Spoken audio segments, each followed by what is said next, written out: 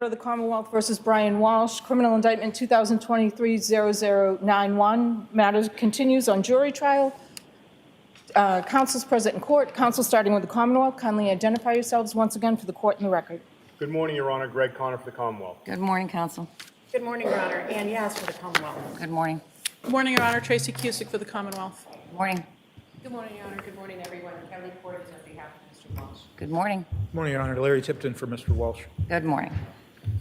We'll wait for Mr. Walsh, but while we're waiting, I'm just going to pass you out a couple of versions of something I want you to look at. I have a preference.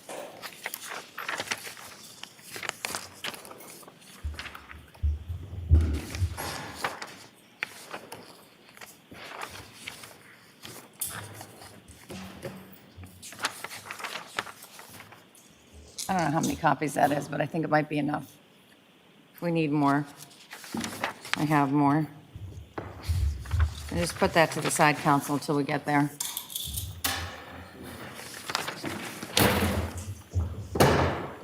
You want to check? Thank you. All right. Good morning, Mr. Walsh. I said good morning to everybody else, so good morning to you, too. Morning. Thank you. So since the version that I sent you at 1:55 p.m., I've made the following edits, either based on prompting by you or by my own accord. So on page 9, the use of a dangerous weapon is out. On page 17, the stipulation, separate instruction, I incorporated that into the evidence instruction. On page, it was on page 19, so what I did is I just added into page 19 some text. It's the second sentence. The evidence consists of the testimony of the witnesses, as you recall it. And then I just added in there the things that were marked as exhibits and the stipulation/agreements of the parties, rather than have it as a separate to-do. Just making it a little bit more streamlined. I edited out the last sentence of graphic photos instruction on page, I think it goes to the top of full page 18 as irrelevant to this case. And I also have removed the separate section later on page 18 about opinion testimony as repetitive of the expert testimony section above.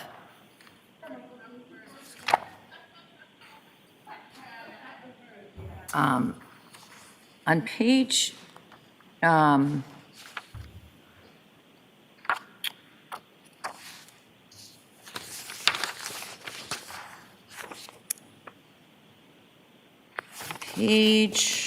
old page.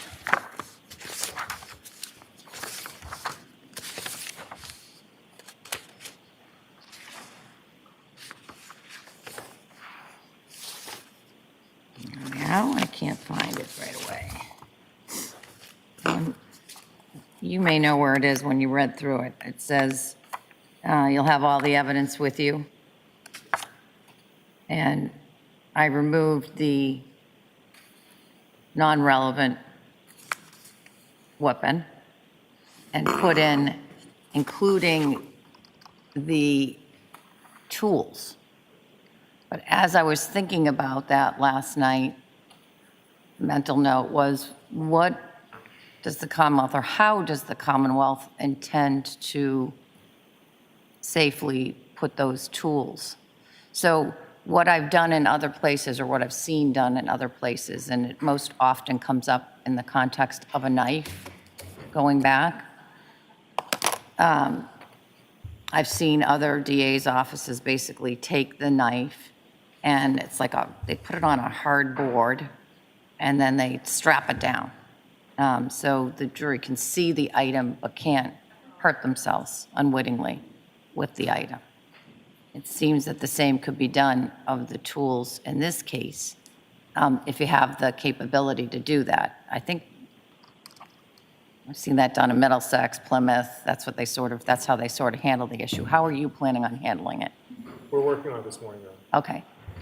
So what I have in my mind, just so that, and I think law enforcement in the past has done it for the DA's office, so they may have the strapping mechanisms. But as long as I'm assured that they can go in safely to the jury deliberation room, either with a sheath cover on it or preferably strapped down to a hard board, it seems to me that that would be a good approach.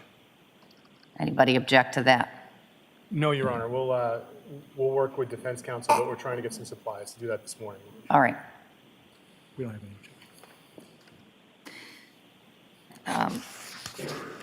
So I passed out to you two versions. I went back to look at different instructions I have. I looked at a few different things, and this relates to the direct and indirect evidence instruction. And the version 1 is what I will call I put this in air quotes, I'll call it the Superior Court version of or what I most often see in the Superior Court, which is different than the District Court version, which is a little clunkier, I think. But anyway, you always like what you like, right? That is probably the more traditional, old-fashioned perhaps. As I read through it last night, I think it reads better than the version that I put into the first draft, but I don't have strong feelings about it. So if we have agreement between the parties as to which one you like better, I'm happy to read that. I think both of them are accurate representations of the law. I have a preference for version 1. Take a look at that and let me know when you've finished looking at them and have an opinion.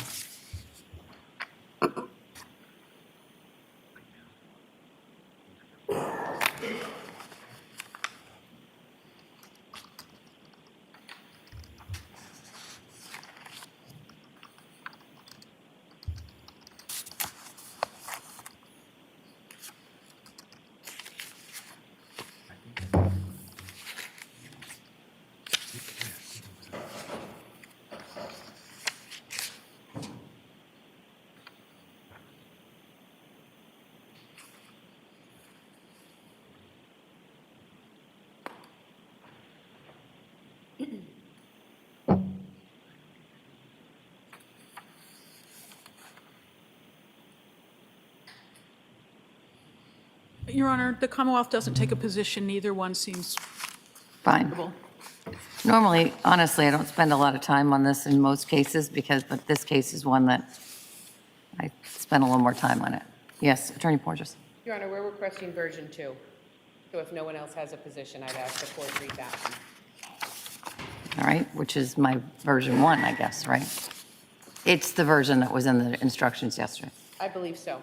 All right. Both are correct recitations of the law, so if you wish to draw from any of them, they're all good. And I'm not sure that they make a huge difference. All right. Any other edits to the draft instructions beyond those that I've just incorporated?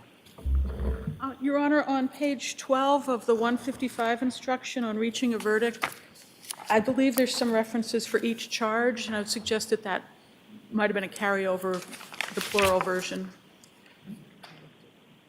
The four-person, I have page 12, reaching a verdict, the third paragraph for each charge, for the charge, yep.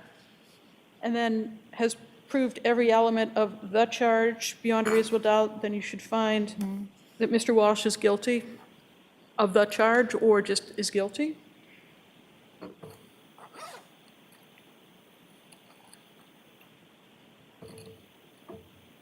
Okay. In the next paragraph, And same thing, particular? yes, Your Honor, particular and then the on that charge.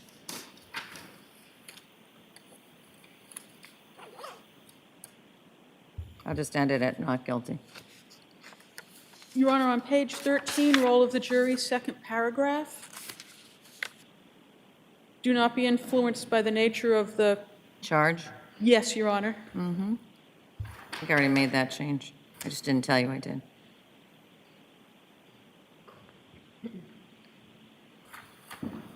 Your Honor, on page 31, alternate jurors, I believe there's a reference to 3, and I believe it's 4. It is. I made that change later in the day, too, and I didn't tell you about that either. That's all the Commonwealth has identified, Your Honor. Thank you.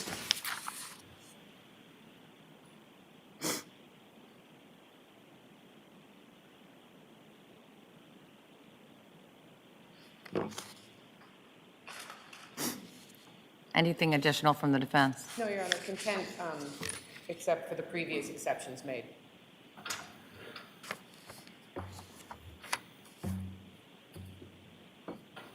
Although now I think most of the previous exceptions you made have been removed. Just being cautious. But I get the point. All right, let me step off the bench quickly and make these changes. And the reason for that is I want you to each have a all to have a copy so that you can follow along while I'm doing it. It shouldn't take me very long. All rise.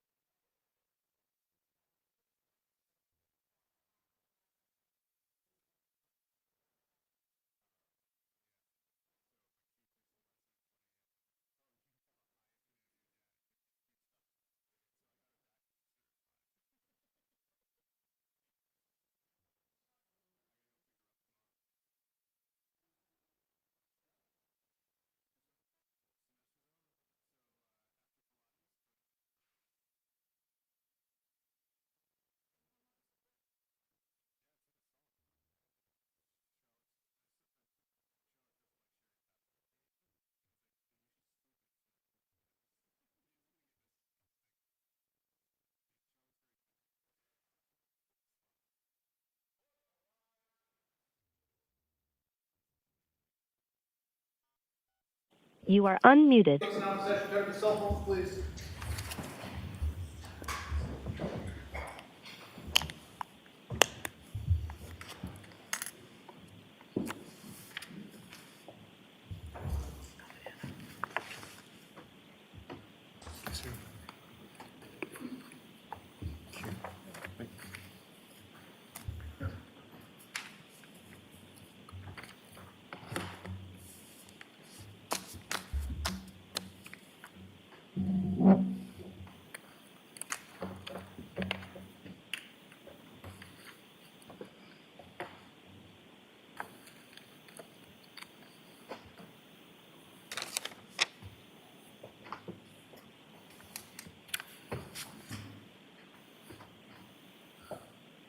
Everyone all set? Good.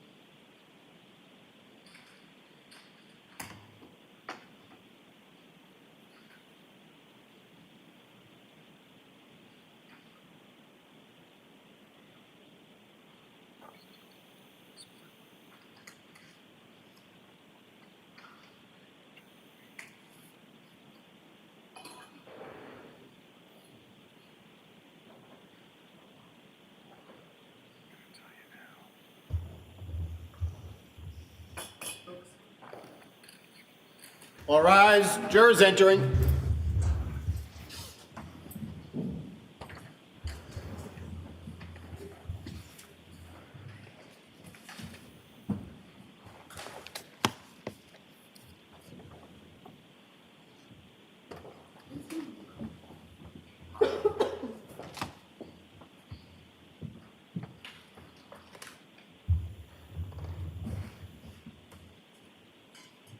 Hear ye, hear ye, hear ye. All persons having anything to do for the Honorable Justice Diane Freniere, Justice of the Norfolk Superior Court, draw near, give your attendance, and you shall be heard. Courts of the Commonwealth of Massachusetts in this honorable court. Please be seated. Please turn off your cell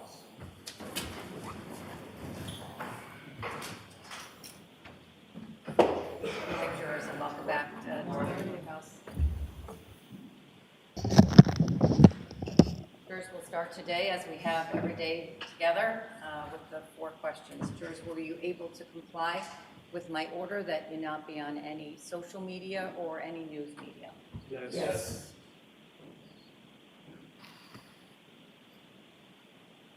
And were you able to comply with my order that you not do any research about this case? Yes.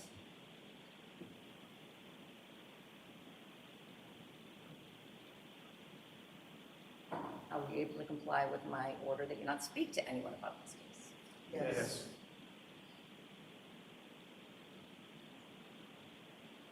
And do you all still have open minds? Yes.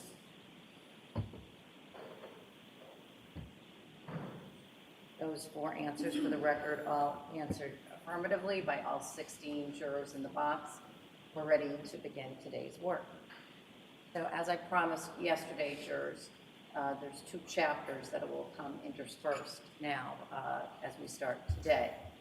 And those chapters are that I will give you the instructions that are specific to the charge of murder here in this case. Then the parties will do their closing arguments. And then, depending on how you're doing, given the time that's passed since then, we may have a short break, the bathroom break.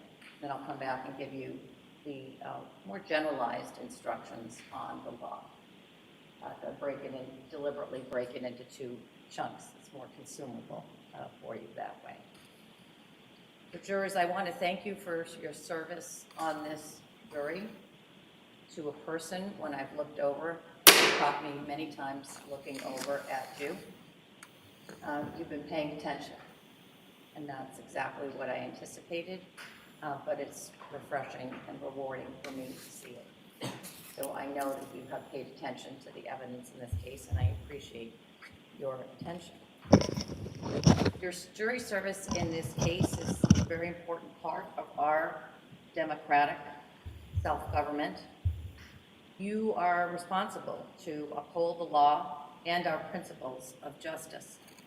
That's what you promised to do at the start of this trial when you took an oath as a juror. You've all devoted a substantial period of time on this case, time away from your personal lives, your work, studies, your families, to sit as jurors in this case and to decide the very important matter, an issue now between the Commonwealth and the defendant, Brian Walshe. You've done so in accordance with the finest traditions and the highest aspirations of our system of justice. Again, I thank you for your service and your sacrifice. You must now consider all of the evidence, decide who and what to believe, and decide whether the prosecution has proved beyond a reasonable doubt that Mr. Walshe is guilty of the crime of murder. The final part of this trial, as I said, will take place in those 3 steps. First, I'll give you on the law that is specific to the charge in this case. Then the attorneys will make their closing arguments, in which they will highlight the evidence that they think is important and will argue in favor of the conclusions that they ask you to make. Defense attorney, Attorney Tipton, will argue first, and the prosecutor, Assistant District Attorney Yaz, will argue last. After the closing arguments, again, I'll give you those generalized instructions that will help guide your evaluation of the evidence and your decision-making and your deliberations as jurors. And then you will work together to reach a unanimous verdict. Please pay careful attention to all of my instructions. All of my instructions are important and you must follow them, whether you agree with them or you do not. To make sure that I give you the instructions accurately, you can see that I'm generally reading them to you. You will also get written copies of the jury charge, the jury instructions, in the jury room when you deliberate the case. I do my best to make sure that the instructions that I'm giving you while I'm speaking match these written instructions. If there is any difference between what I say aloud and the written instructions, please follow what I say aloud. So let me start with the prosecution's burden of proof, and I'll start with the presumption of innocence. There is a fundamental rule that applies in all criminal cases, including this case. Every person who is accused of a crime is presumed to be innocent of that crime. Mr. Walshe is presumed to be innocent of the charge in this case. That means that you must consider Mr. Walshe to be innocent unless the prosecution has proved beyond a reasonable doubt through evidence presented at the trial that Mr. Walshe committed the crime charged. And I will explain what I mean by reasonable doubt in a minute. Mr. Walshe does not have to do anything to convince you he is innocent. He does not have to explain anything to the jury. Mr. Walshe does not have to testify, call or question witnesses, or provide any evidence at all because you must presume he is innocent. Instead, it is up to the Commonwealth to prove the charge against Mr. Walshe beyond a reasonable doubt. This burden of proof never shifts to the defendant.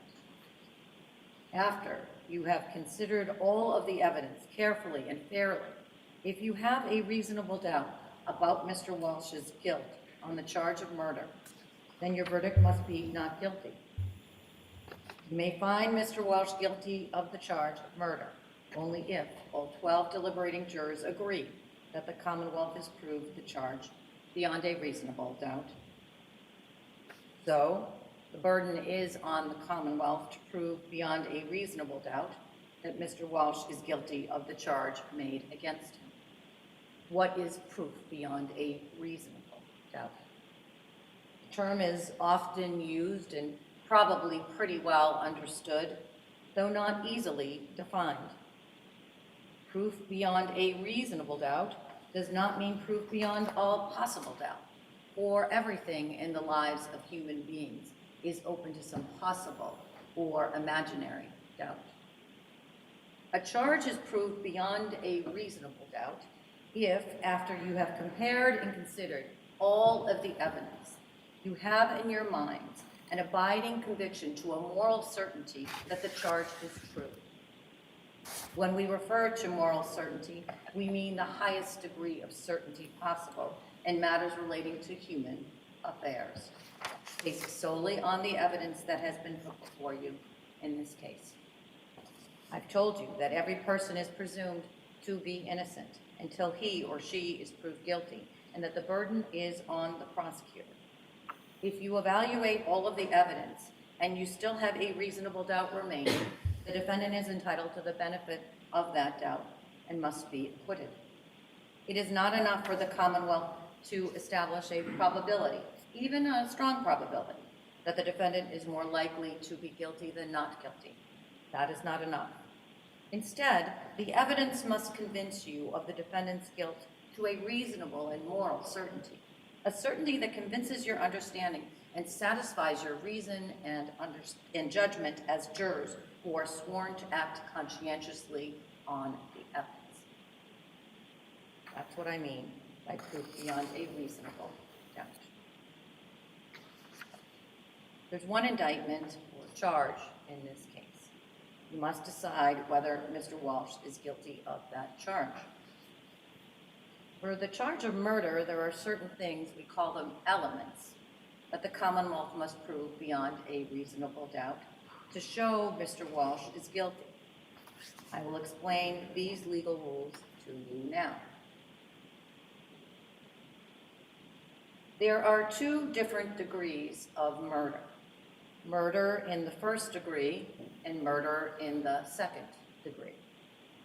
If you find the defendant guilty of murder, you shall decide the degree of murder.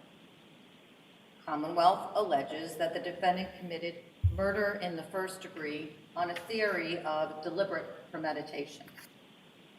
To find the defendant guilty on this theory of murder, you must be unanimous.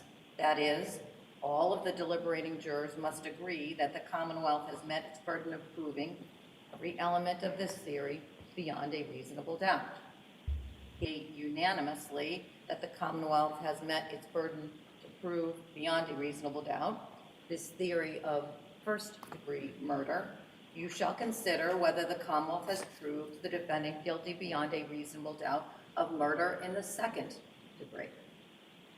I'll begin by instructing you now on the elements and the additional requirements for the proof of murder in the first degree with deliberate premeditation, and then I will next instruct you on murder in the second degree. Murder with deliberate premeditation. To prove the defendant guilty of murder in the first degree with deliberate premeditation, the Commonwealth must prove beyond a reasonable doubt the following three elements. First, that the defendant caused the death of Anna Walsh. Second, that the defendant intended to kill Anna Walsh. That is, the defendant consciously and purposefully intended to cause Anna Walsh's death. And third, the defendant committed the killing with deliberate premeditation. That is, he decided to kill after a period of reflection. I will now discuss each of those requirements in more detail. The first element is that the defendant caused the death of Anna Walsh. A defendant's act is the cause of death, where the act, in a natural and continuous sequence, results in death, and without which death would not have occurred. The second element that the defendant intended to kill Anna Walsh. That is, the defendant consciously and purposefully intended to cause Anna Walsh's death. The third element is that the defendant committed the killing with deliberate premeditation. That is, he decided to kill after a period of reflection. Deliberate premeditation does not require any particular length of time of reflection.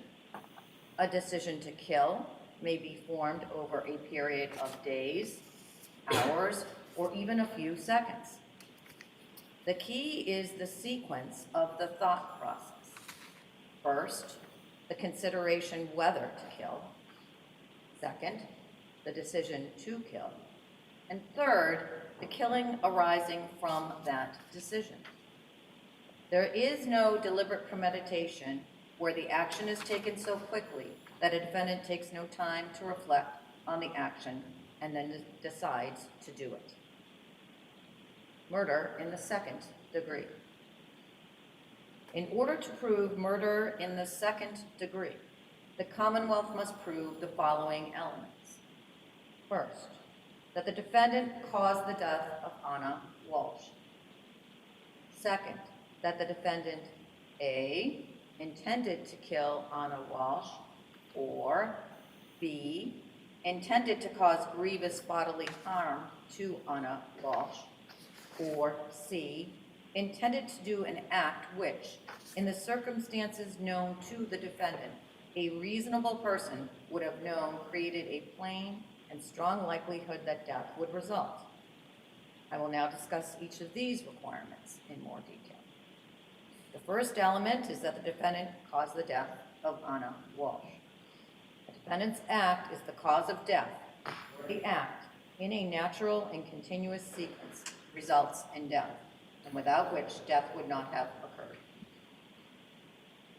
As you can see, the second element has 3 sub-elements, which I'll call prongs. And the Commonwealth satisfies its burden of proof if it proves any one of the 3 prongs beyond a reasonable doubt. The first prong, the defendant intended to kill, is the same as the second element of murder in the first degree with deliberate premeditation. The second and third prongs are different from any element of murder in the first degree with deliberate premeditation. The second prong is that the defendant intended to cause grievous bodily harm to Anna Walshe. Grievous bodily harm means severe injury to the body. The third prong is that the defendant intended to do an act which, in the circumstances known to the defendant, a reasonable person would have known created a plain and strong likelihood that death would result. Let me help you understand how to analyze this third prong. You must first determine whether the defendant intended to perform the act that caused the victim's death. If you find that he intended to perform the act, you must then determine what the defendant himself actually knew about the relevant circumstances at the time he acted. Then you must determine whether, under the circumstances known to the defendant, a reasonable person would have known that the act intended by the defendant created a plain and strong likelihood that death would result. Let me give you some supplemental instructions relevant to the charge of murder. The definition of death. Death occurs when the heart has stopped long enough to result in complete and permanent loss of brain function. This complete and permanent loss of brain function occurs when, in the opinion of a licensed physician based on ordinary and acceptable standards of medical practice, there's been a total and irreversible cessation of spontaneous brain functions, and further attempts at resuscitation or continued supportive maintenance would not be successful in restoring such function. Next, the jury's obligation on guilt or innocence. You've been instructed on 2 theories of homicide in this case, murder in the first degree and murder in the second degree.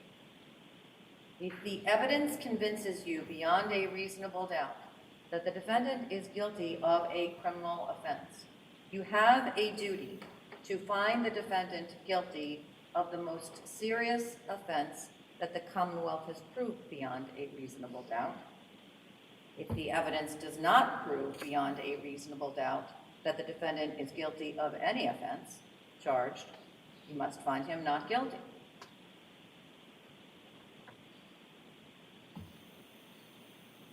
Do either counsel need to see me? No, Your Honor. Be happy to see you.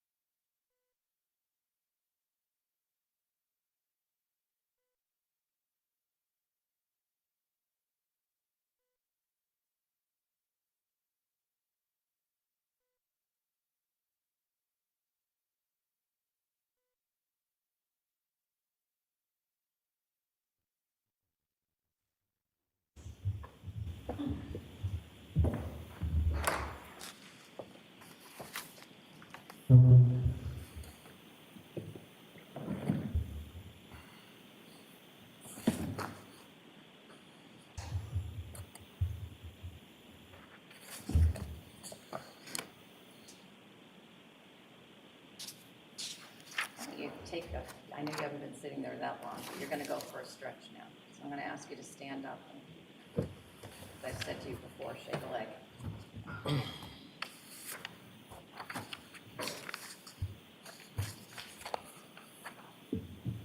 When you're ready, please be seated.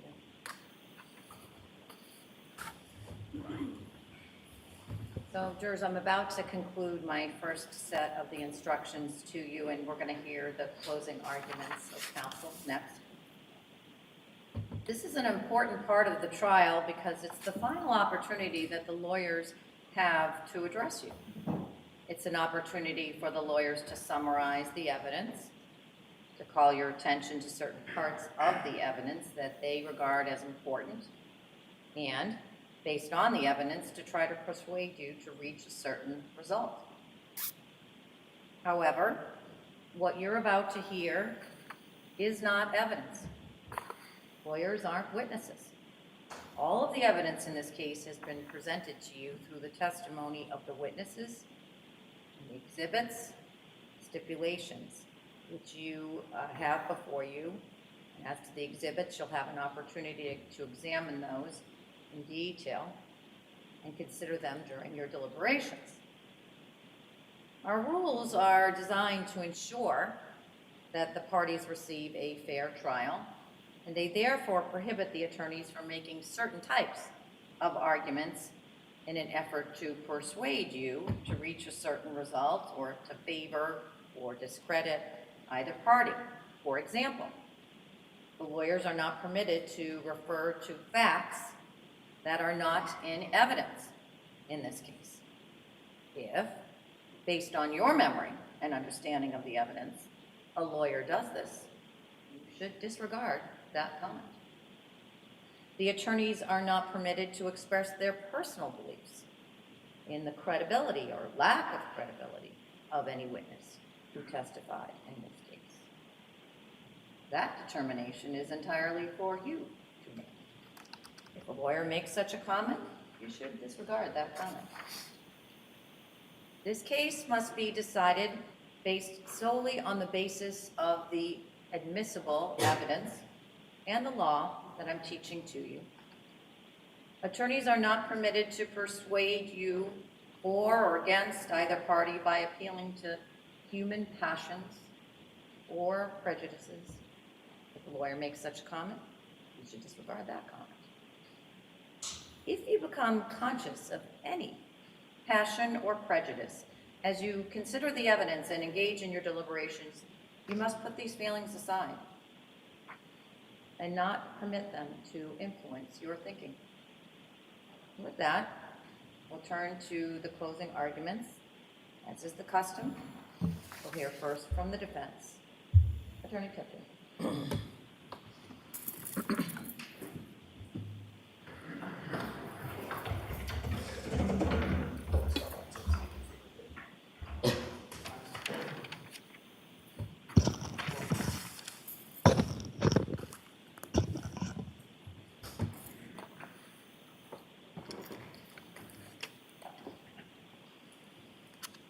happening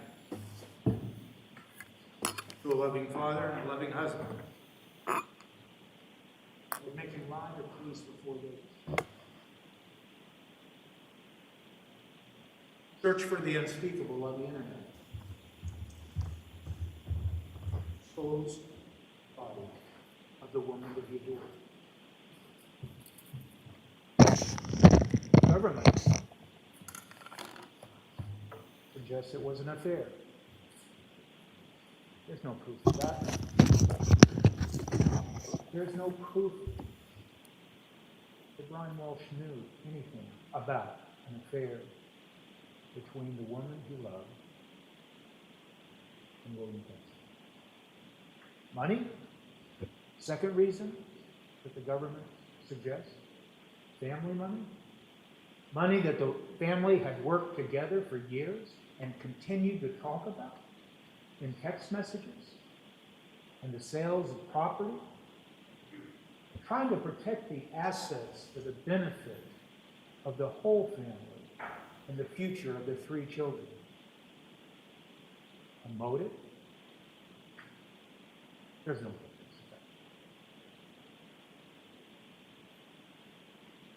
of that. Refusal to consider prison for a terrible mistake he made. The case that began in 2018. There's no proof of that. That he was afraid to go to prison. Who wants to go to prison? But prison was always on the table.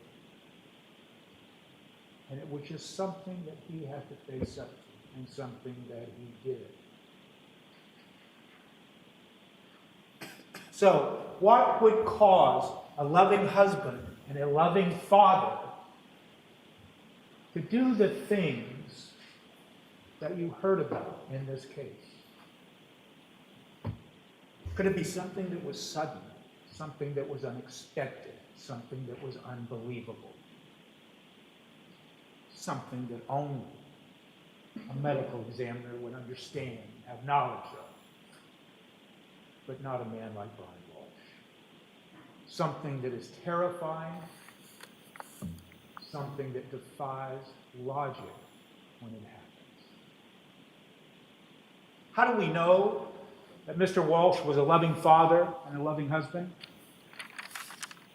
We know from much of the testimony of Jim Mutlow. We know from simple testimony from Julie Basler from KinderCare. When asked questions about her experience with Mr. Walsh and the children, that he would show up and he'd be interested and he'd be friendly, and he was always interested in the progress of his children. And how do we know he was a good father? Because Anna Walsh trusted him with their 3 children, 24 hours a day, 7 days a week, for all those times she was up in Washington, D.C.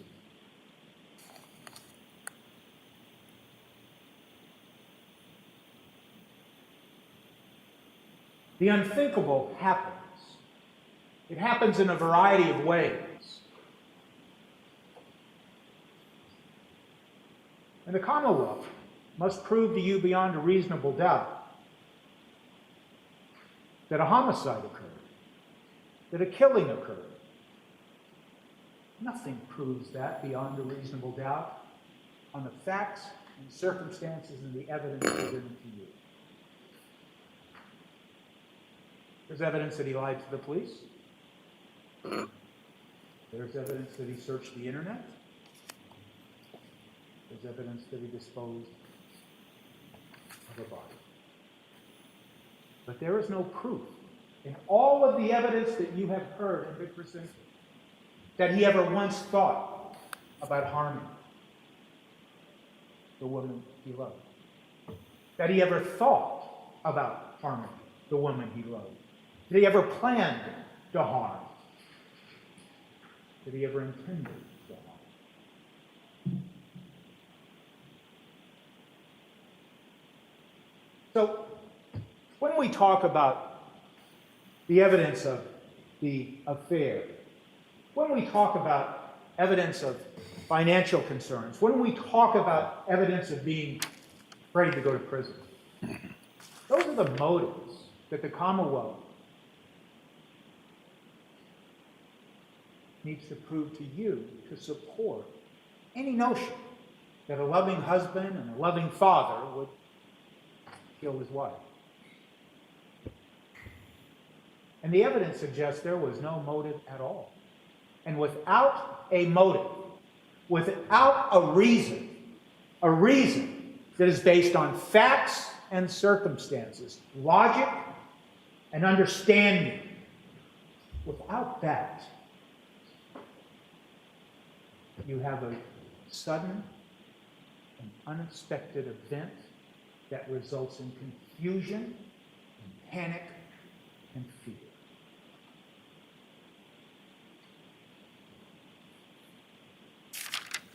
All of those things that are so troubling and horrific that you've heard evidence about, they may be argued that they show consciousness of guilt. But people do things, terrible things sometimes, not out of guilt, but out of fear, out of disbelief, out of confusion. Certainly, a loving father and a loving husband would feel guilty about what he did do. Not just about lying to the police, but what he did do in the context of what he did to the woman he loved. In a moment, in hours, and in days of confusion and disbelief and horror.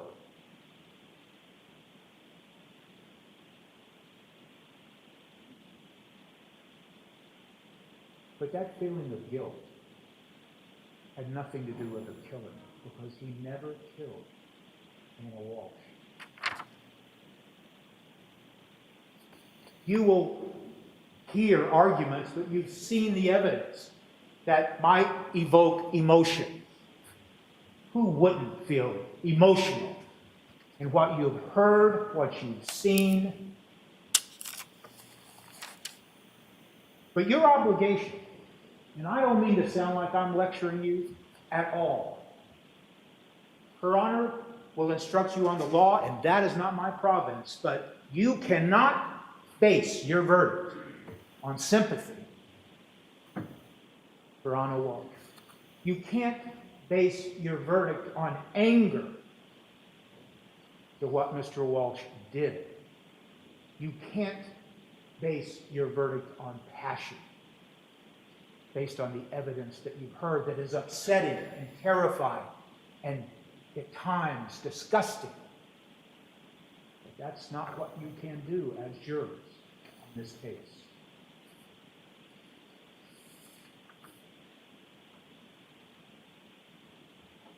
At the beginning of this case, when you were sworn as jurors, you might not recall it, but the clerk of this court read you some words. To this indictment, the defendant pleads not guilty.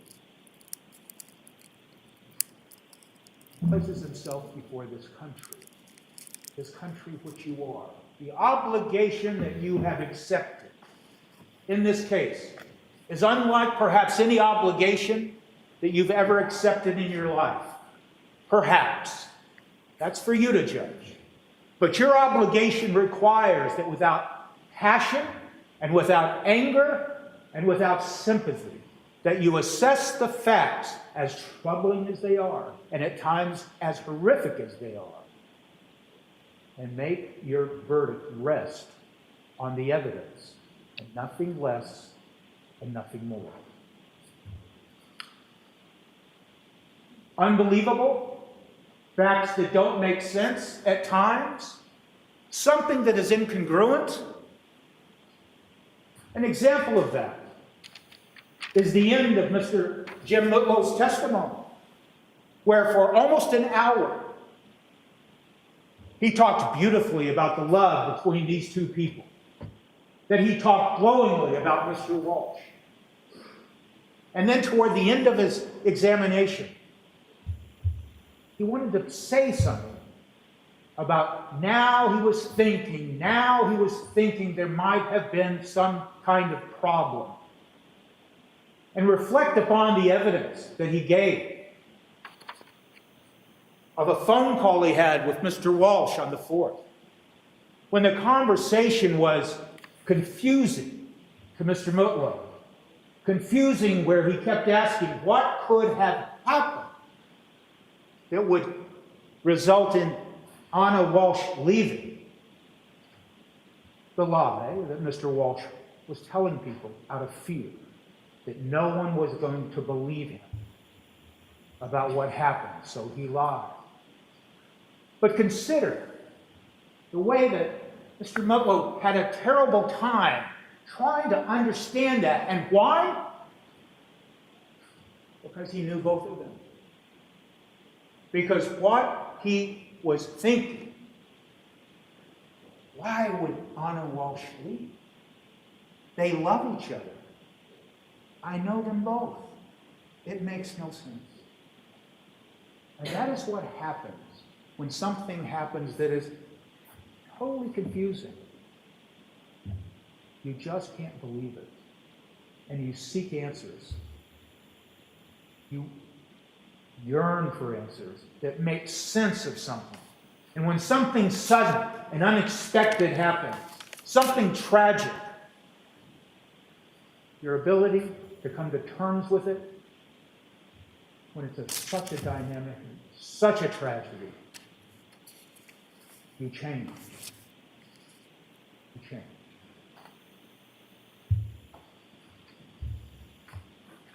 The evidence of the searches. The dark, troubling evidence of the searches. They began at 4:52 a.m. on January 1st of 2023. And the first one is, how do you dispose of a body? It causes chills. It causes disgust. Look at all of those searches. Think of how they evolved. Consider how they go from one subject to another in rapid fashion. Searches conducted by a man that is in disbelief, in confusion. 5 hours spending with his wife on New Year's Eve, enjoying life, talking about the future. And then the sudden and unexpected tragedy happens, and it doesn't make sense. If Mr. Walsh began to make those searches with murder in his heart as a result of murder, then why isn't the first search how to dispose of a body after murder? Because that's the search that occurred 6 hours later. And when you see that word murder, no one would not react to that word. And certainly as jurors in this matter, you're expected to react in a way to that. What does that mean? Does that mean that he in fact murdered his wife? But think about it in context. In this case, on these facts, context matters. And so the first time the word murder is used in these horrific searches is 6 hours after they began. And I tried to ask Trooper Garino, one of the forensic specialists, as he called himself, associated with the Mass State Police. I tried to ask him, well, it's only logical, isn't it, that if you don't get results, you change the wording. We all know that from our own common experience. And you look at those searches that came and went during this time, and the results had to do with funeral parlors and cemeteries and things like that. But Mr. Walsh, given the tragedy that occurred to his wife, and given the time that had passed and his fear and disbelief, he couldn't call a funeral parlor. We need to try to understand, what can I do?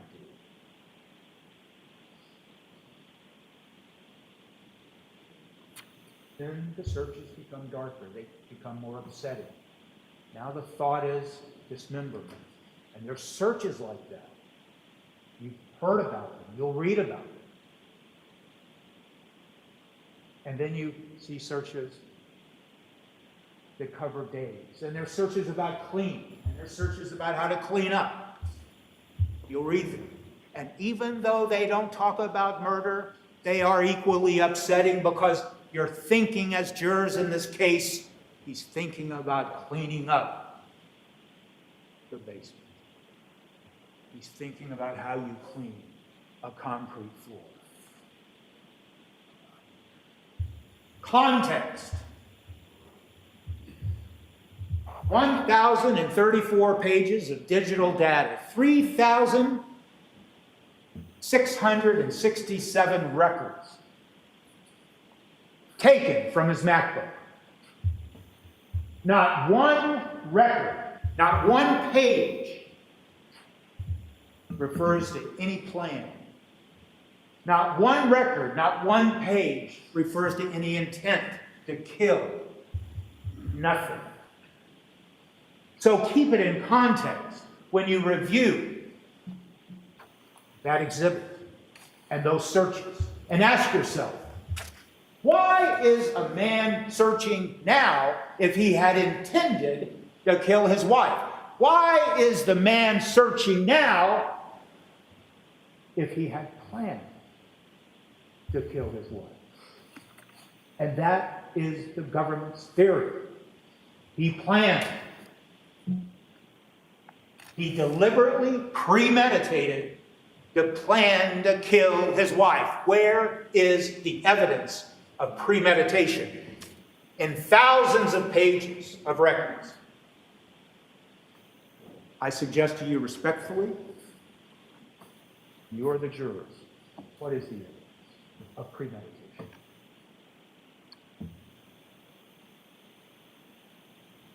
There's evidence of a knife. There's evidence of a knife that is seen in a kitchen cabinet. Could I please have exhibit 201?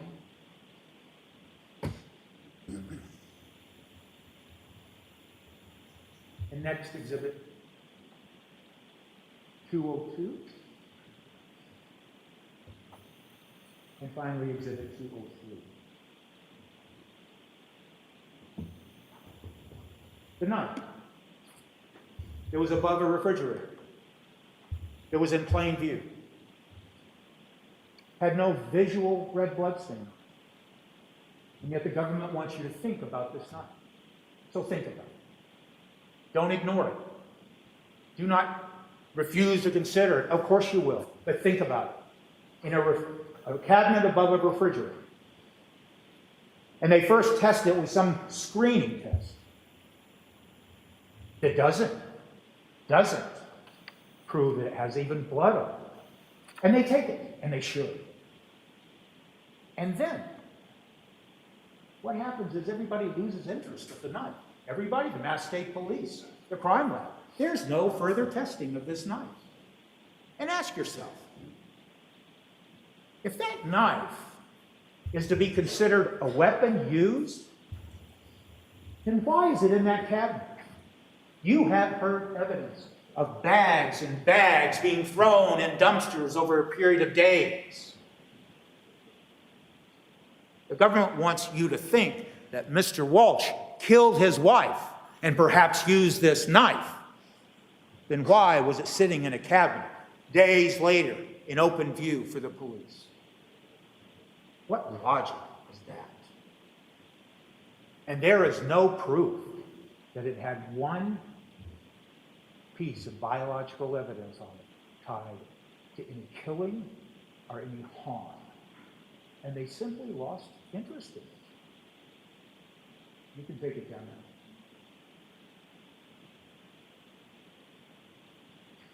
digital data. Talked about that briefly, but there is nothing in that data. All of that data. And we're talking about text messages. We're talking about backbook searches. We're talking about the life that's embodied in computers that this day and age we know apparently keep track of everything we do and to some extent everything we think about. Because that's how the government is using that data. They ask you to look at certain things and indicate and try to argue that, oh, this is what he was thinking. So look at it and judge for yourself. What's in this data that demonstrates premeditation, our intent to kill, our intent to harm? You have heard and seen much physical evidence.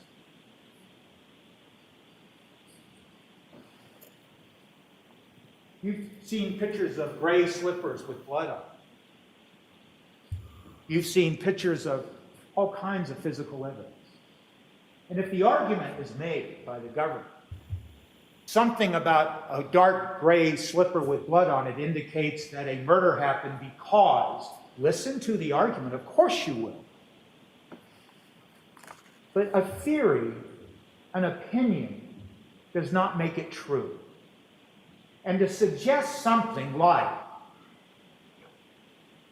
the evidence shows that Mr. Walshe went and bought a Tyvek suit, and maybe there's just not enough blood on the Tyvek suit to satisfy the Commonwealth, and so they suggest that some killing happened, and that's why there's so much blood on that slipper and those slippers and all that other evidence. But ask yourself, what do I know about that evidence now from what we heard? Every piece of evidence was put into a bag, but then was put into a compactor eventually, and was pressed together and then found. And you will see all of this evidence of when they pulled it out of dumpsters and unloaded the bags, and they first put it on damp ground without any paper below it, without any tarp below it. And you heard from no less than 3 witnesses. Mr. Gould from the Mass State Police Crime Lab, Mr. Sheehan from the Mass State Police Crime Lab, and Ms. Celine from the DNA unit.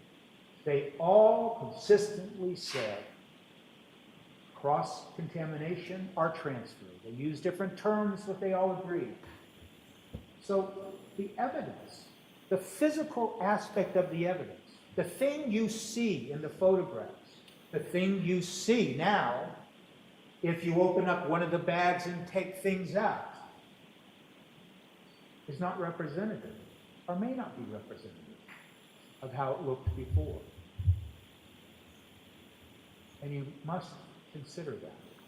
So when the government makes an argument based on the state of the physical evidence as it appears now, ask yourself, maybe that makes sense, but maybe there's another way of thinking about it. And why is that important to your deliberations? Because you are allowed to rely on what's called circumstantial evidence. You're allowed to rely on inferences. And Her Honor will instruct you on that. I will not. But whatever reason and basis you have for making your choice and determining your decision must be reasonable. And if you, as jurors, talking amongst yourselves, find that some of your fellow jurors say, well, I think maybe it means this, and I believe this, and your other jurors, fellow jurors, say, I think this, and I believe this, you'll all consider it. But if you don't agree, then you have to ask yourself, is that inference reasonable? Is that circumstantial evidence built upon inference? Is that reasonable? And can I use that? And should I use that to try to reach a verdict under a standard of reasonable doubt to a moral certainty?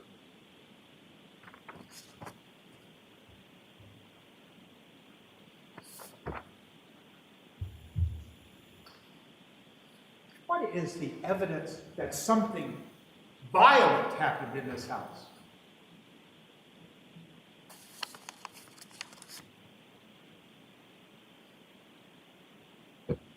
I went through every room as best I could with Mr. Sheehan.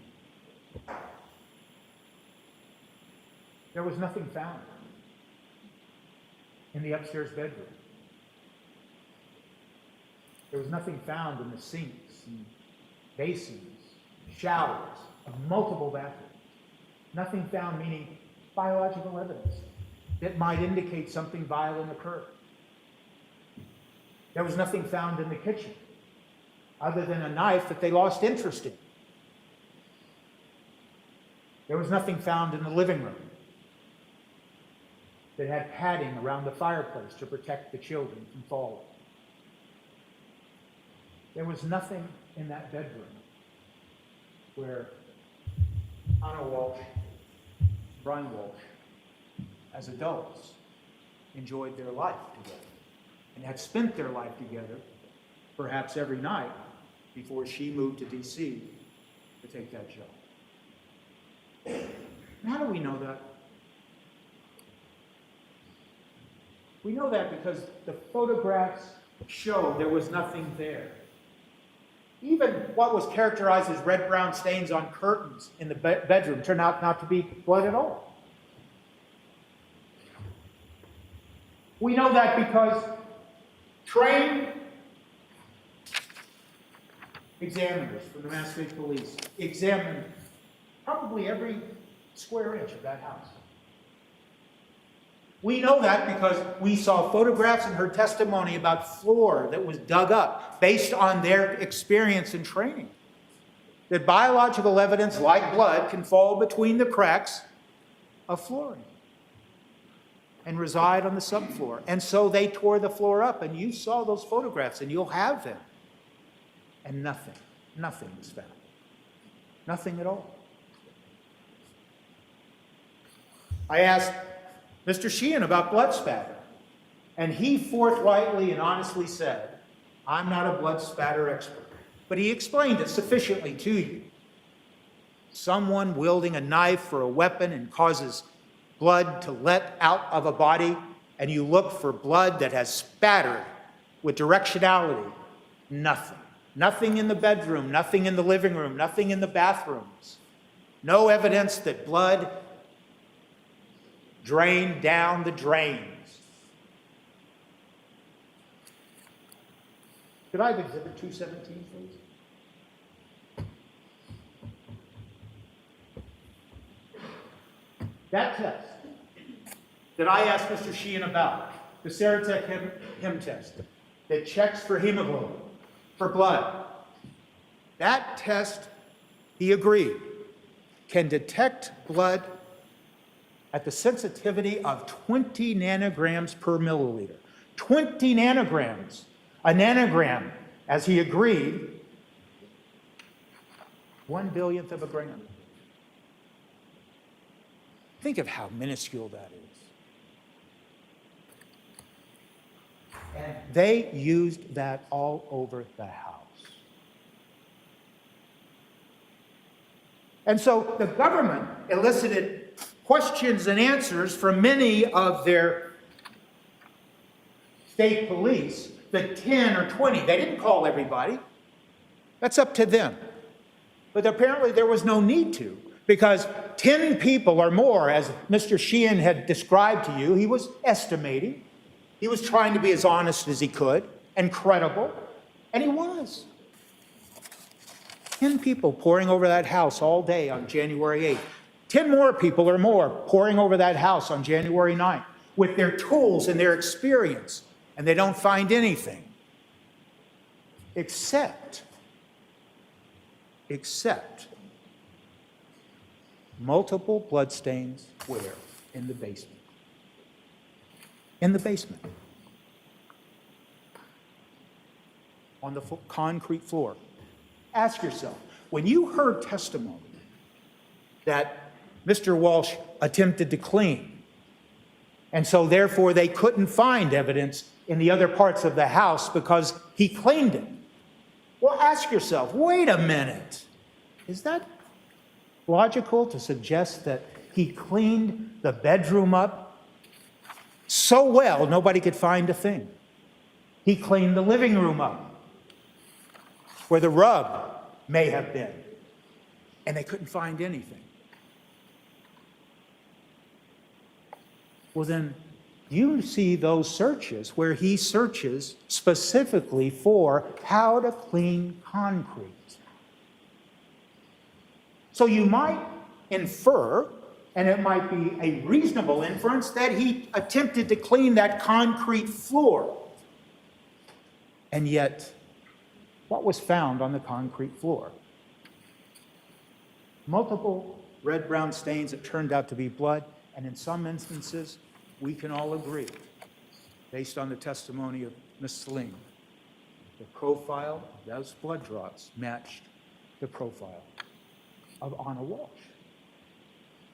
So to suggest that Mr. Walshe did everything he could to clean the basement concrete floor with hydrogen peroxide and mops and cleaning fluids, only to have blood found on the floor, defies a reasonable inference that he was able to clean any part of that house sufficiently to avoid detection. And why is that important? Because nothing violent happened in that house, and that's why there is no biological or blood evidence anywhere in that house.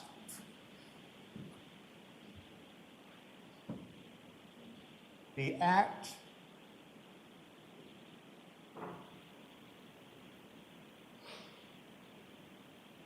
of trying to hide the body of his wife and the blood evidence that is seen on that carpet.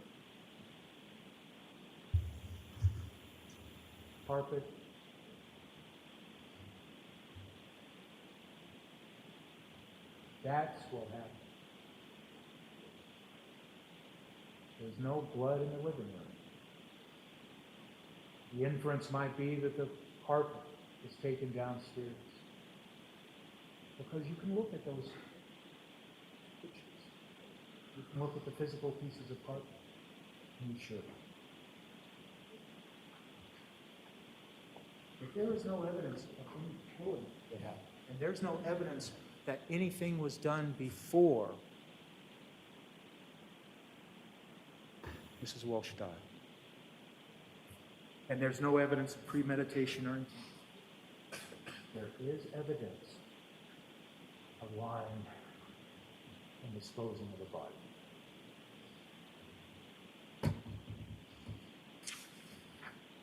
You can take that down. So now we look at the evidence, and I'm just going to characterize it. Some of the evidence that the Commonwealth has presented to you, and there is no question that their obligation is to present to you evidence. But I just ask you to think about, in some cases, how that evidence was presented to you. And I'm going to use a phrase that may or may not be entirely accurate, but it's cherry picking.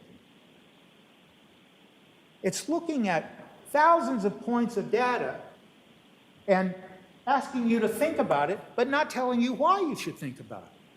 And what am I talking about specifically? And I'll give you some examples. We already talked about the hole in the ceiling, but let's talk about it a minute. They kept talking to you about that hole in the bedroom ceiling as if it was of some significance. And yet you recall the testimony of Mr. Sheehan. I didn't see anything significant about it. It looked like somebody might have fallen through the ceiling.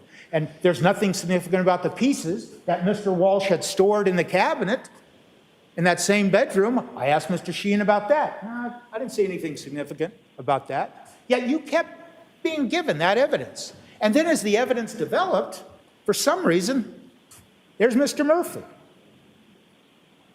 And it came out in evidence that Mr. Murphy had in fact contacted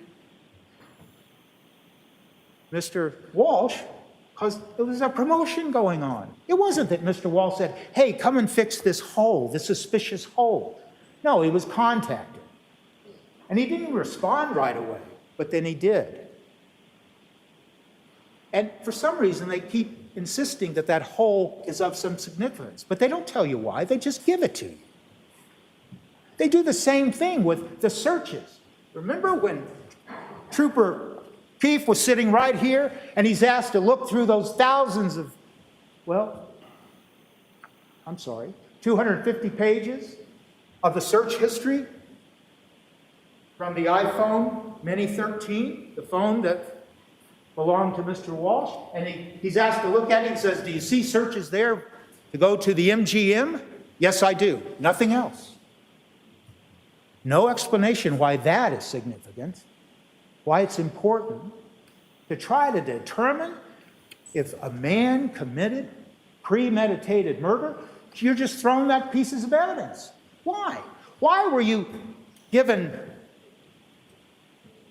Why was Trooper Keefe asked to tell you about a song, a partial song title? And when you go over that evidence, look through there if you choose to, and I encourage you to do that. And you see song after song and movie title after movie title.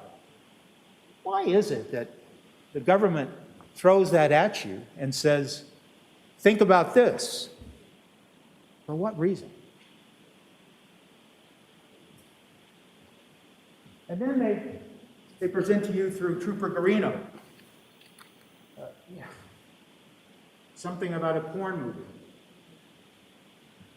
I'll just take this opportunity right now to apologize to each and every one of you for some of the questions I asked. But it just didn't make sense that you would take that type of evidence and suggest that it has anything to do with determining whether someone committed deliberate, premeditated murder because there's a word in the title of a movie.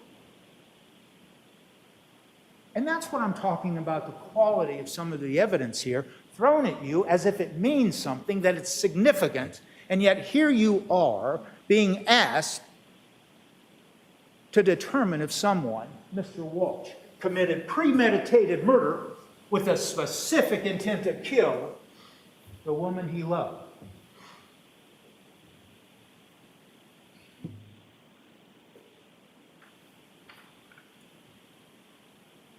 When we talk about premeditated murder, we talk about planning, you have to ask yourself, did I hear evidence of the conduct of a man who premeditated, a man that had thought about a killing, a man that had planned? I mean, think about what you heard. And we're not going to repeat all those things I've already said, but I want you to focus on one other piece of evidence. I asked Detective Schmidt, when you went down to the basement on January 4th, you saw some bags down in the basement. Yes, I did. What did you think was in those bags? I thought they were pieces of rug. My goodness. What does that tell you about the thinking process and the sloppiness and the lack of any planning or careful thought that you would expect out of someone who had planned a murder? And then he lets a police officer walk down in the basement, and the police officer, based on his training and experience, uses, I think he said, his boot, and he felt it, and he said, felt like pieces of rug to me.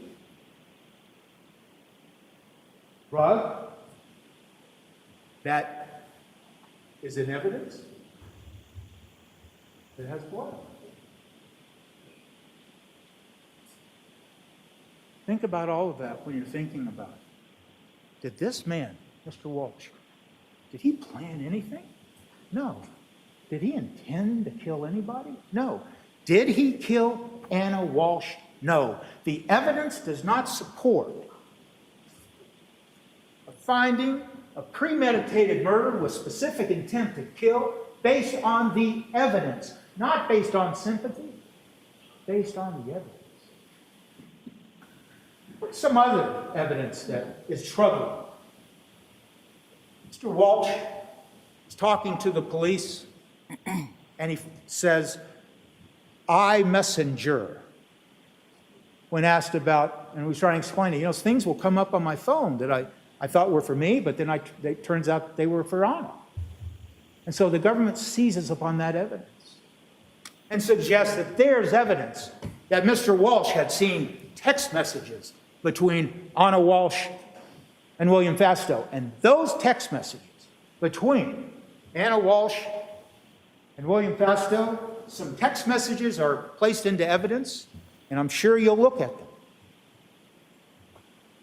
And why would the government want you to believe that Mr. Walsh saw those text messages? Because some of the entries in those text messages are very upsetting.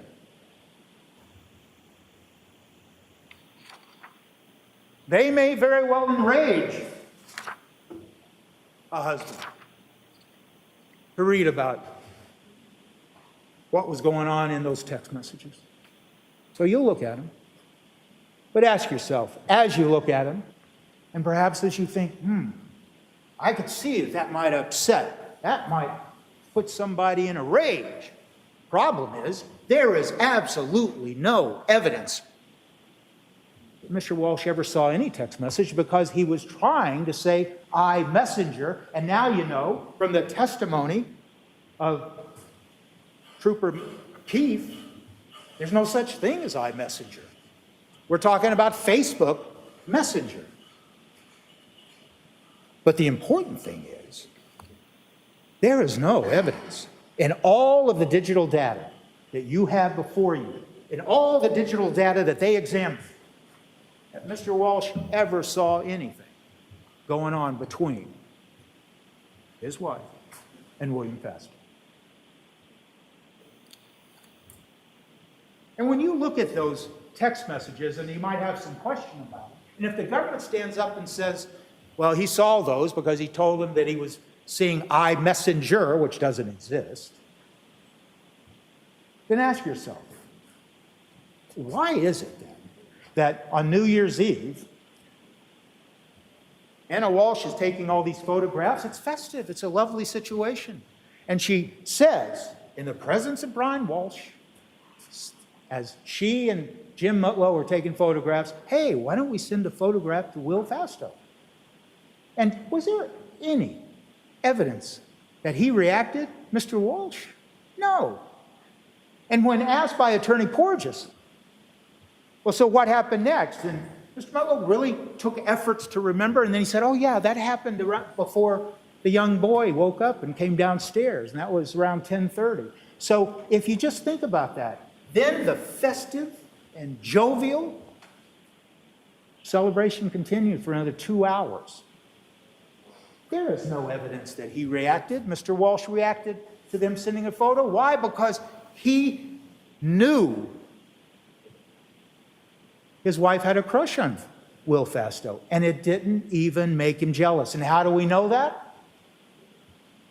Because she told her friend, Alyssa Kirby. And Alyssa Kirby was asked, and she said, you know, Anna told me that he didn't get jealous. He's not the jealous type. In fact, I wish he was more jealous. Please consider that in the context of this notion that the motive for a killing that did not occur, but the Commonwealth's theory of a motive is anger over an affair. There's no evidence of that.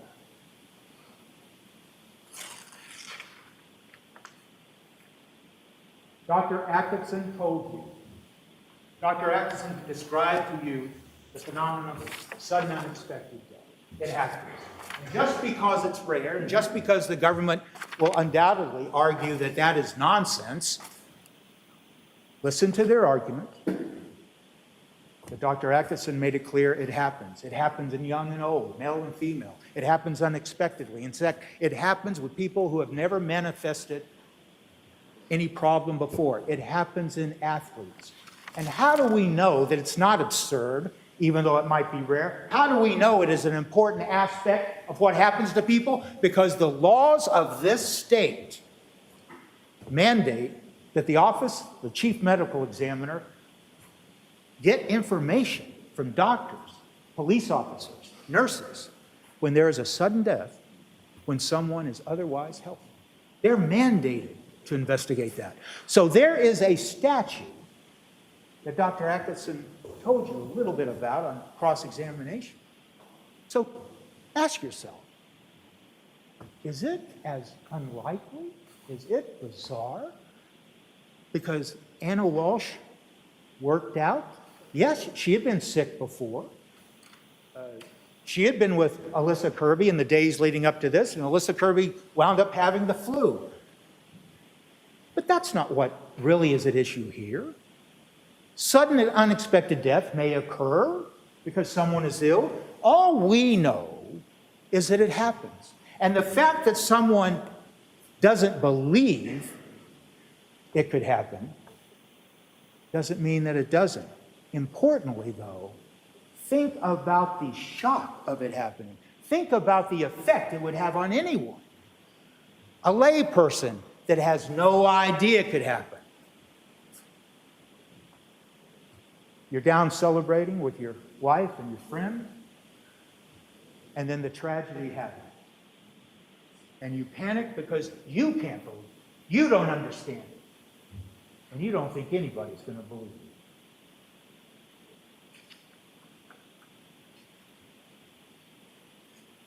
Context. I walked Trooper Keith through all of that information, something that he had not done yet. And so what did you hear? We went methodically. Sometimes, I'm sure for some of you, it was a little painful. It took a little while. But we went through hour by hour, day by day, that basically was the life and the experience that Anna Walshe and her husband, Brian Walshe, were going through in just the days leading up to January 1st of 2023. And what do you see? And you'll have that evidence. You won't have it compiled in the way that I presented it to you, because Trooper Keith never saw fit to assemble it in a way where you could really see what was going on. But what do you see, and what did you learn from the evidence? Two people communicating by phone and by text, talking about sales of property, talking about investments, talking about the future, talking about reinvesting, talking about buying new property in D.C., talking about all of that, and it's all in the text. Joking when Anna Walshe was ill and stayed home and told her husband that in the text. And then they joke about it. I'll get you a plunger. And she responds, it's right there on the text. Joking back and forth in the days leading up to New Year's Eve. I'll tell you what, I'll buy the plunger, you buy me a Porsche, and then you see him shopping for a Porsche for the woman that he loved. How does it go from, I'm going to find you the Porsche you want, that speaks once again to the financial issues that were non-existent? How does it go from that to someone who is purportedly premeditating and intending to kill his wife? And those texts lead right up until she arrives by plane in Cohasset to celebrate. So, context. Once again, divorce? About 11 minutes of talking about divorce and searching about divorce in 7 days of phone calls. And how did that divorce search come up? It came up in the context of protecting the family assets because they just sold the house in Revere that Jim Mutlow told you about. And they're trying to protect it. And the thought is to roll it over in a 1053C. And Mr. Mutlow explained that to you. Planning for the future. That is the relationship between Brian Walshe and Anna Walshe in the days leading up to January 1st. So now we have come to just the evidence that, once again, just explains their relationship. Not supposition. Not trying to make up what they said to each other. You have that in their text. You have that. Then we get to New Year's Eve. We get to a festive event, jovial, laughter, love, described in various terms, various ways, not for 30 minutes, not for 1 hour, but for 5 or 6 hours. Laughter, talking about the future. Jim Mutlow described it for you. Brian Walshe cooking, standing across from the island, feeding both of them, talking, laughing. You see in the testimony that, yes, there was an affair.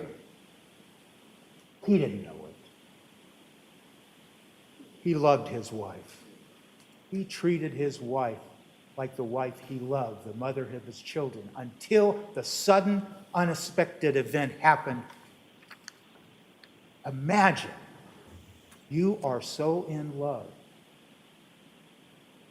You support your wife to get a job in D.C. You're going to take care of the kids because, one, you love your children, but you want to take care of them.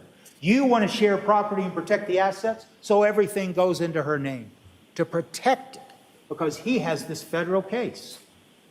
So let's protect our financials for the future. And then you hear the testimony of Alyssa Kirby. Yes, she was upset. There's no doubt Anna Walshe was upset. What exactly she was upset about? Maybe things weren't going really well in the affair she was having. Or maybe she was, in fact, stressed out. Who wouldn't be? They were living apart. She wasn't seeing her children. Now, maybe, it's up to her. Anna Walshe was a wonderful person and a wonderful mother. And that's why he loved her so much. But she had another life, and she went to Dublin, and that's another piece of evidence. They want to suggest to you he knows something about Dublin. Where is the evidence of that? None. And you hear Alyssa Kirby choked up with tears, sobbing on the stand, but nonetheless recalling a conversation she had on 12/29, 3 days before January 1st. What does Anna tell her?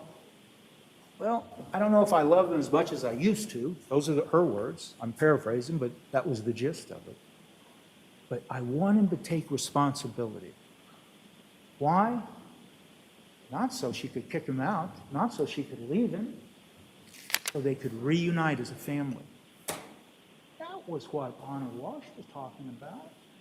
That's what she was thinking, even though she was stressed, even though she was upset.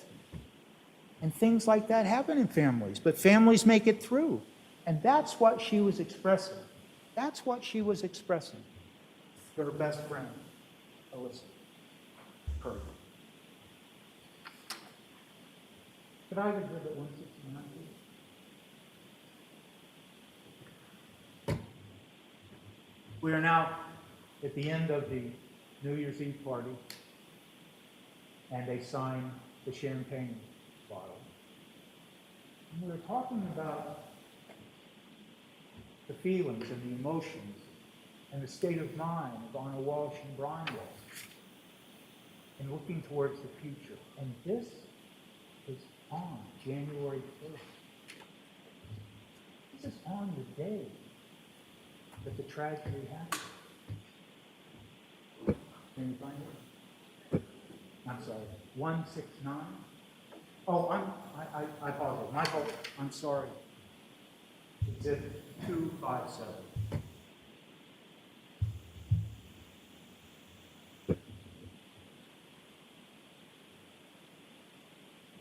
And that's the champagne box that was signed. And what are the words? What a year. And yet we are still here and together. Let's make 2023 the best one yet. We are the authors of our lives. Courage, love, perseverance, compassion. Those are the words of Anna Walshe talking to her husband. Look what she says. What a year, and yet we are still here. What does that tell you? Yes, they had been through a lot. She missed her children. What mother wouldn't? But they were working toward the future. And one final thing. about the state of mind of Brian Walsh at this period of time. He made reservations for a New Year's Day dinner so he could be alone with his wife. And the evidence of that is in these records. And I'm not going to have it called up. I'll just tell you. Exhibit 79, page 186, record 682. That's the data. He's researching where to take her out. And you'll see a reference to Nightingale, a restaurant that I asked Trooper Keefe about. A restaurant that's right on the line of Marblehead and Lynn.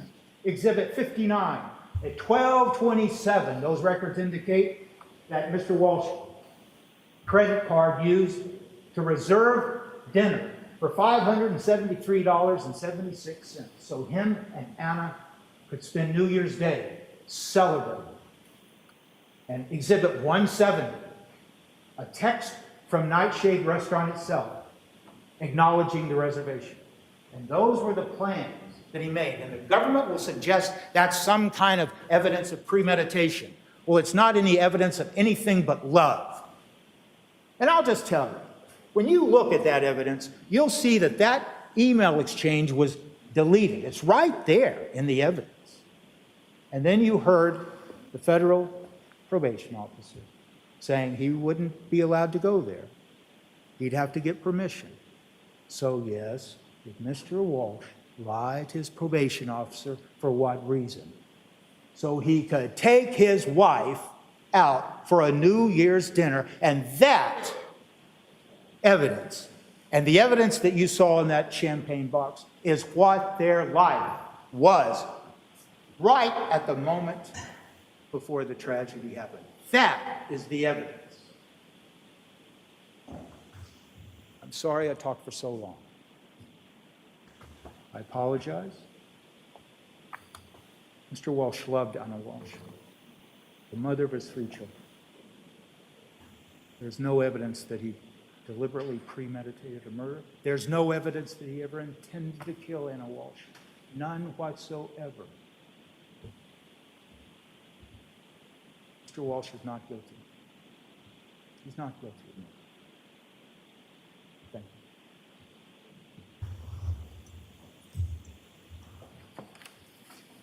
you.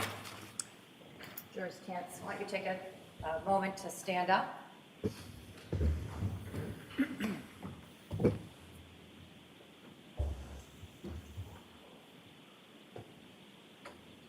Everyone good?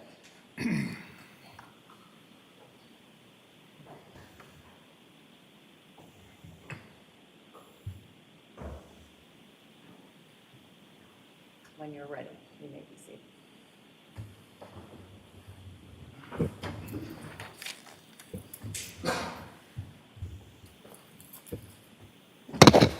Yeah, we'll hear the closing argument of the Commonwealth. 88 yes.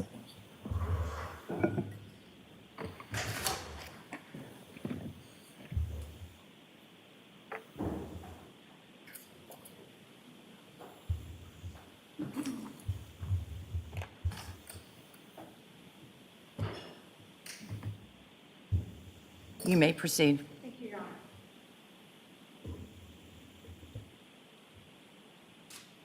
Anna Walsh is dead.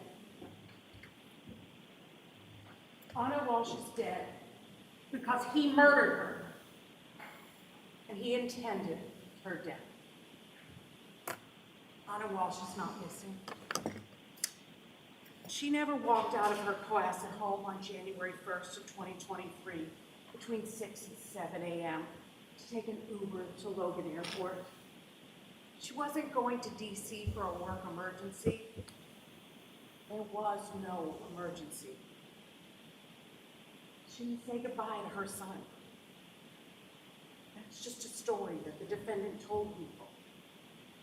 But since January 1st, Anna Walsh has not been seen by her friends, her co-workers, or by the people who loved her. Anna didn't take an Uber. She didn't take a Lyft. She hasn't used her phone. Her phones had no contact with the Verizon network. since January 2nd, 2023, when it was in the vicinity of 516 Chief Justice Cushing Highway. She hasn't used her bank accounts, her passports, her credit cards, her email. She didn't vanish.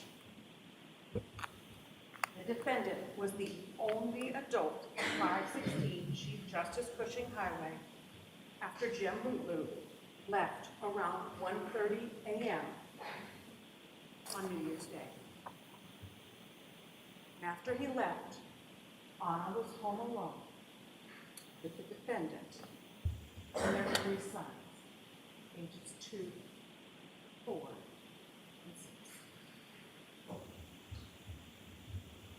This defendant caused Anna's death, and the evidence does show you that. The evidence shows you that Anna didn't die of natural causes, but that Anna died a violent death in her Cohasset home on January 1st. You have the photos of those pieces of rug recovered from the dumpster at the defendant's mother's complex. The rug that had been in the living room. You have the photo of Anna in the living room on top of the rug. And the photo shows that there are wood floors in that room. There's blood on that rug. The rug was recovered from the compactor outside of the defendant's mother's apartment and taken to the office of the chief medical examiner for examination. And Dr. Atkinson found a blood clot and a piece of Anna's Gucci necklace embedded in one of the cut-up pieces of rug. So look at the piece of metal stamped Gucci. It didn't break on its own. The rest of the necklace is missing. This is the necklace that Will Fatsow said that Anna often wore. Look at the slippers from the dumpster.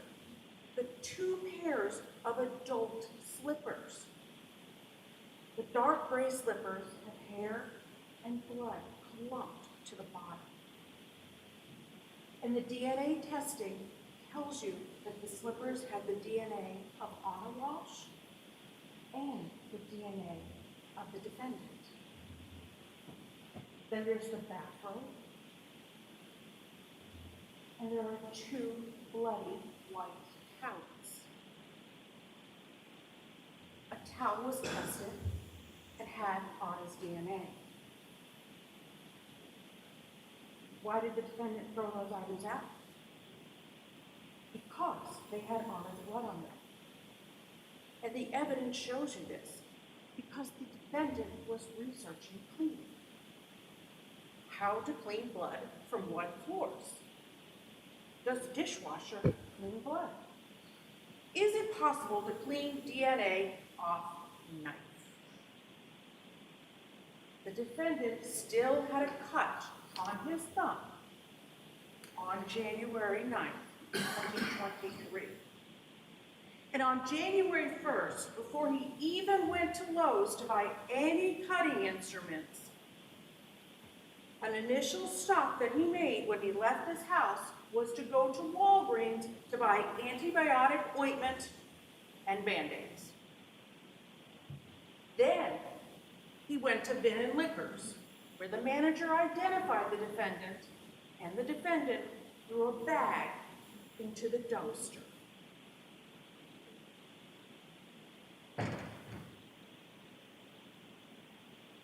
Store is closed. The parking lot is empty. He's not yet gone to Lowe's. On January 2nd of 2023, the defendant went to Home Goods because he had to buy a new rug for that living room to cover the hardwood floor. He did this days before the forensic scientists got to the house and knew that the rug had been changed.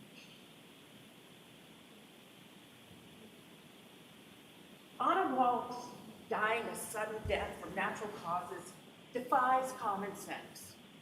She was in great shape. The defendant told police that Anna was a sturdy Serbian woman.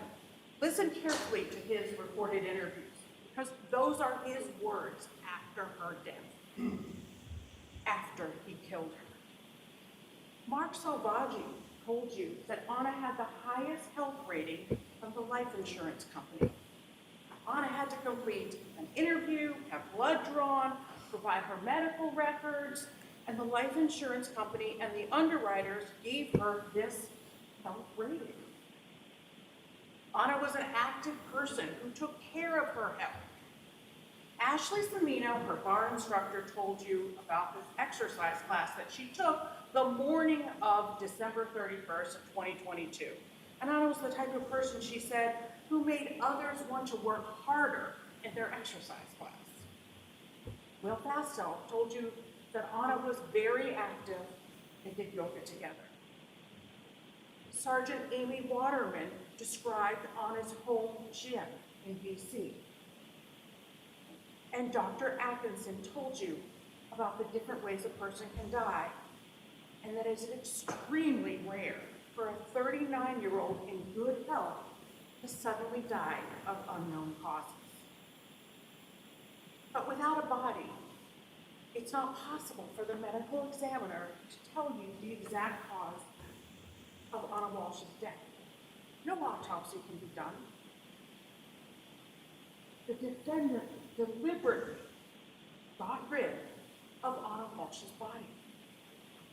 The defendant did not want anyone to find Anna's body and to know how she died. So the defendant bought cutting tools at Lowe's and Home Depot, and he cut up Anna's body, the woman that he claimed to love, and he threw her into dumpsters. He was hiding her body.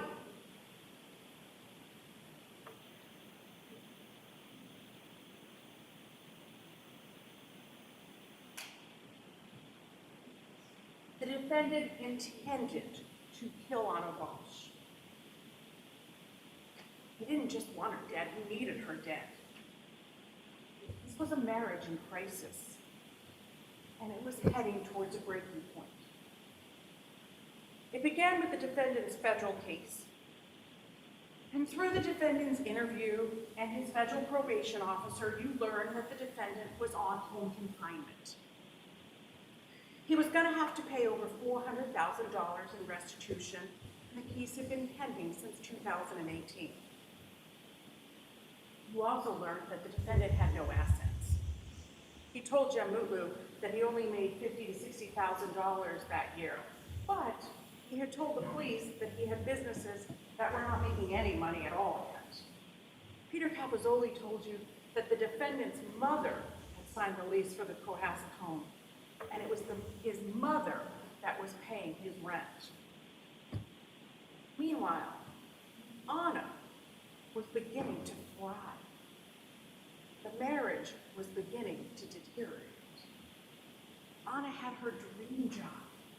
She had risen to become an executive at Tishman Speyer, and she was making close to $300,000 a year. She earned a bonus. And Teresa Marchese said that Anna was a good employee. And the defendant knew this. He bragged of her bonus and salary. She bought a townhouse, and she furnished that townhouse for her family, and she set up bedrooms for each of her 3 boys. But the reality was, her family couldn't join her because the defendant needed the children with him. Being the primary caregiver allowed him to avoid prison. The separation of the defendant and Anna was taking a toll. Anna wanted the children with her, and Anna began a relationship with Will Fastow, which became more serious. The defendant and Anna were growing apart emotionally and physically.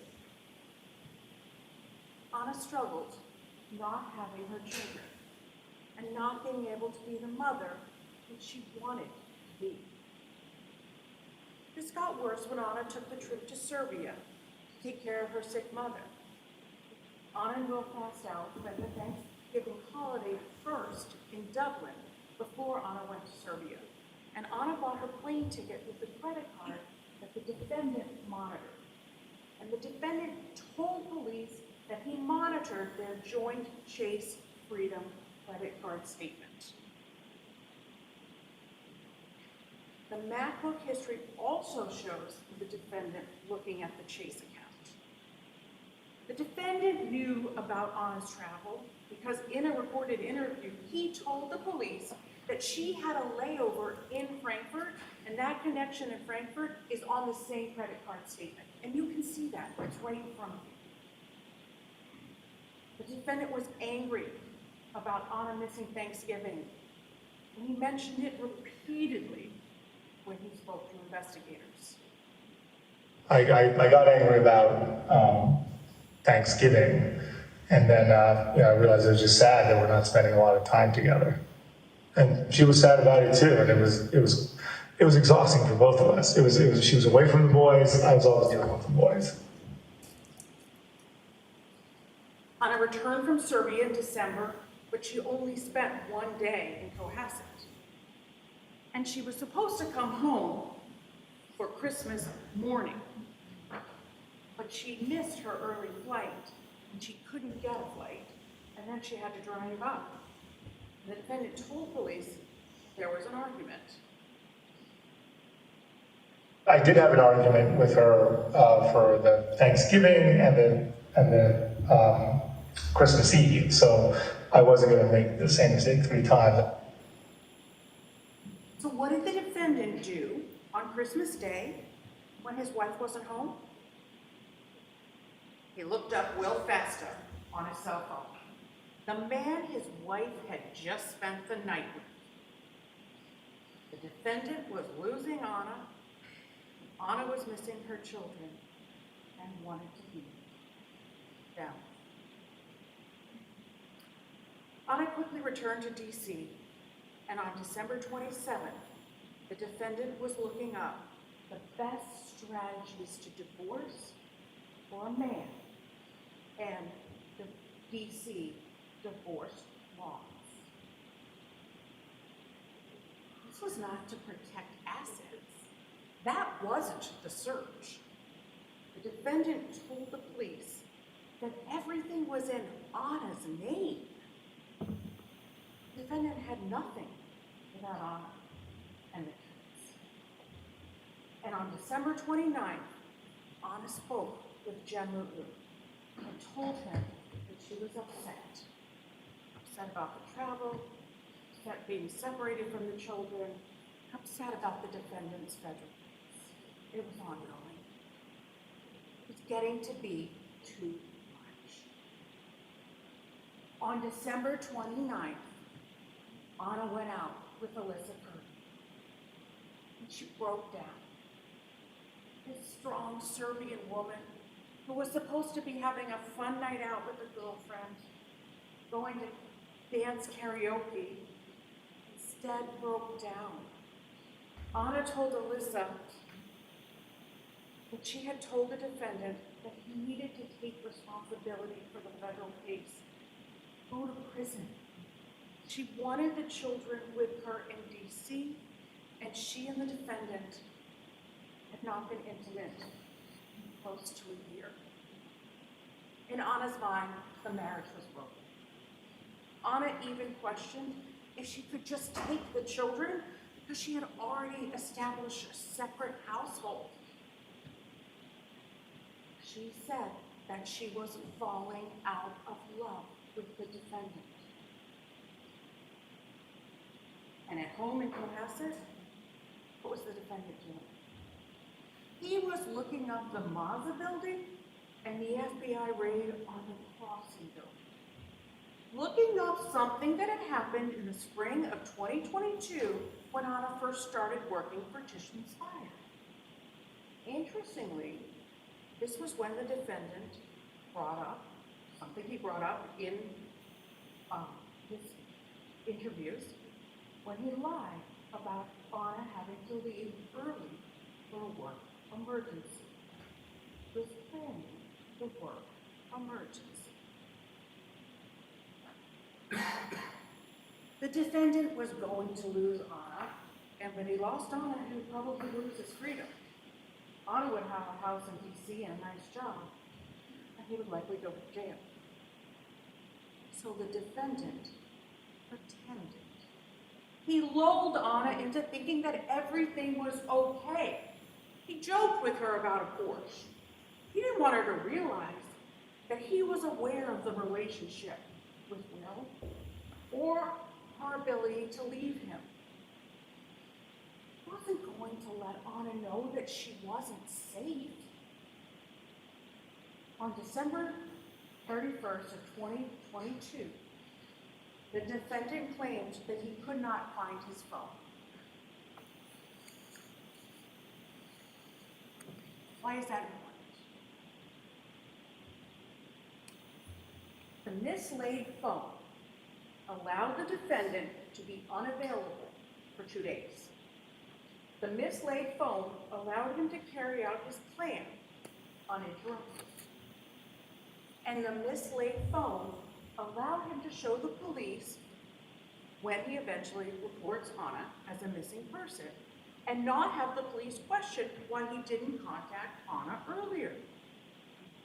The evidence shows that the defendant was methodical. Just look at how he shopped at Lowe's with a list. He planned it with precision. So Jem Lulu came over for dinner on New Year's Eve, and the defendant told Jem that his phone was lost and it was free. Anna was texting throughout the night, including with Will Fastow. This is now the third holiday where Anna was concentrating on the other man in her life. When Jem left, Anna was alone. She was with the defendant, the man she was cheating on, the man she was telling to take responsibility for his actions, and the man who had her children. The defendant murdered Anna that morning in their Cohasset home. And this is what the internet history shows. His internet history, written words. He was looking at best way to dispose of a body. Better to throw away crime scene clothes or wash them. Crime scene. Can you be charged with murder without a body? Anna was dead.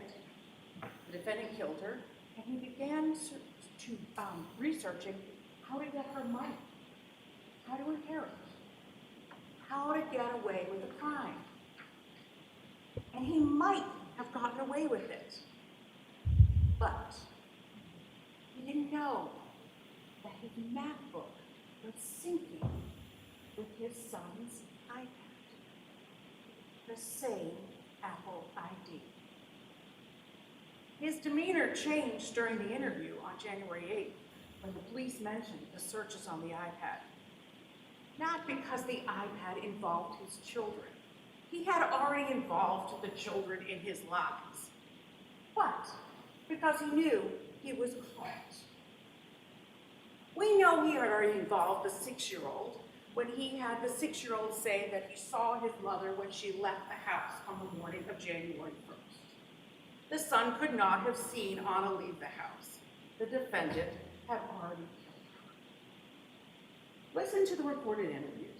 During the January 5th interview, the defendant spoke about what his son supposedly had seen. And the defendant involved the 4-year-old by saying that the 4-year-old hid the defendant's iPhone 13 mini. So, the defendant's phone made a reservation at Nightshade Noodle Bar for New Year's Day, after the defendant told Anna that they were going to have a special party. This is ironic because the defendant was very clear with police on January 7th that he and Anna had no plans for New Year's Day, and the defendant also knew that he would be violating the terms of his federal probation by going to a restaurant on New Year's Day. But let's look closely at Exhibit 170 about the Nightshade Noodle reservation, which was on the defendant's iPhone Mini 13, which the defense just said was deleted. And if you look on page 2, on the bottom of one of the bubbles, you will see that the message was deleted on January 1st at 7:59 and 5 seconds a.m. This happens to be one of the times that the iPhone Mini 13 was unlocked when it was supposed to be missing. The forensics show that the defendant's phone was unlocked 4 times and it was plugged in on January 1st. You heard testimony that the phone had a password of 197512. And in the January 4th recorded interview, you hear the oldest child needed help with his iPad password, which was 121212. The children didn't unlock the defendant's phone. The defendant blamed his misplaced phone on one of his children when he said that the children hid it. But it makes no sense that a 4-year-old somehow unlocked the defendant's phone and deleted that text reminder. Listen to the defendant's recorded interview. The deletion is made when the defendant is supposedly making French toast and playing with the kids. The defendant had access to his phone. Context. The defendant also had access to 2 other phones when his phone was supposedly lost. He had Anna's phone and he had the iPhone SE. And in the recorded interviews, the defendant told police that on New Year's Eve, Anna had an argument with a friend, and as a result, Anna put her phone upstairs in his bedroom. You said she went and put her phone upstairs after that? After that, she, let's say it was 10 or 15, then she, I remember her putting her phone upstairs because then she came back down without it. Was, Thomas came down at one point and hung out with you? Yes. Yeah, exactly. Was this before, during, or after Thomas was participating as well? Oh, yeah, Thomas went to bed at, he went to bed, then he came over at like 9 or 10 or something. I think Anna took a bunch of photos. Jem and I don't have any because she didn't send them to us yet. But I think she sent one to Will Fasto. So that was when, that's when the photo was taken about. So it was maybe 10 o'clock or something like that. Do you know where upstairs she put her phone at that point? Yeah, on a bedstand. That's not what Jem said. Jem said that Anna was using her phone all night. Melissa Kirby texted with Anna. The defendant was telling investigators a story about Anna's phone. How else do we know that the defendant intended to kill Anna and had a plan for doing so? Look at his internet history. Look at what he did. The defendant set up an area in his basement where he surrounded it with plastic sheeting or a tie-back suit and dismembered his wife, the love of his life. Hacksaw, the best tool for dismembering a body. Then, the defendant got rid of Anna's body. He got rid of her belongings. He got rid of her clothes and a bag that he told police that she had, that she supposedly left on January 1st. He threw her in the garbage bags, tossed those garbage bags in different dumpsters. Disposing of a body in the trash. Chatham West apartment rental. The Claremont apartment rental. And police confirmed this with the location data from the SE phone and the iPhone 13 mini. The evidence shows that the defendant did this to hide the fact that he murdered Anna. He could not let Anna's body be found because Anna didn't die of natural causes. The defendant murdered Anna, and then he had to hide the evidence of his crime. Look at his mindset, look at his internet history. Want to get away with murder? Use a special detergent. Can you be charged with murder without a body? Best way to dispose of body parts after murder. When you deliberate, look through the binder of the MacBook internet history.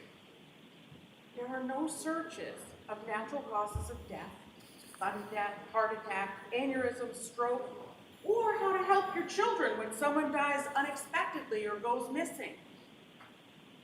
The defendant was not sad. Look at his demeanor in the surveillance videos.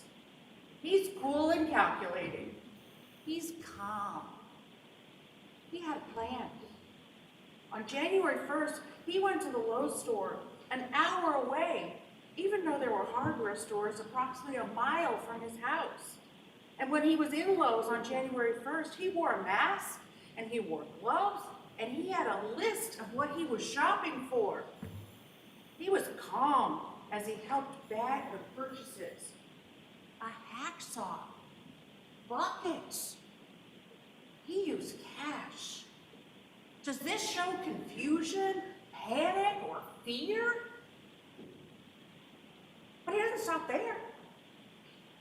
He went to CVS to buy hydrogen peroxide, and then he went to Stop and Shop to buy ammonia. No wonder the house was so clean. And on Monday, January 2nd, he went to Home Goods for rugs and candles. And then he went to Home Depot, where he had bought buckets with lids this time, baking soda, and a hatchet. And at some point that day, he got a call from his probation officer, and he lied, and he said that he was picking up his children. He was able to calmly speak with her. No panic. He had everything now that he needed to dismember the woman that he supposedly loved. And he started to take her body and to throw it into dumpsters, because he had to cover up the crime to get rid of the evidence of the murder. This was not a man in crisis. This was a man who on January 4th went to TJ Maxx to buy pants with a store exchange card. He was calm. But Alyssa Kirby texted him on January 4th asking about Anna, and so he called Tishman's Fire a few minutes later and started to pretend to look for her. He called Will Fastel, but he didn't leave a message.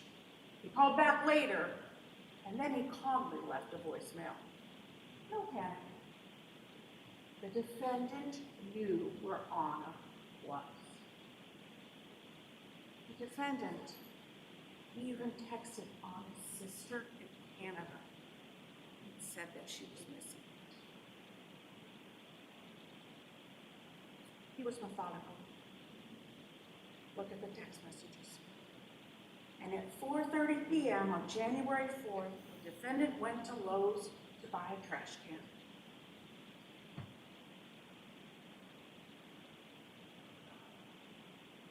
Comfortable. Not panicked. The police were coming to the house soon to talk about Anna. And the defendant had the house ready. The police think his wife is in D.C. He had his phone records ready, and he sent text messages to Anna, even though he knew she would never see him. Despite everything that he had done, on January 2nd, the defendant wrote a text message to Anna. I still love you. Ha ha. His joke. The defendant prevented anyone from ever finding Anna's body, and there was no autopsy. Dr. Atkinson told you that the medical examiner can't do an autopsy without a body, and all that remains of Anna are a few hairs, some blood, and a few things that belong to her. A part of a necklace she often wore, her hunter boots, a black jacket, a purse, her COVID card, a few other items in the dumpster in his mother's apartment complex. The defendant searched his MacBook for a murder conviction without a body. Please do not allow the defendant's self-serving act of dismembering and disposing of Tom's body to let him get away with this murder. At the start of this trial, we asked you to use your common sense. When you do that, when you analyze the evidence as you deliberate and continue to use your common sense, you will see that the evidence shows there is only one verdict. Find the defendant is guilty of the premeditated first-degree murder of Anna Walshe. Thank you.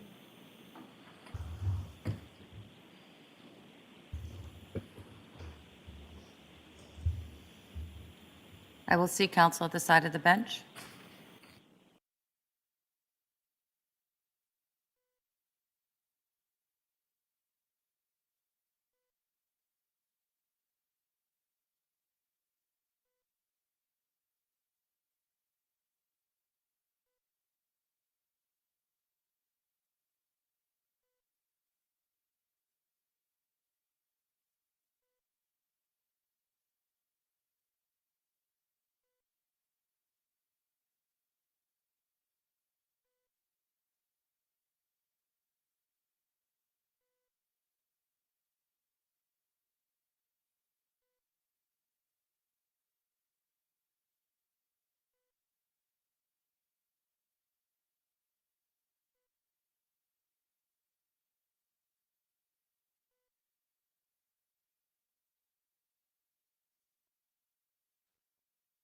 George, you're my guidepost. Do you need a break for the bathroom? Okay. All for one for all. Give you a break for the bathroom. Let us know when you're ready to come back out. I'll be at your disposal. All rise, please. Jurors, follow me.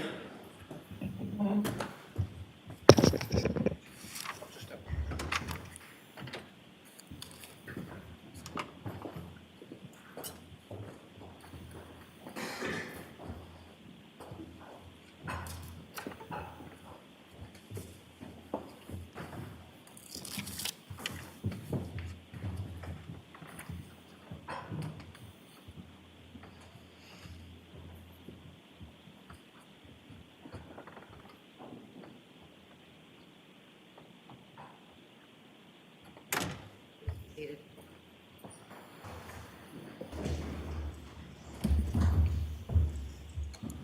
I will give you a quick break as well, but something's been on my mind that I want to discuss now that the closing arguments are over. And that is, I had asked in connection, this relates to the sentencing, at least for the other two counts, and asked the Commonwealth to provide victim impact statements for any immediate family members of Anna Walshe that wish to provide information, and I haven't received that yet. And there might be a good reason for that. I had told you that I was putting off the sentencing until we had a verdict on the charge of murder. But now that it's a Friday, and I don't want this to linger over into the next week, has the Commonwealth heard back from the Department of Children and Family Services? Your Honor, we've been in touch with them. They are working on their impact statement. They were hoping to have the impact statement impounded. And I can, as soon as we're done here with the charge, I will speak to the attorney that I've been dealing with. They've been working very hard on this. They're certainly worried about their privacy interests of the children and the social I think there's a work. valid privacy interest of the children, and I'm highly likely to impound it, obviously, with the exception of counsel for both sides being able to see it so that they can make appropriate arguments as a result of the victim impact statement. I think the department will be very happy to hear that. And they also, much of what they have is through a social worker privilege, so they're concerned about that as well. But as soon as we break, I will be happy to have that conversation. Well, I'm happy to hear that there's forward progress because I guess I assumed, because I hadn't heard anything, that you were still not getting the answers to the questions you were asking. No, quite the opposite. They've been working very hard on this. All right, I appreciate that. Thank you. Anything anyone needs before I step off the bench briefly? Thank you. All rise.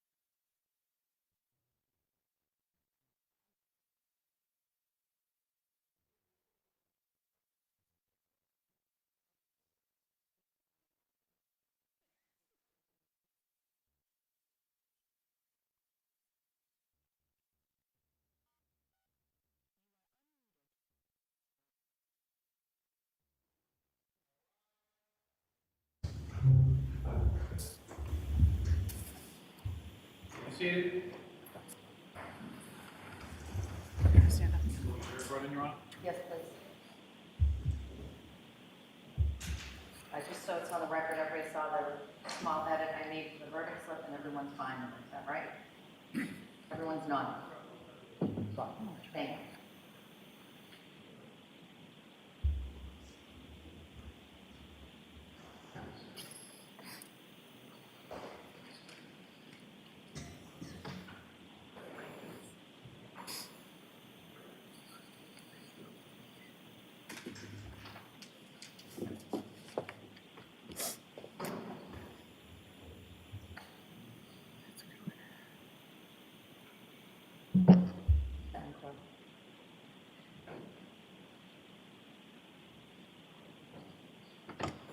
All rise to the court, please. Jurors entering.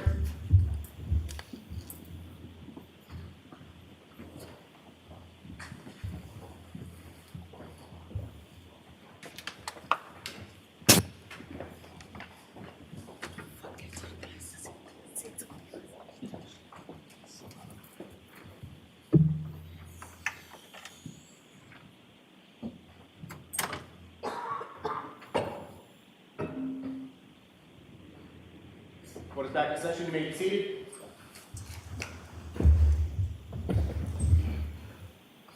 Welcome back, jurors. Jurors, I'm going to go through the remainder of the instructions, the final stage of this case before you will get the case to deliberating. The intent of the second part of the instructions is to give you some assistance in determining how you go about deciding whether the Commonwealth has proven each element of the indictment is true beyond a reasonable doubt. For the charge, you must decide whether the Commonwealth has proved beyond a reasonable doubt that the defendant is guilty of the charge. You may not find the defendant guilty on the charge just because you think the defendant did something else that was wrong or improper. Your decision as to the charge must be unanimous, meaning that all 12 deliberating jurors must agree. You will receive one verdict slip. When all 12 jurors agree on the verdict, the foreperson should check off that verdict and then sign and date the verdict slip in ink. In a little while, I'll go over that verdict slip a little bit more. For the charge, if you all agree that the Commonwealth has proved every element of murder beyond a reasonable doubt, then you should find that Mr. Walsh is guilty. On the other hand, if you all agree that the Commonwealth did not prove one or more of the elements of murder beyond a reasonable doubt, then your verdict must be not guilty. Let me talk about your roles. Jurors, you have the most important role in this trial because you will decide who and what to believe and whether the Commonwealth has proved Mr. Walsh's guilt beyond a reasonable doubt. You must be completely fair and impartial and unbiased in your work as jurors. Do not let your emotions, any kind of prejudice, or your personal likes or dislikes influence you in any way. Consider the evidence calmly and carefully. Do not be influenced by the nature of the charge or the possible consequences of your verdict. And do not let your personal feelings about any person, criminal charge, or anything else influence your decision. All parties who come before the court stand as equals before the bar of justice. That a case is brought in the name of the Commonwealth does not entitle the prosecutor to any special consideration. Your verdict must be based on the law as I have given it to you, and on the evidence and the facts as you find, and nothing else. By contrast, my job as the judge is to impose sentence if the defendant is found guilty. Therefore, you are not to consider the sentencing consequences of your verdict at all. That's not your responsibility. So please put any issues about sentencing out of your mind. Let me next talk about evaluating the evidence. You must decide this case based only on the evidence that was presented at trial. You may not decide this case based on anything else. Do not consider anything you have read, heard, or seen outside of this courtroom. Those things are not evidence, and you may not base your verdict on guesswork, speculation, or suspicion. Let me talk to the important topic of the defendant not testifying. As you know, Mr. Walsh did not testify in this case. You may not hold that against him. Mr. Walsh has an absolute right not to testify because, as I've explained, he is presumed to be innocent and does not need to do anything to convince you that he is innocent. It does not matter why Mr. Walsh did not testify. It's not relevant to what you must decide, which is whether the Commonwealth has proved, based on the evidence presented at trial, that Mr. Walsh is guilty beyond a reasonable doubt. The fact that Mr. Walsh did not testify is not evidence. You may not consider it or even discuss it in deciding this case. Let me next talk about witness credibility. During this trial, you've heard from a variety of witnesses. With reference to any and all witnesses who have testified before you, you have wide latitude. As a jury, you can believe every single word that a witness says on the witness stand, or you can disbelieve every single word that a witness says on the witness stand. You may decide to accept parts of a witness's testimony and to reject other parts of his or her testimony. That's for you and you alone to decide. If there are any conflicts in the testimony, it is your function to resolve that conflict and to determine where the truth lies. In evaluating the credibility of witnesses, you may use various tools. You may consider the ability, the opportunity, and the reliability of the witness to see or hear something in the past, and then remember and later testify about it before you in this courtroom. You may consider the conduct of the witness, his or her manner of testifying before you, any inconsistency you may have found in the witness's testimony, any interest the witness may have in the outcome of the proceedings, any bias or prejudice or hostility the witness may have demonstrated while testifying before you, the level of accuracy of the witnesses testifying before you, and the reliability of the testimony as it developed before you. These are some of the tools that you have at your disposal to resolve disputed issues of fact in this case. There's one more point about witnesses that I'd like to specifically address, and that's expert witnesses. This term refers to witnesses who have specialized training or experience in a particular field, generally in cases that are tried in our courts, both civil and criminal. Witnesses may testify to facts that are within their own personal knowledge. That is, things they've personally seen or heard or felt.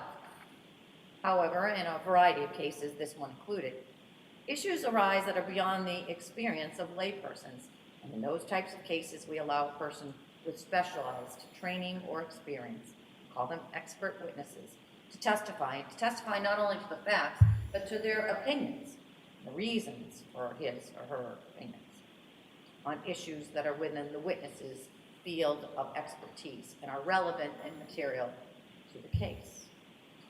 Because a particular witness has specialized training and experience in a field, doesn't put that witness on any higher level than any other witness.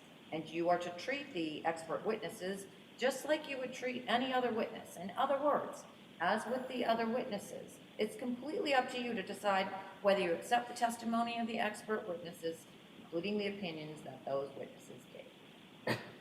It's also entirely up to you to decide whether you accept the facts relied on by the expert and to decide what conclusions, if any, you draw from the expert's testimony.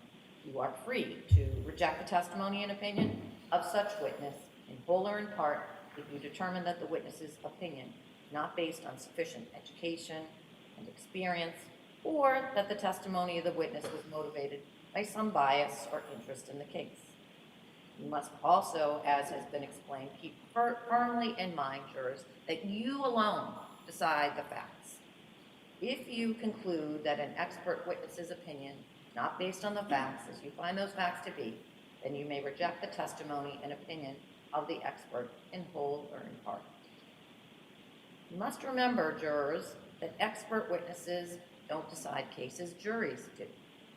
In the last analysis, an expert witness is just like any other witness, in a sense that you alone make the judgment about how much credibility and weight give the expert's testimony and what conclusions you draw from that testimony. Let me next talk about graphic photographs. The Commonwealth has introduced certain photographs showing items taken from various trash bags retrieved from 300 Forest Street, Peabody, during the investigation of this case. You will have those photographs with you during your deliberations, as all the evidence will be with you during the deliberations. Some of those photos, as you've seen, are not pleasant. Indeed, some may be described as graphic.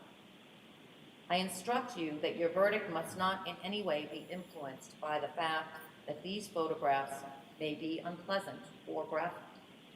The defendant is entitled to a verdict based solely on the evidence and not one based on pity or sympathy for the deceased, which might be occasioned by those photographs. Related to this, sometimes evidence is presented that produces in jurors an emotional response.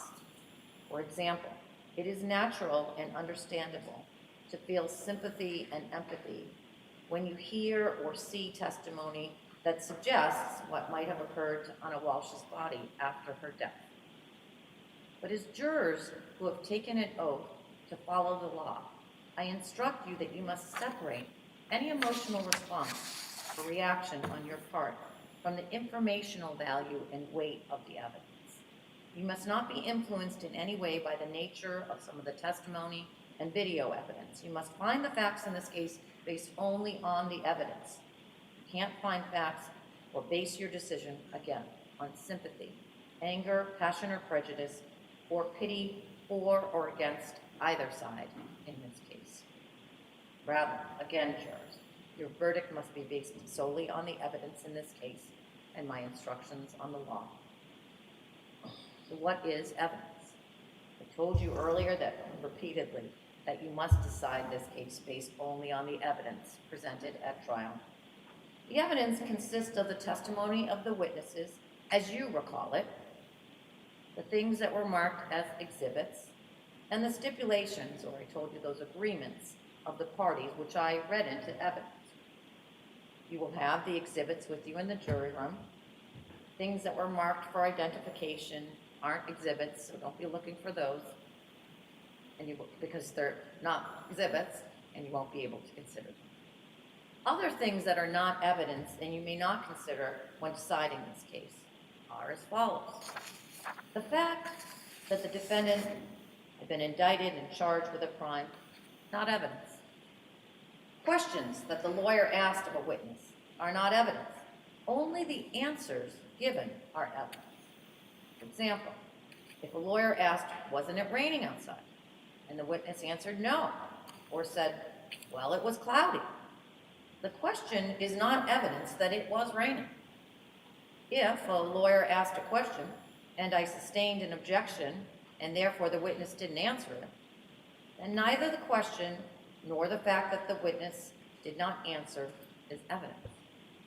If I struck or told you to disregard any part or all of an answer by a witness, then the part of the testimony that I struck, not evidence, you may not consider it. Anything that you may have seen or heard when the court wasn't in session isn't evidence. The opening statements and closing arguments of the lawyers are not evidence. And if your memory of the testimony differs from what the attorney said in their closing arguments, you should rely on your memory. Any notes that you've taken, they're not evidence, but you may use your notes to refresh your memory of the evidence. As you know, evidence can come in many forms. It can be testimony about what someone saw or heard or smelled or felt. It can be someone's opinion, and it can be an exhibit. Whether the evidence is direct or circumstantial, sometimes we call that indirect, The Commonwealth must prove the defendant's guilt beyond a reasonable doubt from all of the evidence in the case. Some evidence proves a fact directly. For example, if a witness testifies that she saw and felt it raining outside before she came into the courthouse, then that's direct evidence it was raining.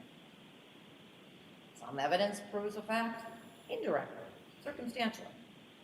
For example, let's say a witness testifies that he saw someone come into the courthouse wearing a wet raincoat and shaking water off of an umbrella.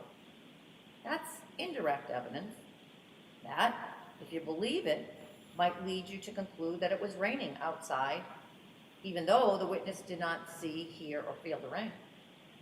This kind of indirect evidence does not directly prove something is true, but it is evidence from which you could logically conclude that it is.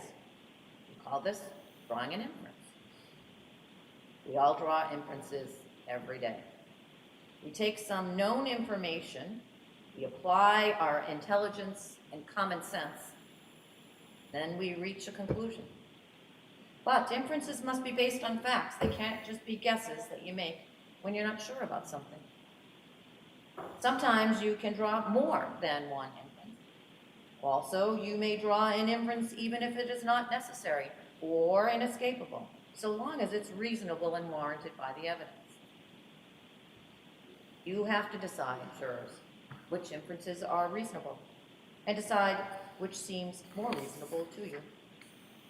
It makes no difference whether evidence is direct or indirect. Commonwealth may be able to prove a criminal charge with direct evidence, indirect or circumstantial evidence, or a combination of both. Let me next talk about credibility. An important part of your job as jurors is to decide who and what to believe. You may believe everything a witness says, part of it or none of it. Sometimes people do not tell the truth. You must decide whether a witness was being truthful or deliberately lying. If you conclude that a witness lied to you about something, then of course, you should not believe that part of the testimony. Sometimes people make an honest mistake. You must also decide whether a witness testified accurately or whether the witness may have gotten something wrong without meaning to do so. A witness may recall seeing or hearing something, but actually be mistaken. For example, the witness might not have paid close attention or might have misunderstood what was happening. Or a witness's memory of what happened could be incorrect. If you conclude that a witness tried to be truthful, but that some part of that person's testimony was inaccurate, then you should not consider the inaccurate portion. How do you decide whether you believe a particular statement by a particular witness? Well, ask yourself, did the testimony seem reasonable or probable? Did the witness have a good chance to observe what happened? How much attention did the witness pay? Did the witness's memory seem accurate? Was the witness's testimony consistent with other evidence, or instead contradicted by other evidence? How did the witness behave and answer questions while on the witness stand? Did the witness have any motive for testifying in a certain way, or have any other bias that may have influenced the witness's testimony? You should evaluate the testimony of a police officer or someone else who works for a law enforcement agency in the same way as you would evaluate anyone else's testimony. You must not automatically believe or automatically disbelieve a witness just because a person is a police officer. Moving next to the importance or significance of evidence. It's up to you, jurors, to decide how important each part of the evidence is, whether it's testimony by a witness or an exhibit, whether evidence is direct or indirect. You should give each piece of evidence whatever significance you think it deserves. You're not required to believe something simply because it appears in an exhibit. It's up to you to decide how important any exhibit is. You do not have to treat testimony by a witness as more or less significant than the exhibits. You may find that a witness's testimony is very important, or that an exhibit is more important. That is up to you. Next, I want to talk about the alleged victim's state of mind. You heard evidence of statements Anna Walshe allegedly made to William Fasto, Jem Lutlu, and Alyssa Kirby. Those statements are admissible for the limited purpose of establishing Anna Walsh's state of mind, as may be relevant to the defendant's motive or intent to kill. Those statements cannot be considered as proof of the criminal acts charged or as proof that the defendant had a bad character or a propensity to commit any criminal offense. Let me next talk about motive. First, motive is not an element of the offense of murder, and the Commonwealth is not required to prove or show motive. Evidence of motive can be relevant to the issue of intent. Second, an absence of evidence of motive may tend to raise a reasonable doubt. Third, even a total lack of evidence of motive would not necessarily raise a reasonable doubt as to the guilt of a defendant, so long as there is other evidence produced that is sufficient to prove the guilt beyond a reasonable doubt. Let me now move to the area of something called consciousness of guilt. I spoke earlier about inferences and the drawing of inferences from indirect or circumstantial evidence. At this point, I want to talk about a particular type of inference based on a legal doctrine called consciousness of guilt. In the course of the trial, there was some evidence suggesting that the defendant may have intentionally made certain false statements before his arrest and that he may have taken steps to conceal Anna Walsh's body after her death. I want to stress to you that I'm not suggesting that he did so, or that you should find that he did so, but only pointing out that there was evidence to that effect. It's up to you to decide what evidence to accept or reject, and what facts to find from the evidence. I point to that evidence to illustrate the legal point involved. If you find from the evidence that the Commonwealth has proved that the defendant provided false information to the police and or took steps to conceal the body of Anna Walsh after her death, then you are permitted to consider whether such actions indicate feelings of guilt by the defendant, and whether, in turn, such feelings of guilt might tend to show actual guilt on the charge.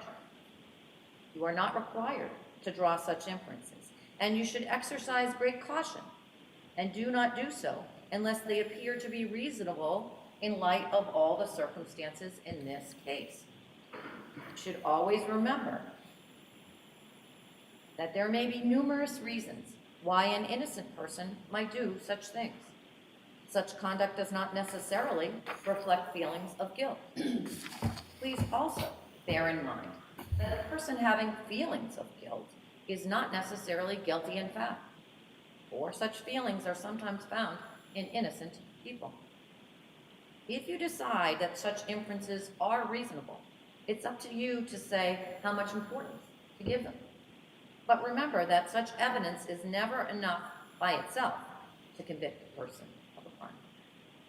You may not find a defendant guilty based upon such evidence alone, but you may consider it along with all of the other evidence in this case. Next, I want to speak to impeachment by the defendant's prior or subsequent bad acts. The only charge the defendant is now facing is the charge of murder. You have heard mention of other acts allegedly done by the defendant, namely, that he was charged in 2018 and sentenced in 2024 in a federal case involving art fraud, and or that he lied to the police, and or that he disposed of the body of Anna Walsh, and or that he lied to his federal probation officer. You may not take the defendant's prior or subsequent acts as a substitute for proof that he committed the crime charged, nor may you consider them as proof the defendant has a criminal personality or bad character. You may consider this evidence solely on the limited purpose of the motive, state of mind, intent, plan, or absence of mistake or accident on the part of the defendant. You may not consider this evidence for any other purpose. Specifically, you may not use it to conclude that if the defendant committed these other bad acts, that he must have also committed murder. It would be extremely unfair to consider this evidence for those purposes. Moving next to your notes. Many of you have taken notes during this trial. Your notes may help you remember the evidence, especially the testimony, but of course they're not an actual transcript or official recording of what was said. So use your notes only to help you remember what you saw and heard in the trial. Whether you took notes or you did not, you must rely on your own memory of what the witnesses told you. After the trial is over and you've returned your unanimous verdict, the court officer will collect your notes and I will order that they be destroyed. During the trial, the lawyers occasionally, as was appropriate, objected to questions posed by the witnesses. They may have asked to strike something or, in essence, erase something you saw or heard. When a lawyer believes that something would violate those rules of evidence we've talked about from the beginning, that's the only way they have to let me know. And so don't hold it any against the lawyers that they made such objections. It's part of their job. I want to next turn to fairness. Each of you has taken an oath and promised to be fair, and I'm sure you want to be fair, but that's not always easy. Part of being fair is being willing to examine your decision-making process to be sure that you base your decisions as jurors only on the evidence and the law. One difficulty comes from our own built-in expectations and assumptions, and they exist even if we're not aware of them. We all have them simply because we're human beings. They affect our actions and decisions without us even realizing it. As a judge, I have the same problem as everyone else. So let me share a few strategies that I found to be useful. These strategies will help you make sure that you decide this case based, again, only on a careful examination of the evidence and on the legal rules that I'm teaching to you. First, slow down. Do not rush to a decision. Take time to consider all of the evidence. Quick decisions are more likely to reflect stereotypes or assumptions about people that we might not even be aware of. Second, as you start to draw conclusions, consider not only the evidence that supports your conclusions, but also think carefully about any evidence that undermines or weakens those conclusions.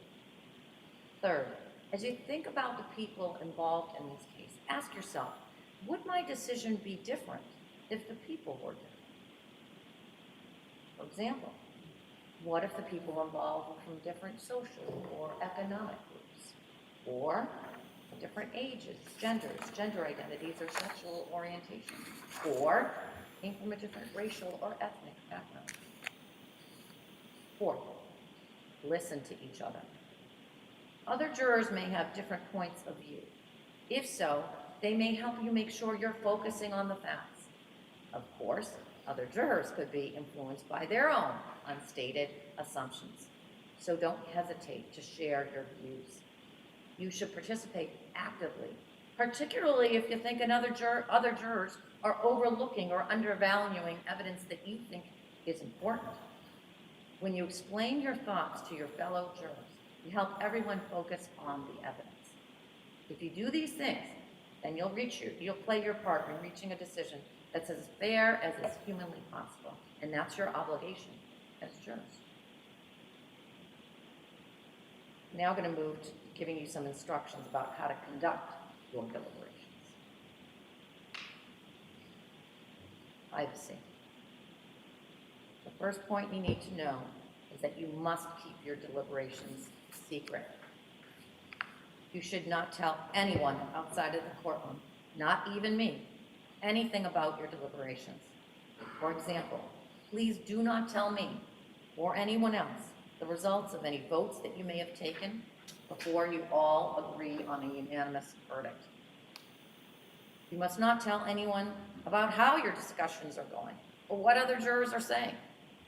If you need to communicate with me before you reach a unanimous verdict, you should send me a written note and a form that you all agree on. The court officers have it. It must be signed by your foreperson, and I will discuss your note with the lawyers, and then I will either send you a response in writing, more likely, or bring you into the courtroom, less likely, and respond to you in person. If you do send me a note, do not mention any votes that you have taken or anything else about your deliberations. Do not talk about this case unless all of you are present and no one else is in the room. If one of you needs to leave, even for a moment, the rest of you should stop deliberating until that juror returns. That includes the bathroom breaks, because I know that's right inside your spot. If we break for the day without you reaching a unanimous verdict, you must not communicate with the other jurors about this case until the next day, only after we gather in the courtroom, and I ask you to resume your deliberations. As you work to decide this case and until I accept your verdict, you must not communicate with anyone else about the case except each other. And you must not do any kind of research about this case. You may not do so in any way, including with electronic devices, a cell phone or a tablet. This also will apply to the alternate jurors. We talked about those alternate jurors. The law permits only 12 jurors to participate in deciding a criminal case. There are 16 of you here. So in a few moments, our clerk is going to randomly select 4 of you to be what we call alternate jurors. The other 12 of you will work together to decide this case. We chose 16 of you originally in the case, just in case one or more of you got sick or needed or had some other unexpected emergency. If you are chosen as an alternate, your continuing service is still very important, and you must comply with all of the rules that I placed on you. The alternate jurors will stay in another room, and you can't have your own private deliberation. You can't discuss the case with each other or with anyone else for obvious reasons. If we lose a deliberating juror in the group of 12 because of some personal emergency or sickness, then I will send one of the alternates into the jury room. If this happens, the deliberating jury will have to restart its discussions from the beginning. One of you is going to serve as the foreperson of this jury, and we will discuss who that foreperson is going to be in a moment. Foreperson will make sure that each of you has the chance to speak and that the other jurors listen to you respectfully. But the foreperson's opinion about the case is no more important than the opinion of all of the other jurors. Once you agree on a verdict, the foreperson will fill out the verdict slip and will report your verdict in court.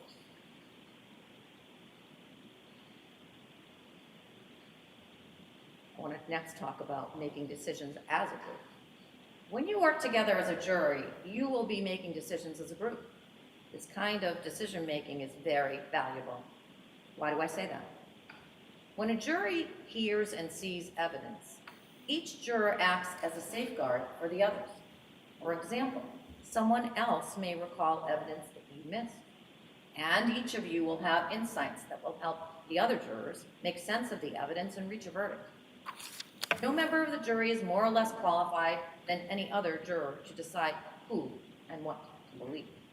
You've all heard the same evidence, listened to the same witnesses, and looked at the same exhibits.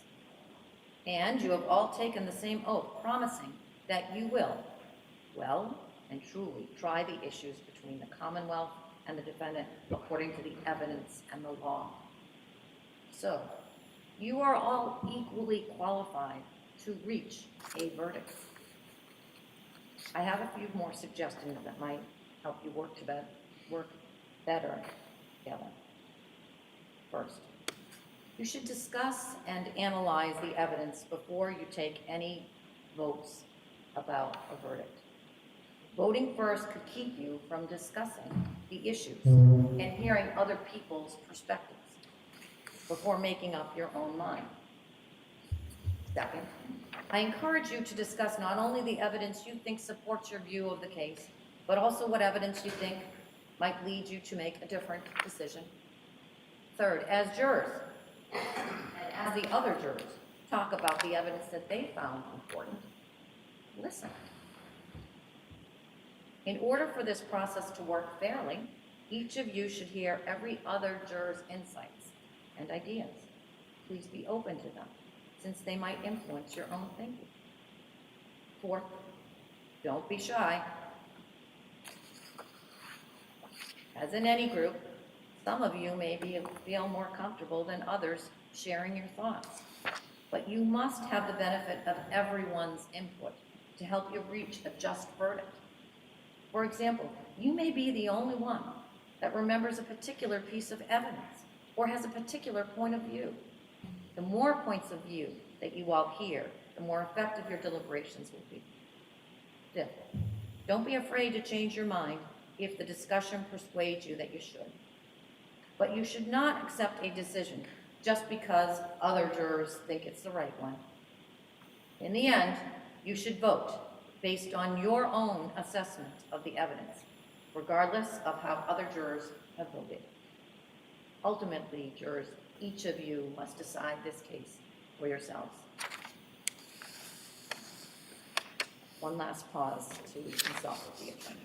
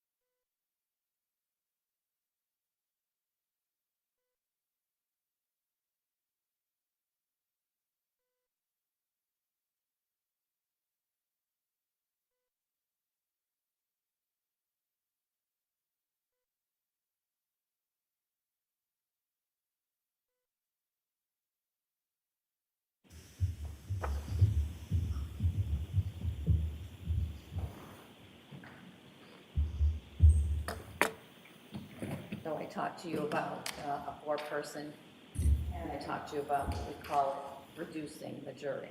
That is, reducing you down from 16 to 12. I'm appointing juror number 138 in seat number 6 as the foreperson of this jury. Our clerk is now going to randomly select 4 of you from among all of the jurors except the foreperson to serve as alternate jurors. So what's physically happening is juror number in seat number 6, juror number 138's number is coming out of the, thank you, Madam Clerk. Your Honor, numbers 1 through 16, with the exception of number 6 of the statement.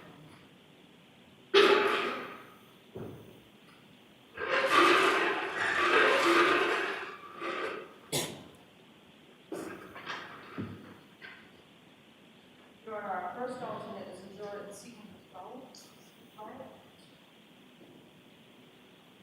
Grab me, the notebook and just follow me.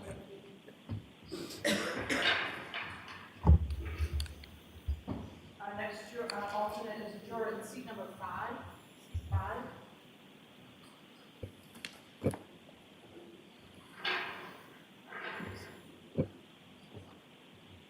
Juror in seat 15.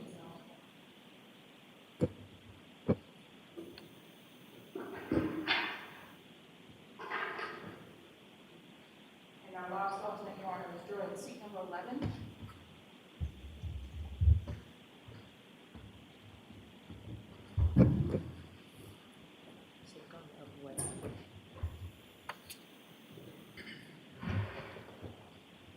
One last substantive thing that I want to go over with you jurors before I really get into the finally the concluding remarks. And that, as I said to you earlier in this second part of the charge, that I would go over the verdict slip.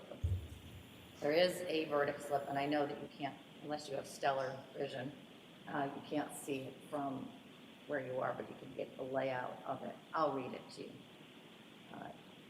The verdict slip reads, count 001, on or about January 1st, 2023. And it puts the charge, murder in the first degree with deliberate premeditation. That is the charge. We, the jury, find the defendant, and there are three options. Not guilty, guilty as charged, murder in the first degree, guilty of murder in the second degree. And there's a place to sign it and date it. And again, the foreperson in pen, not pencil. This time, Madam Clerk, I'm going to ask you to swear in the court officers. Do each of you solemnly swear or affirm that you will take charge of this jury, keep them in some secluded places where they can be, each not speak to them or suffer anyone else to speak to them except by order of the court or ask that they be so help you God. I will. So now the deliberating jurors, the 12 of you, are going to go and start your private discussions. Have confidence in what you are about to do. By serving on this jury, you carry out a long and proud tradition of citizens of the Commonwealth of Massachusetts serving on jury trials and deciding criminal cases. If you are honest, thoughtful, and fair, you will be able to reach a fair and just verdict, dictated by your logic, without bias, without prejudice or sympathy, and not prompted by any facts except those that you've heard here in the courtroom during this trial. All we expect from you jurors is that you decide this case with integrity and principle. And with that, I'll ask you and let you go back to the deliberation room to begin your work.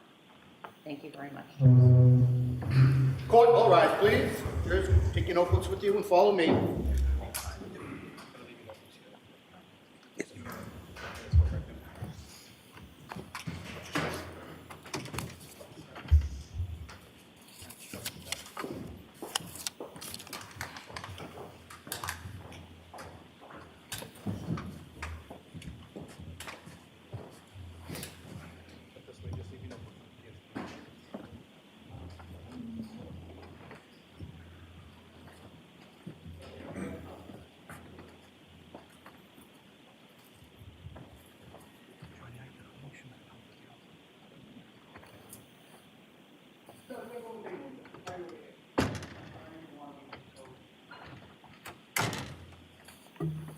So I will, as I said to you at the side of the bench, there's some small edits necessary to intact.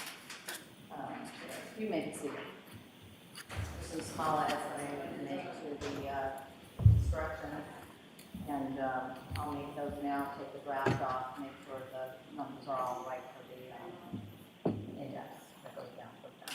Anything else that the parties need to bring to my attention before I do that? We received materials to secure those items, and we're going to work Oh, on can I that. see that? Are they going to secure it yet, or you're going to? We're going to secure them. I haven't had the opportunity yet. All right, let Madam Clerk know when that's done, because I do want to take a look at those before they go in. And of course, our court staff as well, court officers might want to take a look at those to make sure that they're comfortable with what's going into the verdict. And we thought we'd cut up pieces of parchment paper for the jurors if they need to examine anything that they can place on their table. You have a roll, they can do it themselves. We have a roll. We can give them scissors if you want. Well, cut them off. That's why I put that out there. All right. Thank you, Ron. I think you're pretty familiar that I have the 10-minute rule, which means at all times, Madam Clerk should be get a hold of you and should be able to return to the court within 10 minutes, all right? I won't take it further between the hours of 1 and 2 on any day. You get the opportunity to tend to your other work. Thank you, Ron. All rise.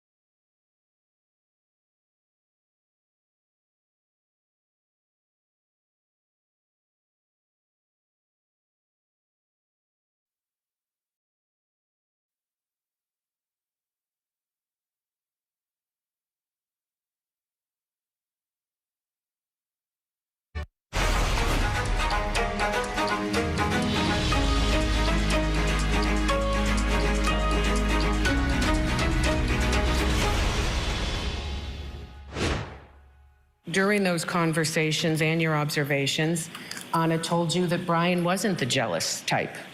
That's correct.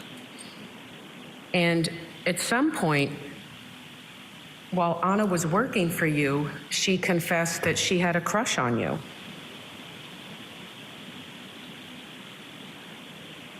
She said that, yeah, maybe. I think you've already kind of said it, but Mr. Walsh was never jealous of your relationship with Anna. I don't believe so. Old Jim Mutlu, he was the boss of Anna and friend. They worked together for years before she got this great new job. And he was there with Brian and Anna the last day anybody saw her alive. That was New Year's Eve, and they celebrated the end of the year. You can see the verdict clock is now on our screen. The jury has just been given the case 3 minutes ago, so they're just getting settled in the deliberation room. We're still picking up the rest of the closing arguments right now from the Commonwealth. Anna's husband, Ryan, of course, is facing first-degree murder. If he is found guilty, he'll spend the rest of his life in prison. He's hoping beyond hope that somehow this jury believes the story that he just found his wife dead and didn't know what to do and decided that his best course of action was not to tell anybody, not to call 911, not to try to revive her, but to chop her up and get rid of her body. Let's go in and watch the end of the Commonwealth's closing argument. He doesn't stop there. He went to CVS to buy hydrogen peroxide, and then he went to Stop and Shop to buy ammonia.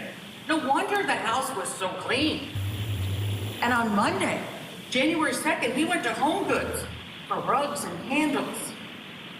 And then he went to Home Depot, where he had bought buckets with lids this time, baking soda, and a hatchet. And at some point that day, he got a call from his probation officer, and he lied, and he said that he was picking up his children. He was able to calmly speak with her. No panic. He had everything now that he needed to dismember the woman that he supposedly loved. And he started to take her body and to throw it into dumpsters, because he had to cover up the crime to get rid of the evidence of the murder. This was not a man in crisis. This was a man who on January 4th went to TJ Maxx to buy pants with a store exchange card. He was calm. But Alyssa Kirby texted him on January 4th asking about Anna, and so he called Tishman's Fire a few minutes later and started to pretend to look for her. He called Will Fastel, but he didn't leave a message. He called back later, and then he calmly left a voicemail. No panic. The defendant knew where Anna was. The defendant even texted Anna's sister in Canada and said that she was missing. He was methodical. Look at the text messages. And at 4:30 p.m. on January 4th, the defendant went to Lowe's to buy a trash can.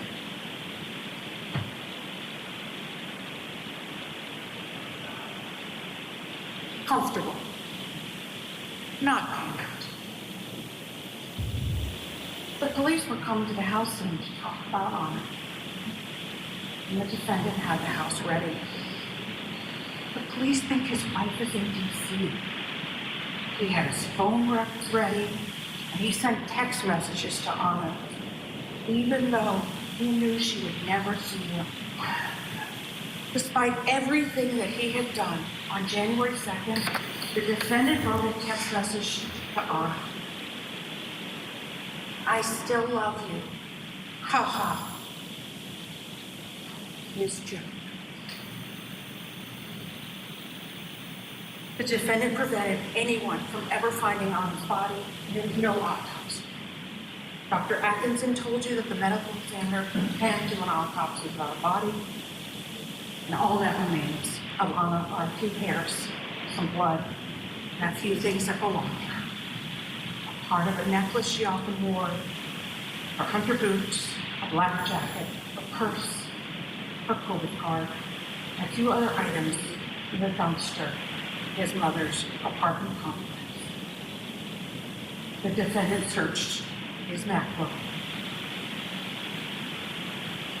for a murder conviction in alibi.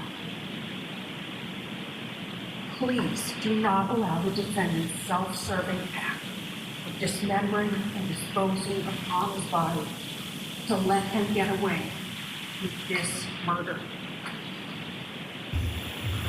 At the start of this trial, we asked you to use your common sense. When you do that, when you analyze the evidence as you deliberate and continue to use your common sense, you will see that the evidence shows there is only one verdict. Find the defendant is guilty of the premeditated first-degree murder of Anna Walshe. Thank you.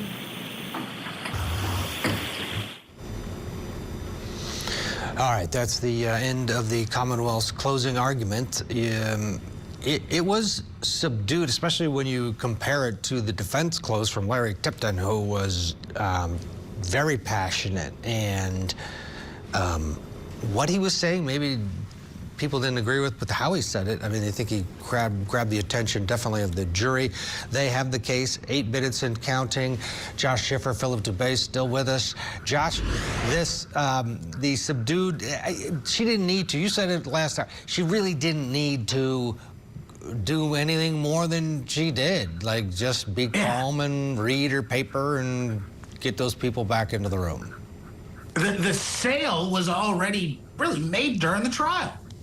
The state got up, presented a whole bunch of evidence. The defense said, "Hey, we're gonna answer this," and we all watched. There wasn't a lot of answer. So then, in summation, the state has its opportunity to just say, "Hey, y'all, look at what this is." And Ted, you referenced earlier, kind of the wink and just go do your. That's really what I think the state almost could have done more of. Is, "Hey, y'all, you know what we're here to do. You haven't heard any reason not to follow the request of the state to do your job as jurors and issue a conviction, because there's not any evidence that contradicts our allegations." I loved, Philip, the one thing the prosecutor said was, you know, you look at those internet searches for what they are and read them, and those are powerful, but then the searches that he didn't make, like, how do people just drop dead? And has a wife ever just laid there dead, and what do I do? None of that. He's not curious in terms of how she died at all, and Mr. Google wasn't interested there. Your overall thoughts on this case and where it's going to end up? Well, I thought the defense was going to put on more or some evidence to explain how she could have died. Because remember, during the defense cross-examination of a couple of the witnesses, they were alluding to her dying of Legionnaire's disease. And I thought, oh, goody, we're going to get a real natural cause of death here. They're going to put on somebody who worked on their HVAC heating and air conditioning system and found a breeding ground of Legionella bacteria that could be deadly in the workplace. Nothing. Instead, all they did was just sort of float the idea as a kernel of doubt, which is okay, I understand that. But to seasoned defense lawyers and to seasoned courties, it looks like you couldn't find anybody to come on and testify to that fact. The one criticism I do have of her, I just think that her delivery, given all the salient facts that she has pointing toward guilt, was just a little too sing-songy. And I mean, if we're really honest, I mean, even as Josh, you could have given this case to a first-year DA. You know, you don't even, I mean, this is a classic type case you'd want to cherry pick because you know it's a dead bang winner. But sometimes, even with the winning cases, if you don't have the right delivery, you put your jury to sleep. And then they listen more to the defense. So I don't think this is going to be a straight up not guilty, but it would not surprise me in the least if this deadlocks. Interesting. And that would be a massive loss, Josh. There would be some memos thrown around in the DA's office. I would say that, you know, and unfortunately, kind of agree with Phil that there is that outstanding chance because the state, as great a job as they did, could have done better, could have wrapped it up smoother, cleaner, tighter.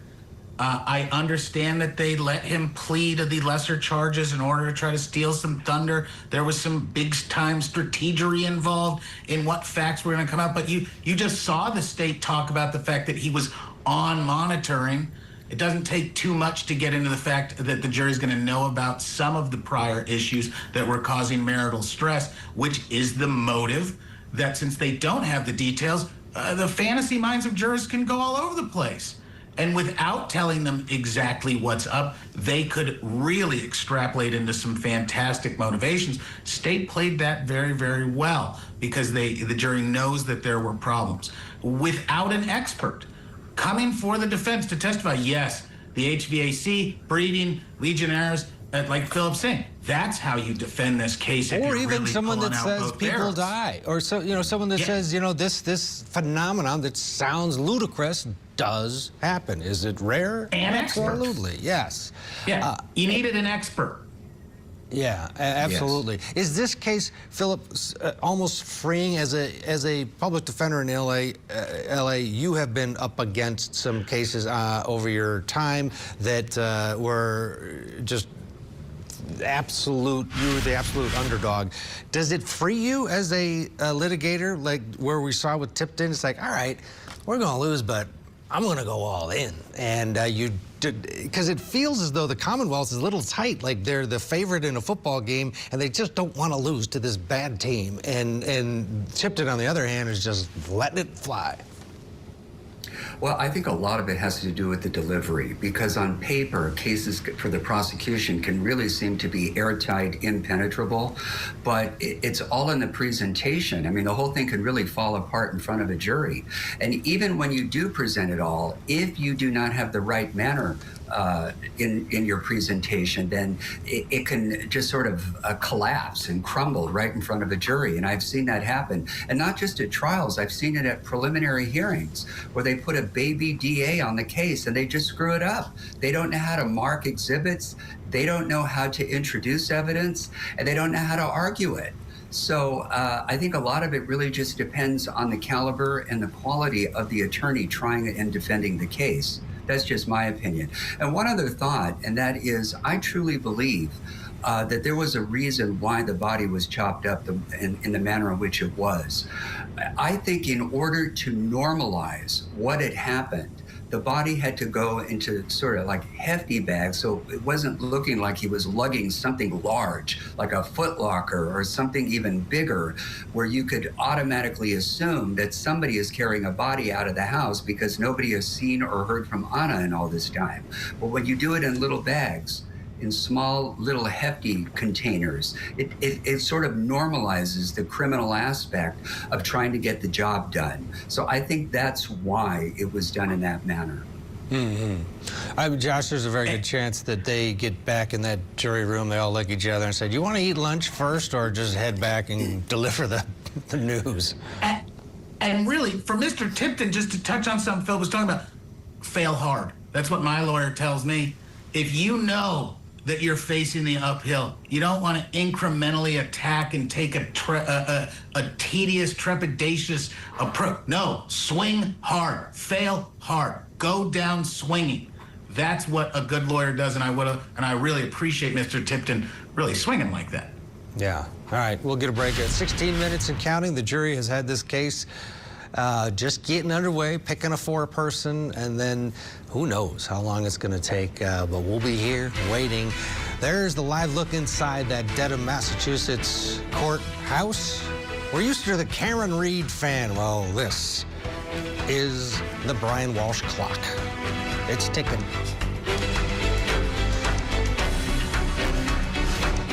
The disappearance of mother Anna Walshe. Her husband now charged with her murder. All eyes on this accused killer. Mr. Walshe was suspecting his wife of having an affair. The massive trail of evidence. This incredible timeline of Google searches. It shows everything that was in his mind. He searched how long before a body starts to smell. The disappearance of Anna Walshe murder trial. Live coverage today on Court TV.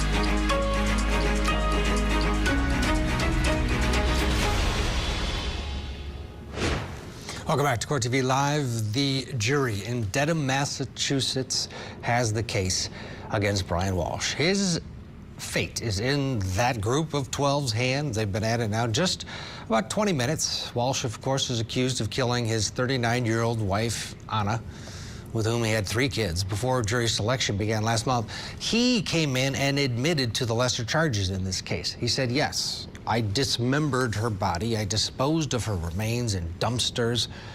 He maintained his innocence, though, in terms of murder. He says that he woke up, or he found her asleep. When he went to bed, he nudged her, and nothing happened. And then he nudged her a couple more times and realized she was dead. Somehow, some way, she was just dead. And then his story, which we heard through his attorney, is that he freaked out, didn't know what to do, and he thought that the best course of action was not to call anybody, not to try to revive her, not to investigate why she died, but to chop her up and get rid of her body. It's ludicrous. It seems ludicrous, but we've been watching it for 8 days now, and his attorney's been all in, and you wonder, did a juror or 2 take the bait? Josh Schiffer, Philip DeBay, both with us. Here we are, 20 minutes in, and we're of course, if we get a question or a verdict, we'll head right back to Dedham.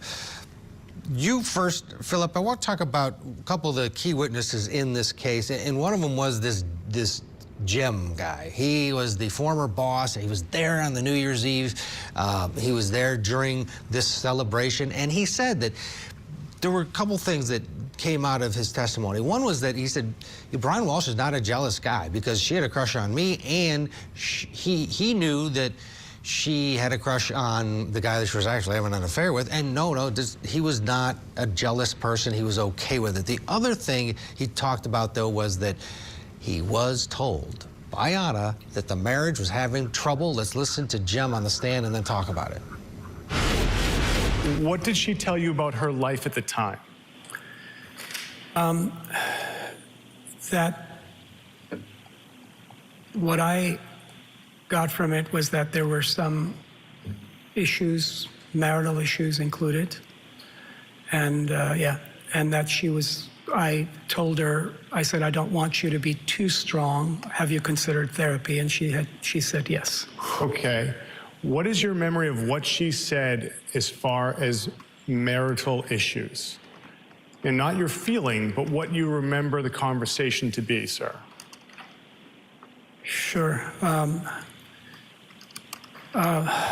Part of it was that she was going back and forth from D.C., which was taking a toll on her, and the fact that that Brian had not been able to leave Massachusetts, so the children were here, and that was a huge burden on her psyche. Philip, how effective was this witness for the Commonwealth?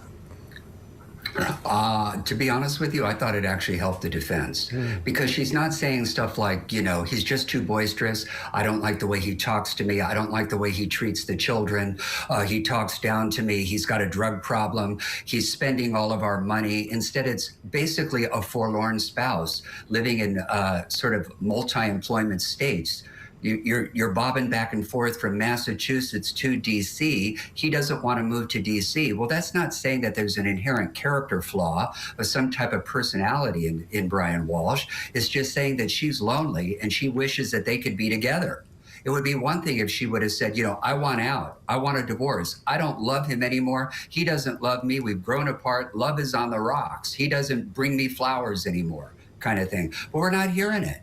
And this is a classic situation when you have like bi-coastal relationships or couples and other partners who are just living apart. So I don't really think that he really moved the needle in favor of the Commonwealth, okay? And there was one other note. I took issue, and I don't know if Josh agrees, with this whole line of testimony even coming in. Because if you really think about it, I think the prosecution was offering it to prove the state of mind of Anna. Well, it's classic hearsay in that regard for 2 reasons. Number one, Anna's state of mind is not even relevant. If anything, one of the elements of murder is malice aforethought, meaning an intent to kill on the part of Brian Walshe. So I don't even know how Anna Walsh's state of mind is even relevant. But even beyond that, it is classic hearsay because it's testimonial in nature. And I don't think it's strong enough to get around the hearsay rules to show some type of motive, because here the motive is not even present. Again, it's not as if there were discussions about parting because of money or other problems. Right. Josh, we should note that Brian couldn't go to D.C. because he had the federal case against him, and he was locked in Massachusetts. Your thoughts, Josh?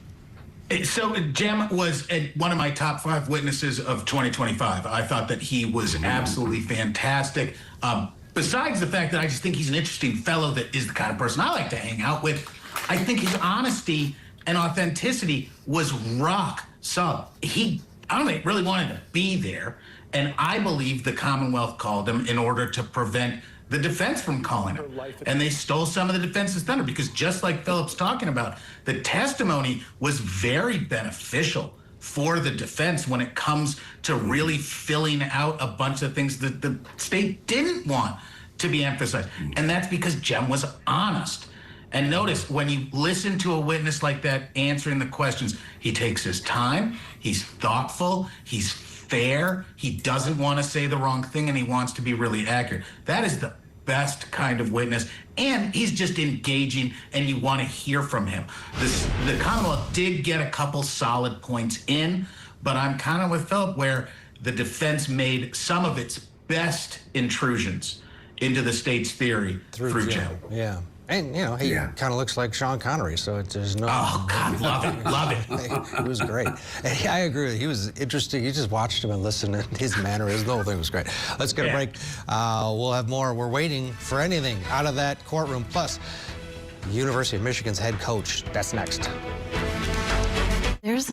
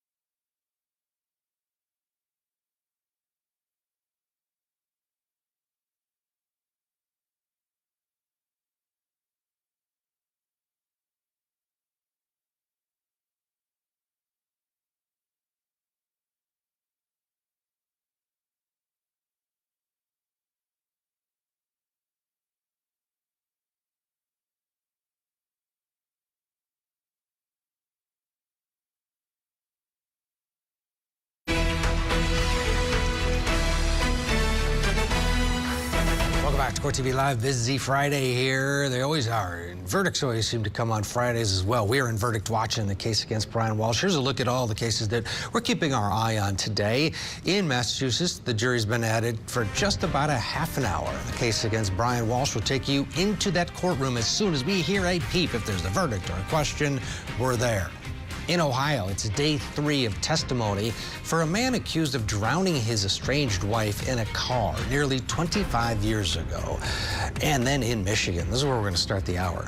Former University of Michigan head coach Sherron Moore expected in court this hour for an initial court appearance for an alleged assault earlier this week.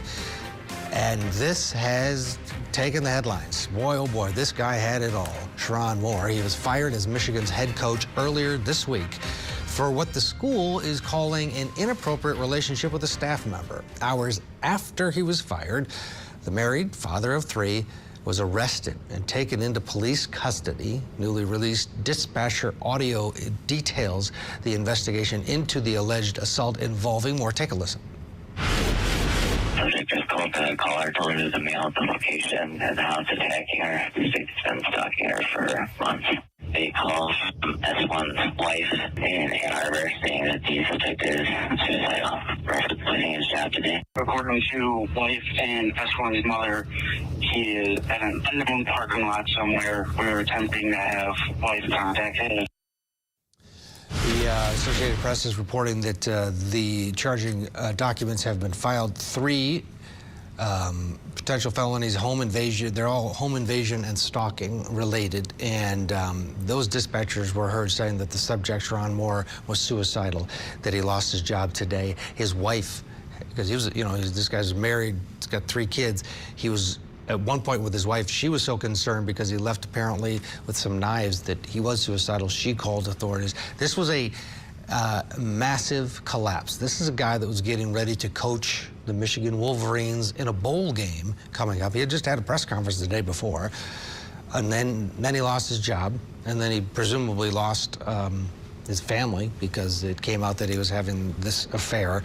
And now, at least for now, he lost his freedom for a night in jail because he is being charged with stalking and home invasion. Let's bring in, we're waiting for this hearing to get underway. It's an initial court appearance. It'll be likely arraigned. There are cameras there, and our team is there. So we're going to go into that Michigan courtroom as soon as they get underway. We have the feed up, so as soon as we go, we'll head there. Philip Dubé is with us. He's a former public defender for Los Angeles County. Talk about a fall from grace. This is spiraling, and it's just over a very short amount of time. Talk about these potential charges that he is facing in terms of seriousness and what kind of situation he's in. Well, I'm not buying the home invasion aspect of it, Ted, and here's why. Typically, we associate home invasion with basically a form of residential robbery. And robbery really means is that you're taking property from somebody else by force or threat of force, as opposed to just barging in, wanting to have a discussion. If you're barging in to want to hit somebody, who knows, maybe even stab them or engage in some type of assaultive conduct, that's a form of burglary. Entering a home to either steal or to commit a felony is the textbook definition of residential burglary. Now, given that, it still doesn't give him a pass to go over there and do that. I mean, if anything, he's supposed to set an example. But given the relationship that he had with this young staffer, he probably figured he could just go over there and throw his weight and his might around, and she would just kiss the ring to keep her job. Well, she did this to the wrong person, and obviously her family was there and called the cops. So it's not looking good for him, and he's going down. Okay, the judge is just taking the bench here, and I believe we have audio, so let's listen in. Send that to Paul. Thank you. We are now calling case number 25F12175. This is the people of the state of Michigan versus Sherron Banfield Moore. Mr. Simon. Appearances. Thank you, Your Honor. Good afternoon. Katie Rizmersky, First Assistant Prosecutor for the Special Victims Unit for the People. And Your Honor, Joe Simon on behalf of Mr. Moore. That's the charges, sir. We waive formal reading of the complaint. Your Honor, stand mute to the charges. Formal reading having been waived, the plea of guilty will be entered on your client's behalf. Simon, make your bond argument now or reserve? Your Honor, I think the people want to make a presentation, and I'll go after that if that's okay. All right, Mr. Wisniewski. Your Honor, thank you very much. I appreciate that. I appreciate that, Mr. Simon. And thank you for the opportunity to be heard. As the court is well aware, this is not a series of offenses in Michigan that allow you to deny bond. We're certainly not asking for that. This is a felony of home invasion 3rd degree, misdemeanor stalking, and misdemeanor entry without permission. Your Honor, we are asking for a $25,000 cash or surety bond in light of the fact that we cannot ask for you to deny bond. I get that he is a man of means, and so this is a bit of a nominal monetary ask, but quite frankly, it would be an ask that I would make for any defendant charged with these offenses before you. So what strikes me as perhaps more important in this scenario are conditions that I would like to ask for. Because, of course, as you know, Your Honor, you're tasked with trying to make sure that he reappears, but also the safety of the public and this victim in particular. So, Judge, in addition to an ask for a $25,000 cash or surety, we are asking, should he post that, should you impose that, we are asking that you order that he undergo a mental health evaluation. We are asking that you order him to submit to a GPS tether and that there be a no-go to this victim's residence or place of employment. Ask that you order that there be no contact with her whatsoever in any means, any fashion, direct or indirect, that there be no stalking behavior of any kind, that he be ordered to surrender any and all weapons, further that he be ordered to surrender his passport. Judge, the reason, Your Honor, the reason we make those requests is in light of the factual scenario that gives rise to these charges. My best understanding from a thorough review of the police report and as much body-worn camera as I've had an opportunity to review is that I understand that our victim broke up, they had an intimate relationship for a number of years, defendant and victim, that our victim broke up with this defendant on Monday morning early, that there continued to be defendant making numerous phone calls and sending numerous texts from that time moving forward that she did not answer, did not respond to, and did not want, that eventually she presented herself to the University of Michigan, cooperated in some form of investigation there.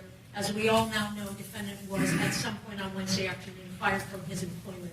He then, at some point soon thereafter, came to her apartment in the address that is alleged in the complaint, barged his way into that apartment, immediately then proceeded to a kitchen drawer, grabbed several butter knives and a pair of kitchen scissors, and began to threaten his own life. I'm going to kill myself. I'm going to make you watch. My blood is on your hands. You ruined my life. And a series of very, very threatening, intimidating, terrifying, quite frankly, statements and behaviors there in that apartment. It was only then, Your Honor, when the victim, she called her attorney and then at some point indicated she was going to call the police, and then he left. And so, Your Honor, while I understand that there isn't evidence to suggest that he directly threatened the victim with any of those implements that I've indicated, the totality of the behavior is highly threatening and highly intimidating. She was terrorized, Your Honor. And in light of the totality of all of those circumstances, we consider the defendant to be a risk to public safety, a risk to this victim, and it is for those reasons that we are asking for those specific conditions. I am more than happy to answer any other questions that the court may have or give you further information. I appreciate the opportunity. Thank you, Judge. Assignment is to bond. Your Honor, let me start at the end where the people ended. In terms of risk to public safety, my client's 39 years old with zero prior criminal history, zero prior contact with the criminal justice system in any fashion. The threat to public safety argument by these charges, maybe that's the point, but there's no evidence to suggest that he's a threat to public safety. The next thing is that the people referenced the court rule that I want to come back to, that you can't deny bond in a situation like this. And they referenced something else that I want to come back to, which is the fact that they reviewed thoroughly the police. And they referenced something else that I want to come back to, which is the fact that they reviewed thoroughly the police report and they reviewed thoroughly the body cam. I've had none of that opportunity. And that's too early for that in the proceedings. So when people come in and make factual representations, although I trust Ms. Brzezinski very much as an officer of the court, I have no ability to respond to those factual representations. So here's what I'm going to ask the court. The monetary bond component, the two considerations by court rule are my client will appear. Let me speak to that. He's got a home here. His family is here. He's got ties to our community. He's retained a local counsel here. The second thing is that my client is not otherwise a danger to the public or danger to the complainant. There are other, that is why monetary components are requested, but there are other measures to address them. For example, the request for a GPS tether, that was an expected request. My client will gladly comply with that request. The second thing is my client having no contact. Certainly, we have no objection to that order, and my client would be at his own peril if he were to violate that. His bond would be summarily revoked. In terms of surrendering the transport or passport, Your Honor, there's no really indication that he is a flight risk. My client has those established ties that I talked about. But in addition to that, Your Honor, he would have an order from the court, like everyone else does, that there would be no leaving the state and alone the country without permission of the court, and he would certainly abide by that. Your Honor, with respect to the request for a mental health evaluation, I will represent a few things that are my understanding, again, without being privileged to have reviewed discovery yet. My understanding is that following his arrest, my client was taken to the St. Joseph Mercy Health System for an evaluation, a mental health evaluation. My understanding is following that evaluation, he was not turned over for a commitment, but instead turned back over to law enforcement for lodging. That's where he's been in Washington County Jail since. I can also tell the court that the Community Mental Health Department saw my client yesterday for an evaluation as well, without any further recommendation. If you make that a condition of bond, I can tell the court that he goes to a mental health evaluation. He will absolutely comply and follow any aftercare recommendation. Lastly, Your Honor, with respect to the bond amount. I forgot to tell you about weapons. He has no weapons, but he'll surrender. If you order that he surrender any weapons that he doesn't have, he'll be glad to comply with that condition. With respect to the bond amount, Your Honor, in a case like this, with charges like this, in a normal circumstance, we'd be requesting a personal recognizance bond and frankly expecting the court to order it. We all know this is not our ordinary circumstance. It's not an insignificant amount of money to anyone. And I ask that the court set the bond amount to the principles, not of my client's bank account, but to the principles of the charges and to the principles of the court rule. Therefore, I'm requesting that if the court orders a monetary component at all, that it be with a $25,000 10% privilege. And also, Your Honor, if my client is to order to a GPS tether, things have to happen pretty significantly to try to get that in place in time for what we hope to be as released today. Thank you.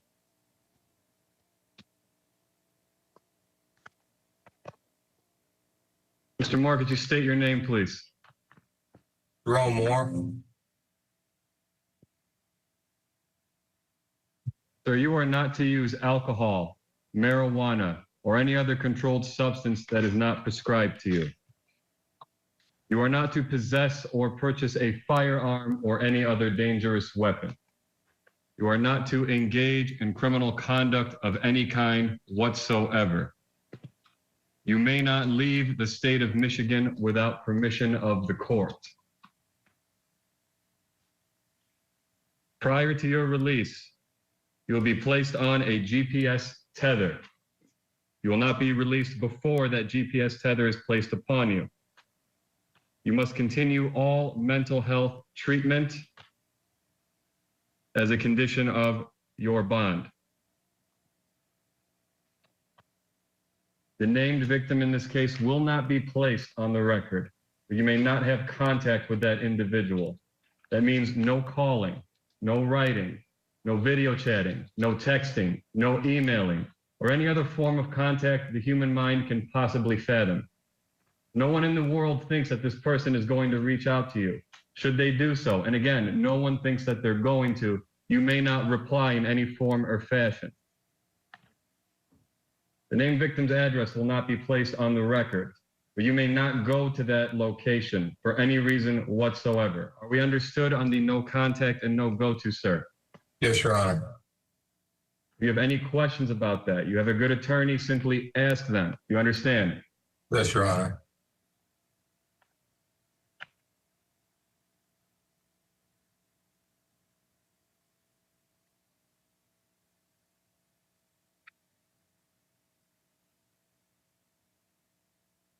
Bond will be set in the amount of $25,000 cash surety, as requested by the prosecution's office. This court does not determine innocence or guilt. This court determines flight risk and community safety. The court finds with these conditions in place, it has been met. Mr. Simon, we are setting probable cause conference at this time for January 8th due to the holidays and scheduling. Is that a good court date for you? Your Honor, my client will waive his right to have that next court appearance within 14 days. I've discussed that with him. I also tried to coordinate calendars with Ms. Wisniewski. In support of that, I think we're both available on January 22nd, if the court would order that. And I'll add one more thing for the record in support of that. I understand there is continuing investigation. So in addition to the discovery I don't yet have, there may be even more. So it will be January 26th, 2020. 22nd, 15, 22nd, January 22nd, Thursday. January 22nd, then. January 22nd, 2026, 9 a.m., 14A1 District Court, Courtroom C. That will be in person. Sir, do not violate these bond conditions. Follow all orders of the court. Stay in contact with your lawyer. That concludes this hearing. Thank you very much. Okay, hearing is over. We'll get a break. We'll talk about what we just watched and what's happened, what will happen next to the former head coach of the University of Michigan, now in a jumpsuit appearing via WebEx from a jail. Plus, Walshe, the jury, almost up to an hour. Stay with us. The disappearance of Anna Walshe. Her husband now charged with her murder. All eyes on this accused killer. The Disappearance of Anna Walshe murder trial. Live coverage today on Court TV. Tonight on Closing Arguments, Brian Walsh's fate now rests in the hands of 12 jurors. We're live with every development as deliberations get underway. Closing Arguments with Vinnie Politan tonight at 8/7 Central, only on Court TV.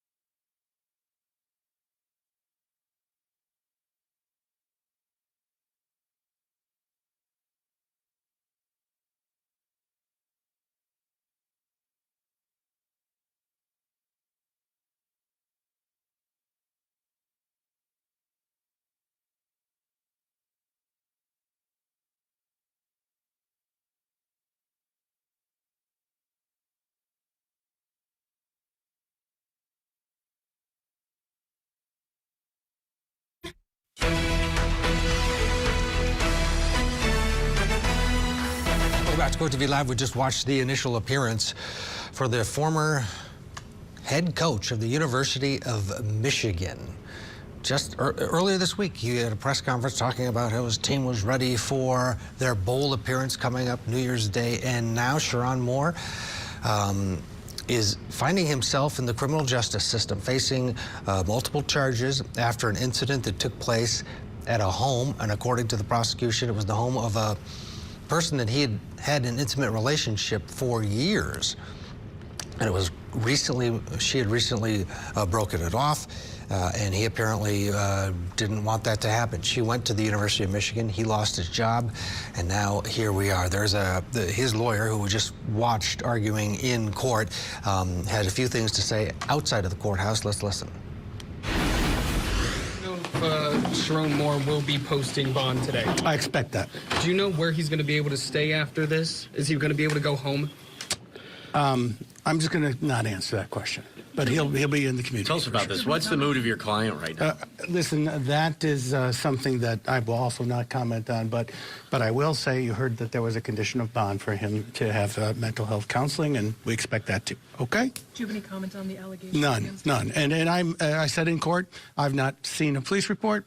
I've not seen any other discovery. It would be irresponsible to comment, so I won't. How's he doing mentally? Is he saying anything? Yeah, so I'm, again, not going to comment on that. Thank you very much, but I do need to get through you guys. Okay. Thank you.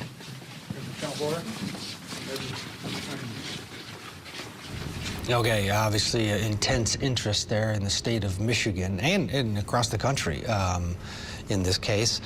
The lawyer attacked right outside the courthouse, or courtroom, not even the courthouse. He got 1 foot out of the courtroom, and boom, the cameras were right there because this is such an extraordinary story. People that follow college football know Sharon Moore. They know him well. He took over for Jim Harbaugh after they won the national championship, and he was going to be making $13 million next year, Philip DeBay, and that is not going to happen. Michigan fired him for cause, meaning, of course, he does not get that last year, if indeed that holds up. Overall thoughts on what you heard in the proceeding, what's he facing here? Well, first of all, he has almost a $14 million buyout clause in the contract, but that's assuming he's fired without cause. So let me tell you what I think the issue is going to be here. You have sort of two buckets of legal problems, the labor aspect and, of course, the criminal side. Let's start with criminal. Criminally, the $25,000 bail really is, I mean, to a multimillionaire, it's like bus fare. It's nothing. He'll be able to post that in minutes and he'll be out. And I don't know if he's going back home. I sincerely doubt it because I suspect trouble in paradise given the relationship with the staffer. Now, having said that, after listening to the facts as presented during arraignment, I got to tell you, Ted, I fall prey sometimes to media accounts. I thought he went over there and was making threats toward the young lady. As it turns out, he's threatening to kill himself with her butter knife. So it's one thing if he's engaging in assaultive conduct to the inhabitants of the home, but no, he was threatening harm to himself. So clearly there's a mental health breakdown and there was some kind of a psychotic break and he needed to be seen. So the question then becomes, is that a crime? Well, in the state of Michigan, it is not a crime to commit suicide. In fact, it's not even a crime to attempt suicide. And I'm not even sure it is considered burglary to go into someone's home and threaten suicide. So what do you really have at most? Maybe a trespass. And I'm not sure if it's even a trespass if they let him in.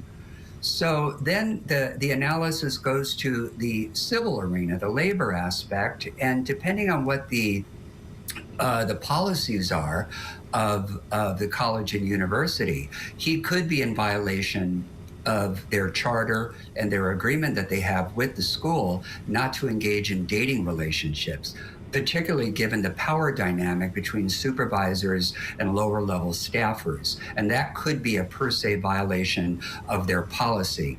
But let's just pretend there is no policy. Well, then you look to state law. And typically, coworkers are allowed to date. supervisors can date subordinates. I think where it starts to cross a line is if the dating relationship starts to disrupt working operations and business operations. If it starts rising to that level, then certainly the employer can step in and tell them either, look, if you're going to date, you cannot bring this drama into the workplace, or we're going to have to let you go. And then if it persists, they can certainly let them go. But I think absent some proof of disruption in the workplace itself, it may be premature to be firing him. And I do predict there will be some litigation on the contract. I mean, there's going to be a behavior clause in a contract of that magnitude for someone in his position. And he allegedly is having this affair with his direct subordinate, his basically assistant. And if she went to them and said, listen, this dude will not leave me alone. I tried to break up with him and he's badgering me. Then you would think that because they came out very forceful. The University of Michigan said, we're done. You and what you did here has no place here in Michigan. So you're right. That's going to play itself out the way it plays itself out. If he wasn't the head coach of the University of Michigan, at the end of the day, would these charges be dropped likely at the end in a few weeks, months? Or how does his celebrity hurt him possibly as we move forward to the way you describe this? It sounds like a guy who was desperate. His world has just crumbled, and he had a mental breakdown. Yeah, I don't think the celebrity hurts him. I actually think it's helping him, because as the facts start coming out, he looks kind of human. If you really think about it, it looks as if he was just on the verge of a breakdown, that he wasn't homicidal, he wasn't assaultive in any way, he certainly wasn't making threats to others. If anything, he was a threat of harm to self. And if that's the case, then he becomes a sympathetic figure because the man needs help.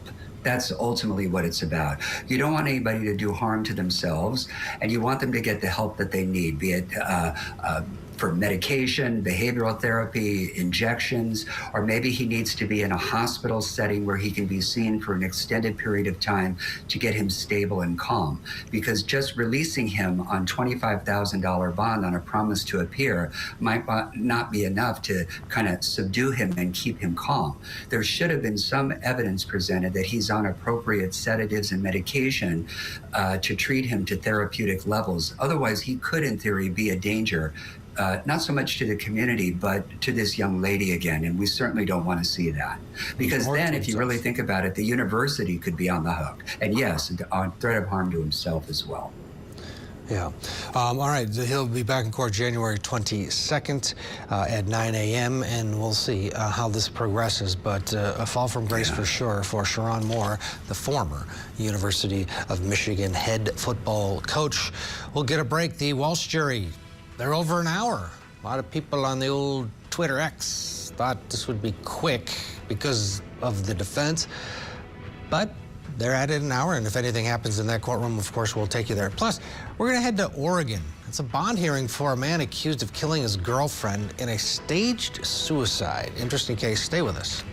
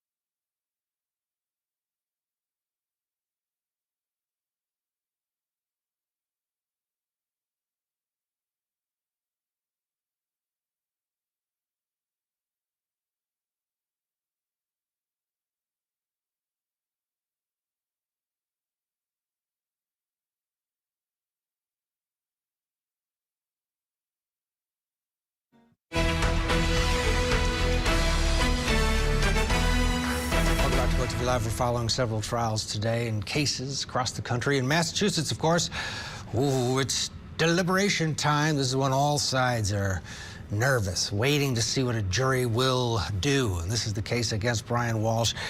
Over an hour, they've been at it. And we will, of course, head into that Dedham courtroom as soon as we find out a question or a verdict. Anna, his wife, died on New Year's Day in 2023.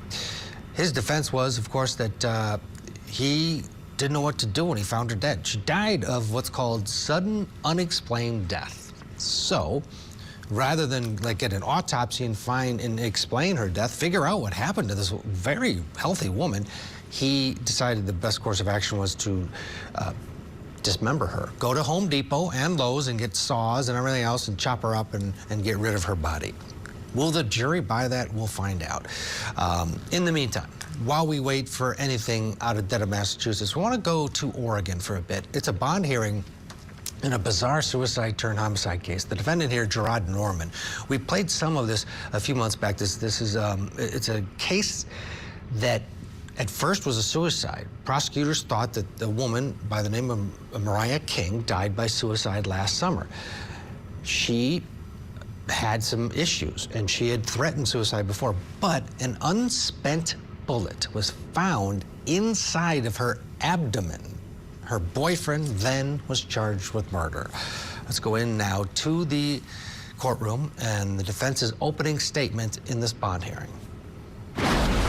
This is a bail hearing. This is not a trial. Time, resources, and other concerns require an abbreviated opening statement from me today. The best interest of court and counsel is for all of us to get on ahead to having these witnesses testify. However, some information about the evidence in this case is worth mentioning now, and that's what I'm going to do for you. This case is a tragic suicide that was turned into a homicide. Our position is that that was done without a valid reason. On July 18, 2024, and I think the court earlier mentioned the date in a PC affidavit as January. That might have been the probable cause for arrest. The incident date that we're talking about is July 18, 2024. Mariah King was at a place called the Going Green Marijuana Dispensary. She was reported there to be intoxicated and paranoid. She had scratch marks on her neck. She told an employee at the store that it was a suicide attempt which caused those scratches. She said, "I tried to stop myself from breathing." Her mother, Kimberly Lapham, was contacted from the store. The employee knew how to get a hold of her. Miss King and her mother had been recently estranged for over a month.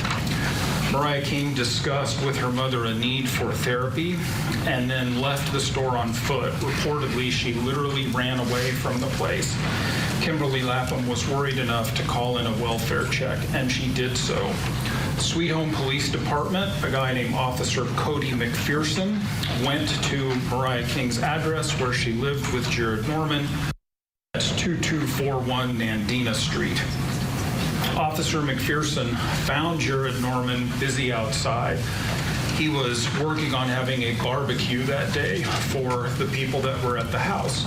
And those people are Jared Norman, Mariah King, Jared Norman's son Barrett, who was 10 years old, Barrett's friend Dylan, who was 12 years old, and Jared Norman's father, David Norman, was also at the residence, although Officer McPherson did not see David Norman because he was inside the house or something like that.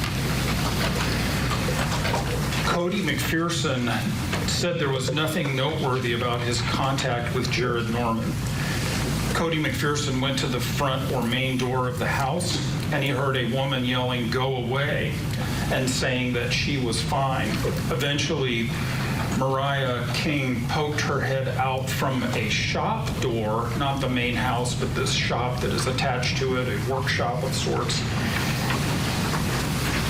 and she talked to Officer McPherson. She told him, after he asked her, "Are you okay?" She said that she was all right. She said that she was fine, and she asked for him to leave. Officer McPherson noted that she was screaming, that she was possibly angry, and seemed disturbed. He recalled that she probably used profanity during their interchange. He said that Mr. Norman's demeanor was seemingly embarrassed by what was happening, and it seemed like he was feeling down. He did not yell at anyone or use foul language. Mariah King didn't leave that workshop after Officer McPherson drove away. Later that night, Jared Norman discovered that the shop was locked, that she had locked herself inside this building. He eventually got in by finding a key, and he found Mariah King suspended, or partially so, with a rope around her neck. The rope was going through a ceiling eyelet in the shop. I don't know the exact height of the ceiling, but you'll hear about that sooner or later. He immediately called out for his father, who came in. They unwound the rope and they untied it. Mr. Norman started CPR between himself and his father, David. They ended up calling 911. Mr. Norman continued CPR until help arrived from the Sweet Home Fire and Ambulance District. You need a commercial break. We'll have more from that Oregon courtroom. Plus, Brian Walshe, hour, 13 minutes and counting up at Dedham, Massachusetts. Stay with us. Be right back.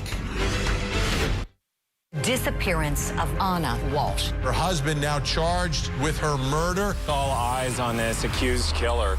The Disappearance of Anna Walshe murder trial. Live coverage today on Court TV. Tonight, on closing arguments, Brian Walsh's fate now rests in the hands of 12 jurors. We're live with every development as deliberations get underway. Closing arguments with Vinnie Politan tonight at 8, 7 Central, only on Court TV.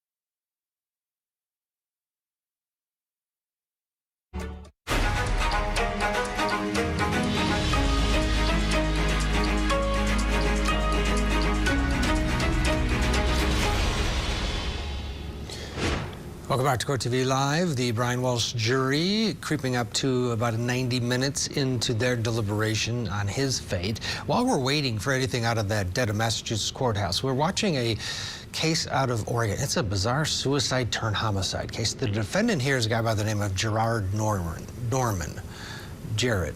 Authorities initially believed that Mariah King, his girlfriend, died by suicide last summer, but the case took a surprising turn when the medical examiner revealed that an unspent bullet was found inside of King. Let's go back to the courtroom now. The defense, we're having opening statements in this bond hearing, which took place a little while ago. Here is the defense again. We'll pick it up where we left off. Officer McPherson was actually a person who returned to the residence after this call.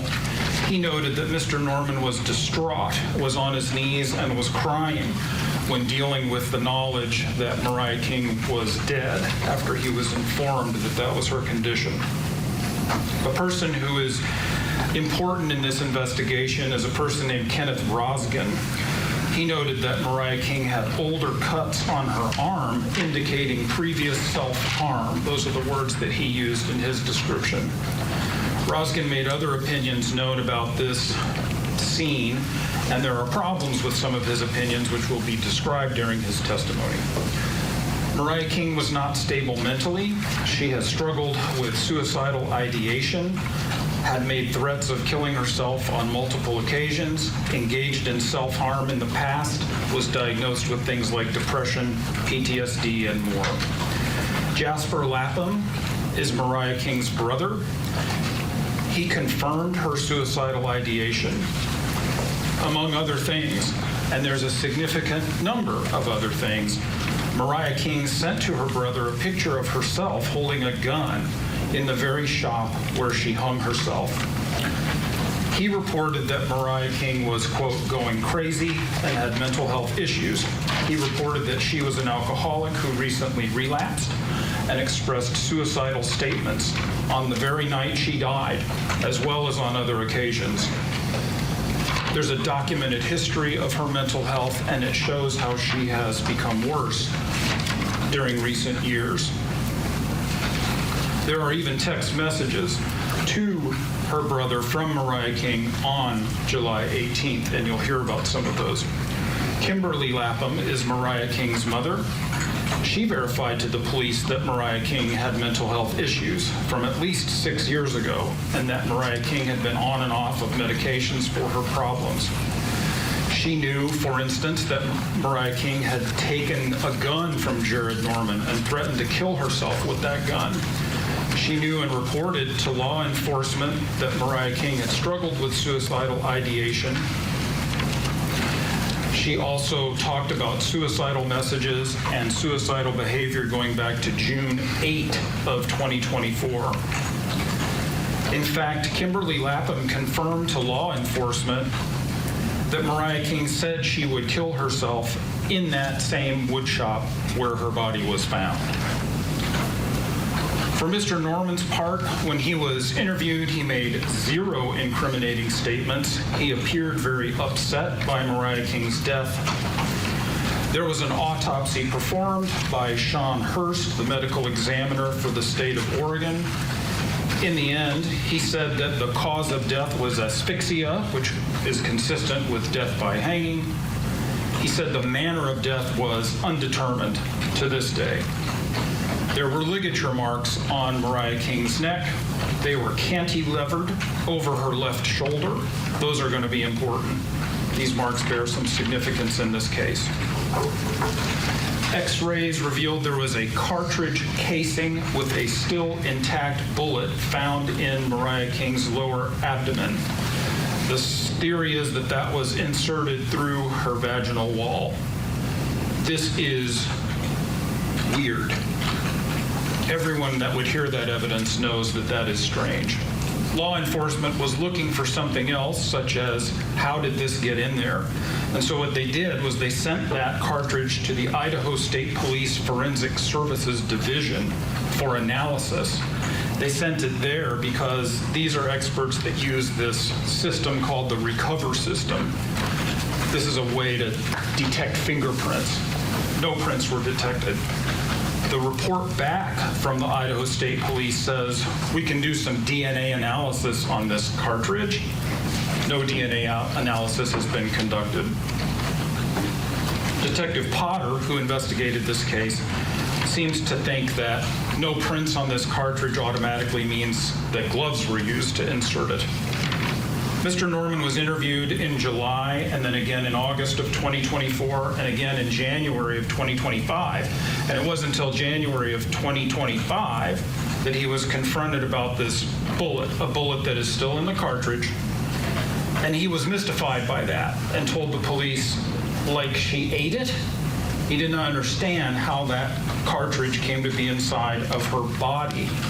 Furthermore, he admitted that it's the kind of cartridge that goes to his rifle. He said something like, that came from my rifle, or that goes with my rifle. And he also said this was a bizarre and weird occurrence that he could not understand. Detective Potter told Mr. Norman that the bullet was inserted after death. The medical examiner, Sean Hurst, disagrees with that and says this is a perimortem injury. It could have been inserted before or after death. Mr. Norman didn't make any incriminating statements ever and was open even about some of the issues that existed in his relationship with Mariah King. That's a summary of some of the things, and again, it's very different from a trial, but that's a summary of some of the things that you will hear testimony about today. All right, defense attorney laying the groundwork there for the judge in this case. Again, this was a bond hearing of a bizarre, though. The woman, initially it's a suicide. She's found hanging.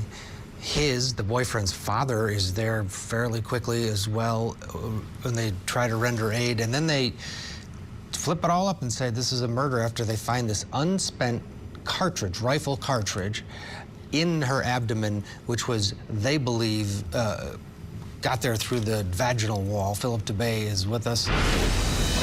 I don't know how that says murder. What's your take on this? It's weird. Believe it or not, Ted, I have seen this actually many years ago when I worked in the juvenile division in the delinquency courts. We had a young client who had a similar problem. It's a form of self-harm, and it's not, I'm not going to say common. In fact, it's rare. But basically what it is, it's a type of vaginal foreign body insertion, and sometimes they call it DFBI, literally deliberate foreign body insertion. We see it in suicidal people, even in the juvenile community.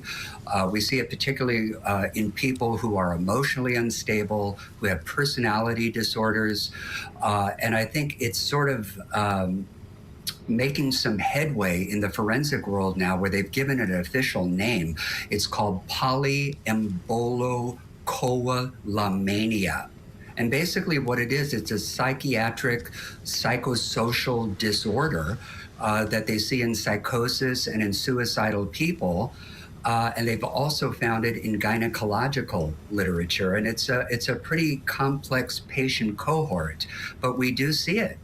It's almost like a form of self-mutilation, and it can be done, you know, pre-mortem and certainly peri-mortem, if you will, but it does not, by any stretch of the imagination, prove a murder. Yeah, and it sounds as though this case, if and when it goes to trial, will be a battle of experts, and it sounds like some of the literature you have read needs to be brought into this case. But because it's so uncommon, it'll take that, right? It'll take some expert testimony. Yes, it will. And that is an absolute defense, because they're hanging their hat on that some third person deliberately and intentionally and maybe sadistically inserted that casing into the vaginal cavity. I mean, that's the bottom line. But the truth is, it is a form of self-harm. Again, it goes to that DFBI, the deliberate foreign body insertion. And again, more scientifically, they call it polyembolocoalamania. and it's actually in the literature, and it's really starting to take off, frankly, though, in the gynecological world, where more and more gynecologists are seeing evidence of this, and they're all scratching their heads because they're not trained in psychiatrics and they're not trained in forensics. They're there really to treat the medical aspect. Well, Philip DeBay, that's why we have you. You have all the information we're after, and we appreciate you. Enjoy your weekend. We need a break. More from Oregon. And Brian Walshe, what is the jury thinking about? Good golly.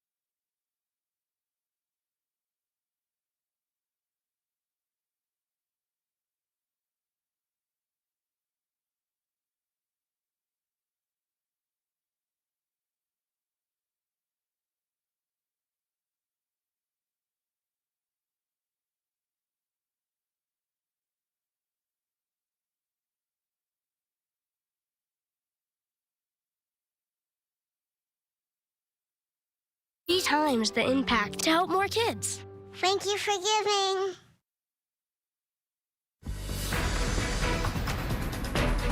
And welcome back to Court TV Live. I'm Kelly Craft, sitting in today for Michael Ayala. Thank you so much for being with us on this Friday, and it is a busy one here at Court TV. We are in Ohio. Day 3 of testimony continues for Paul Hicks. He is the man accused of drowning his estranged wife. This was in a car nearly 25 years ago. Also, we are in Florida. The penalty phase remains underway for Jason Menenges, who pled guilty to the October 2021 murder of an officer. Closing arguments begin there on Monday. In Michigan, former University of Michigan head coach Sharon Moore, he appeared in court via Zoom. He was charged with several crimes, including home invasion and stalking a person that he was dating. And finally, in Massachusetts, a jury is deliberating the fate of Brian Walshe. He is accused of killing and dismembering his wife, but he says that she died a sudden death. And that is where we begin this hour. Why don't we go ahead and bring in trial attorney Tamika Rabowski to discuss what we've been seeing so far there in Massachusetts. Not much so far, because we have the jury deliberation clock up. We're at an hour and 33 minutes, so not too long. Talk to us about what you think is taking place in that deliberations room right now, Tamika.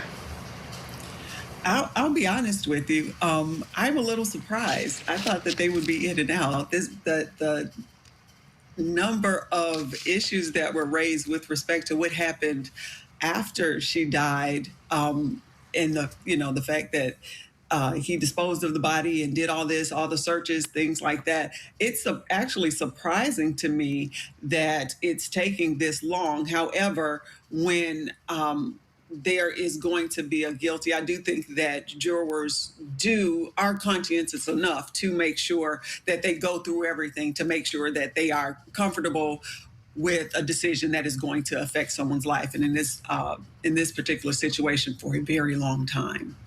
Tamika, do you think any of them are maybe considering some of the arguments, and they're considering the arguments by the defense, that's what they're supposed to do, but in regard to this idea that he panicked, he didn't know what to do, and so then he chose to do what we've all heard about, chopping up his wife and getting rid of the body. Plausible at all? I mean, do you think it's possible they're thinking this? I think that goes to what I'm saying in terms of making sure they go through every single thing.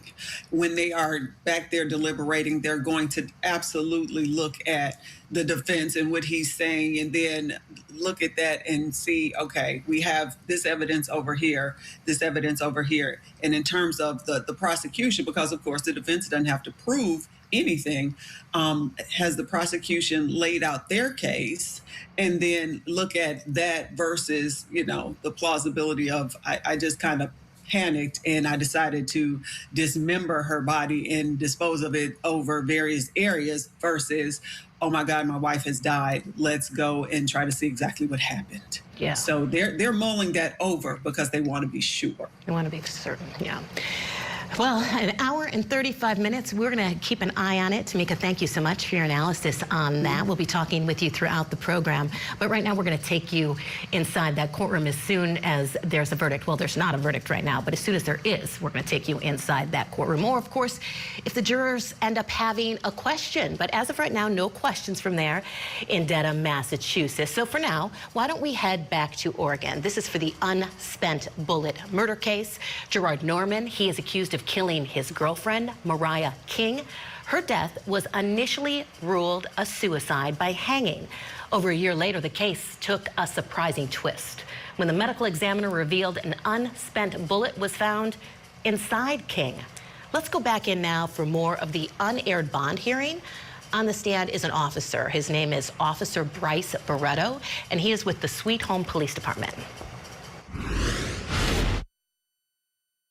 Were you on duty on July 18th of 2024? Yes, I was. And did you respond to a call at Sweet Home? Yes. About what time? It was approximately 10:50 p.m.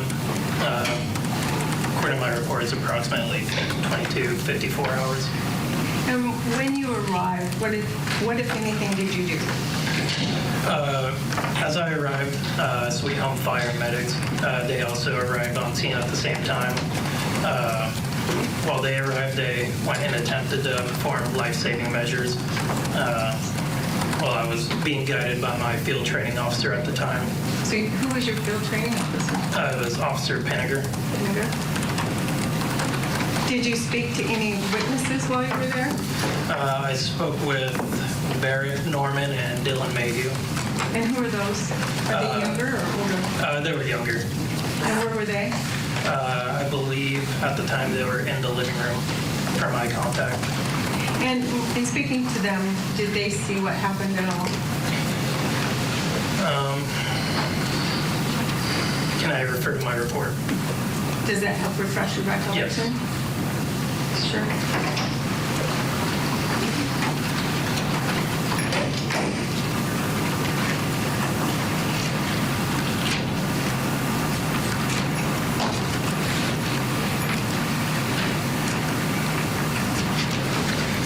When I spoke with Barrett, he told me that there was an argument that happened between Jared and Mariah, but he stated that it was verbal only.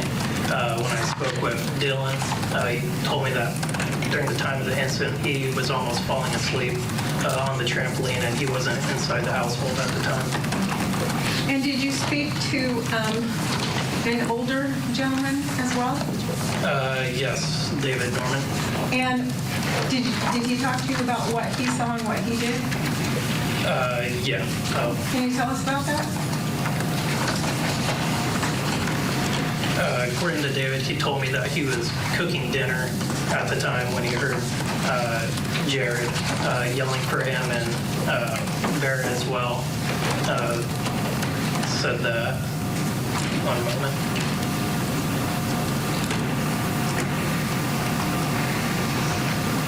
That's when they found Mariah in the shop. Did he tell you about anything that he did? If you don't recall. I don't recall. Were you wearing a body cam? I was, yeah. Okay. And would that accurately reflect what you observed during that time? Yes. Okay. Did you eventually go into the shop? Yeah. And can you tell the court what you saw? When I went into the shop, I observed Mariah laying on the ground. I have a more detailed depiction of what I've seen in my report. Will that help you refresh your recollection to review that? When I went in, I observed Mariah's foot that was laying on a noose, as well as there was a pile of rope that was near her head when she was laying in the shop. We did everything we could do to help. She found some cardiac medications. We were breathing for her. We put an IV in her leg bone. We gave her a bunch of medicines. So at this point, there's nothing more we can do. So she has passed. There's nothing we can do at this point. What could you tell me what happened when you was she hanging on the rope when you came? How did you get her down? What position was she sitting in? Do you have any idea about how long possibly she was there for? When was the last time you talked with her? There was another officer here doing a wellness check on her. Okay. That was the last time I heard her. I went in there. She was on the floor. Her arms could reach the ground. Her butt was on the ground, but her neck was in the rope. And the rope was hanging from the hook right above where she was at.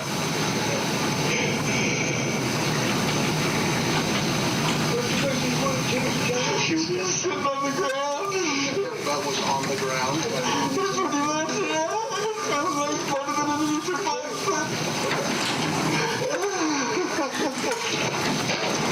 So take photos. Well, I picked her up and I asked her my dad to come out and get the rest of the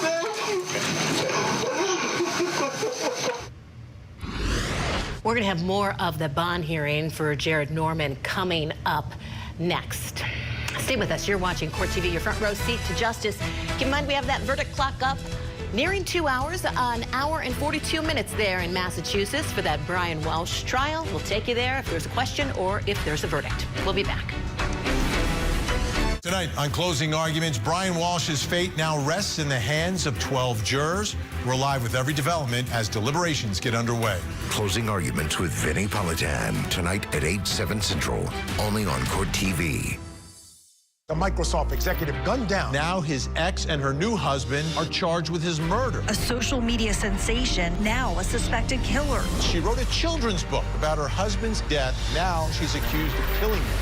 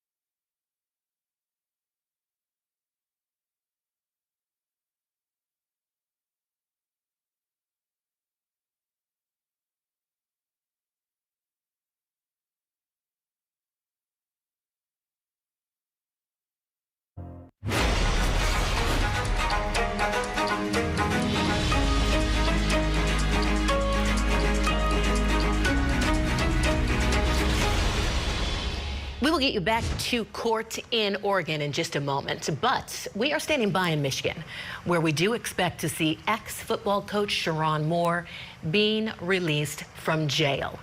He was fired as Michigan's head football coach earlier this week for what the school is calling an inappropriate relationship with a staff member. We will, of course, keep you updated there. But in the meantime, let's get back to that bond hearing out of Oregon. This is in the bizarre suicide turned homicide case. Did Gerard Norman kill his girlfriend in an attempt to make it look like a suicide? Well, that's what prosecutors are saying happened to Mariah King. Let's go back into the hearing now for Mr. Norman. We're going to listen to some more unaired testimony. Still on the stand is the officer, Bryce Barretto. He's now on cross. So, officer, let me start with a few other questions for you. So you indicated 20 months you've been on the force at Sweet Home? Yes. So your first job as an officer? Yeah. So back when this happened, which was 14 months ago, you were 6 months in? Yeah, just about. And you were still out with a field training officer? That's correct. All right. And I understand the Sweet Home Police Department is a pretty small department? Yeah. There was just a couple officers on duty that night? Yeah. All right. When you got the call out to go over to the house on Nandina Street, first off, just so the judge knows, that's like you can see it from the front door of the Sweet Home Police Department, can't you? Yeah, it's like on the other side of the lot. It's very close. You were aware that maybe an hour and a half earlier, Officer McPherson had gone over already on a welfare check, right? Yeah. And that was a welfare check. If you need to refresh your memory from your report, feel free. It was a welfare check called in by King's mother for some concerns about self-harming behavior, something to that effect?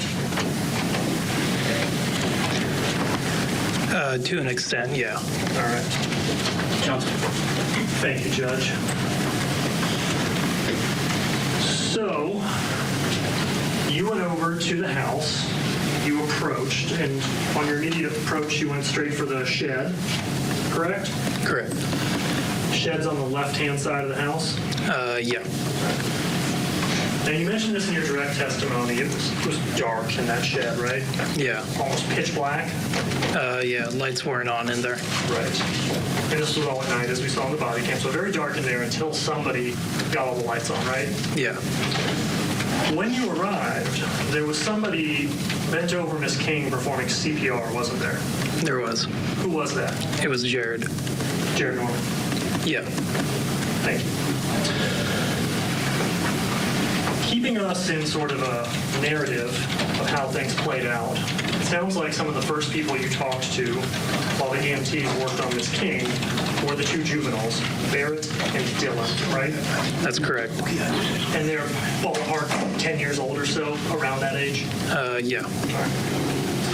Now, they both talked to you about how, essentially, and I'm paraphrasing, so correct me if I'm wrong, it was a relatively normal evening.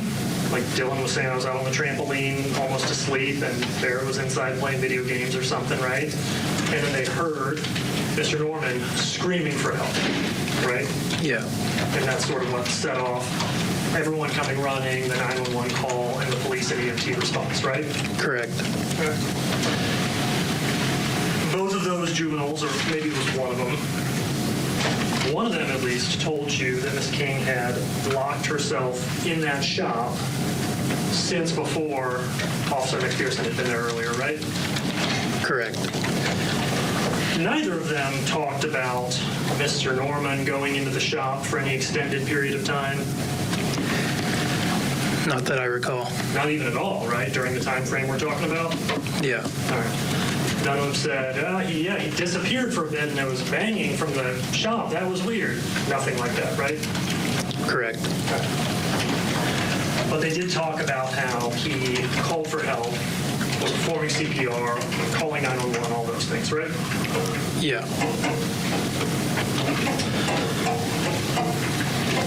The rope that we've been discussing was running through an eyelet that was in the ceiling of the shed, right? Correct. And this eyelet, there was then sort of a larger carabiner attached to it? I'm not too familiar with how the eye looked. That's all right. We got photos, so we don't have to spend too much time on that. But speaking of photos, let me ask you about a few of these. So we got States 11, which is a photo of a leather quiver holding what looks like about 20 rifle cartridges, yeah? Correct. You mentioned, where'd you find that quiver? In one of the bedrooms. In one of the bedrooms. It wasn't in like a locked gun safe or ammunition safe or anything, was it? No. Was it just kind of sitting out in the open or in a closet, like up on a shelf or something? I believe so. First off, in these photographs of the knife on the bed, there's this blanket here.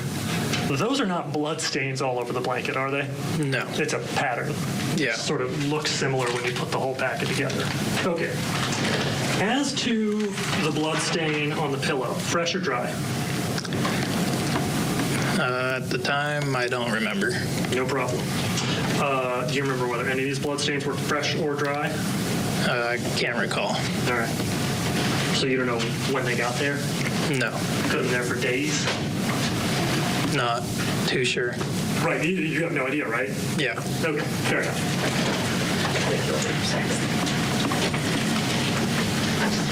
And that was not something that you particularly documented in any way that jumps out in your memory? No. That's fine. You talked about Miss King's phone and you looking through it, right? Correct. Were you the one that found it and powered it on and started looking through it? It was either me or Officer Pinniger. Do you recall if you were the one that turned it on and started looking through it? Did it power on or was it already powered on? I don't recall.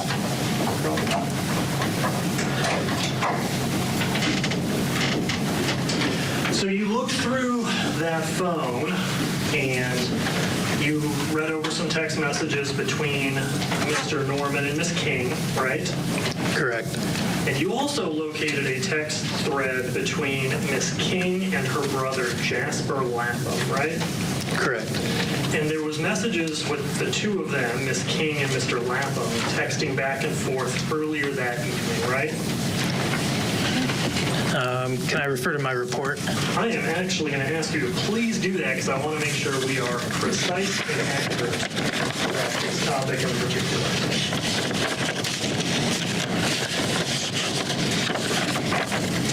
You're looking at is page 3, about the second full paragraph.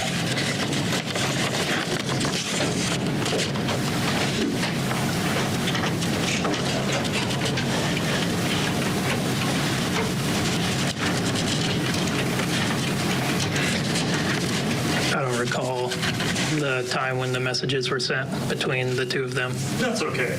We have some other witnesses that might be able to address that, but let me ask you this. In those text messages, did Miss King make any threats of any kind? She made threats of suicide. Were you asking for permission to answer that question by looking over here? No. Okay. Would you please read to the judge that next paragraph of what Jasper Lapham texted back to Miss King in response to her threat of suicide? In the third paragraph? Yep.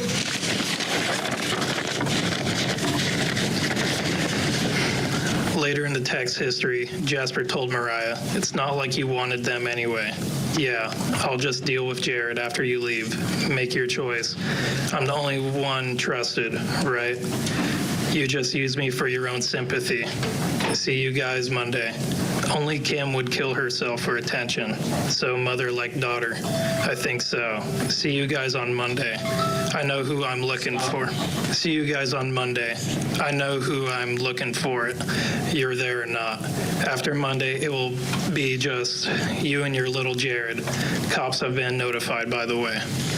Did you also locate a few other messages that seemed to have come through her email that were sort of in the same tone and flavor of this argument? That's correct. And did you see in the midst of Miss King's text back that she texted her brother a photo of her hand holding an item inside of that shop? I don't recall. Perhaps if you want to direct yourself back to that second paragraph on that same page, last sentence or two of that paragraph.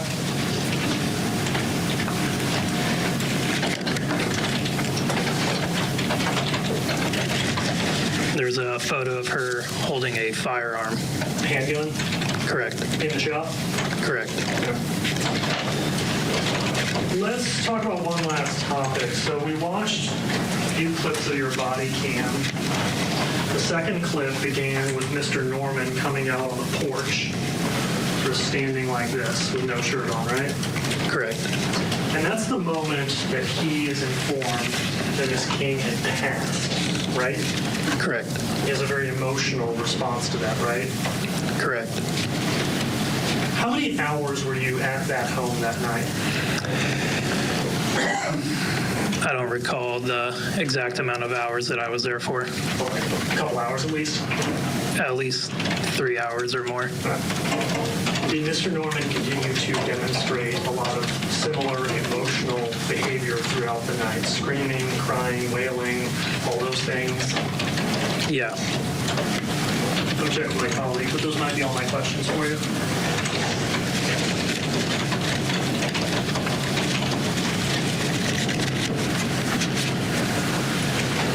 Just one item to clarify.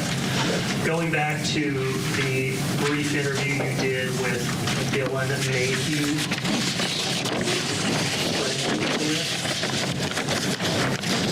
Feel free to refresh your recollection, but do you recall if one of the things he told you was that he actually saw Miss King in the shop with the noose around her neck and all the screams for help and kind of everybody coming and running?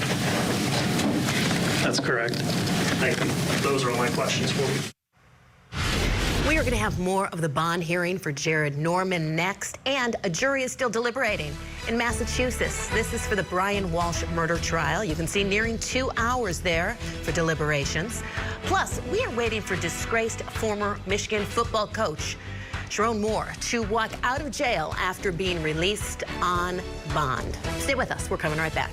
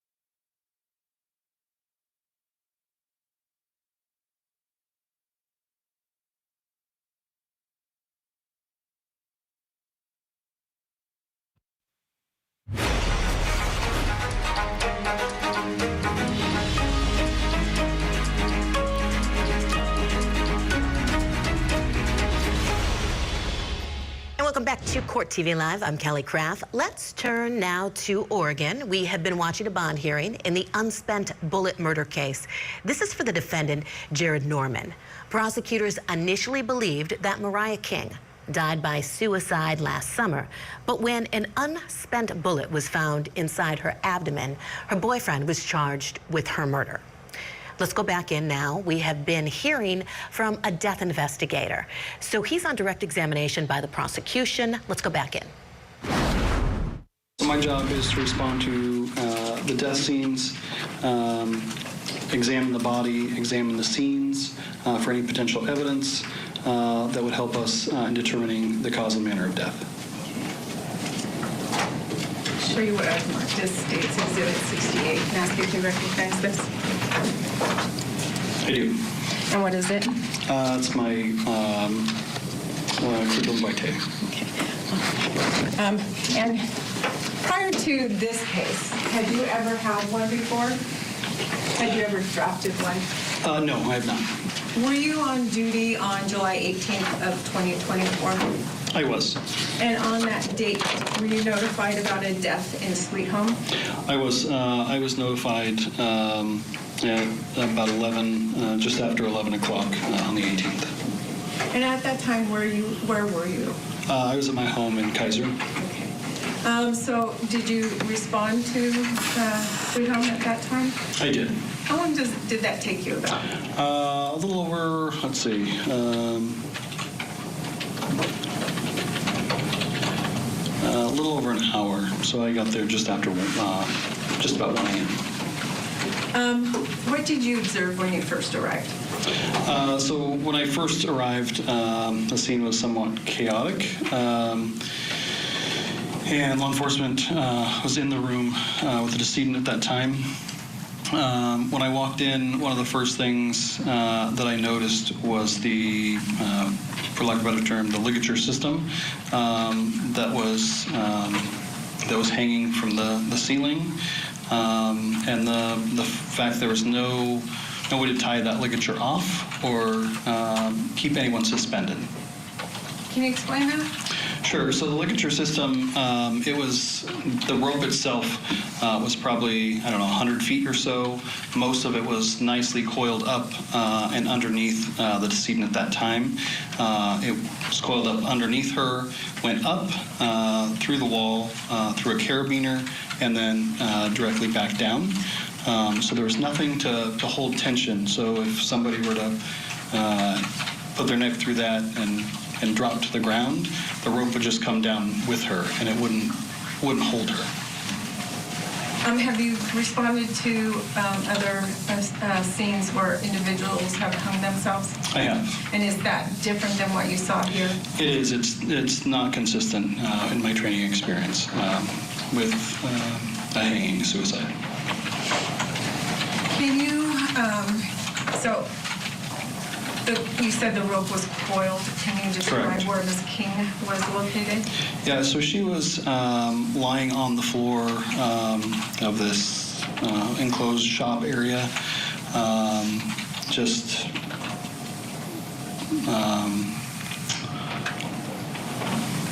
a couple feet, or with her head away from that ligature system.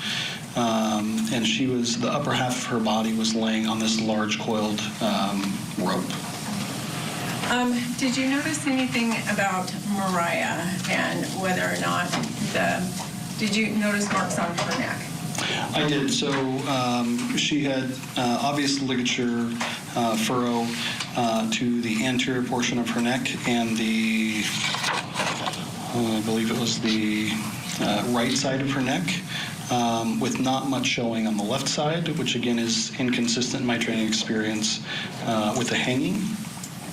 She also had multiple bruises to her head. In fact, she had 2 large bumps on her head, as well as bruising. She had bruising on her arms. She had bruising pretty much all over. including some abrasions to her knuckles. To what? Her knuckles. Her knuckles? So you said it was not, the ligature marks on Mariah Kennedy's neck were not consistent with a ligature hanging. What did you mean? That's correct. So usually when somebody is hung, the rope goes up and behind at an angle and not directly back. So hers, again, were the anteriors, so the front portion of her neck, and the right side, and they went pretty much straight back and not angled up behind the ear. Occasionally, you'll get them, and you'll see, both sides of the rope come up to one side of the neck.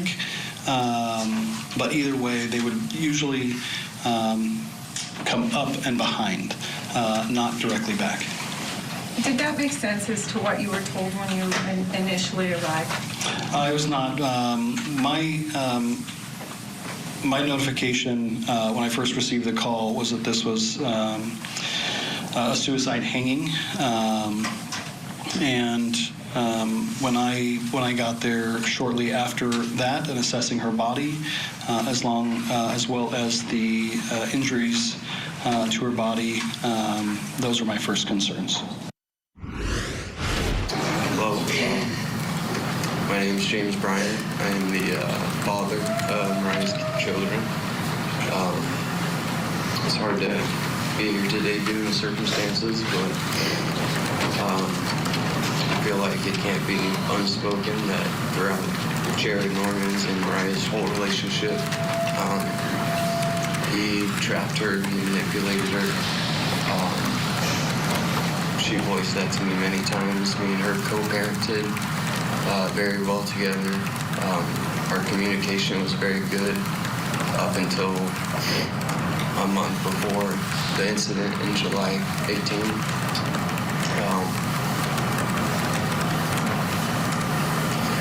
He made threats to actually kill Mariah's family and her back in 2023. A CIS investigation was called at that time, and they did do an interview, but it was held at McDonald's instead of the household that this was taking place at.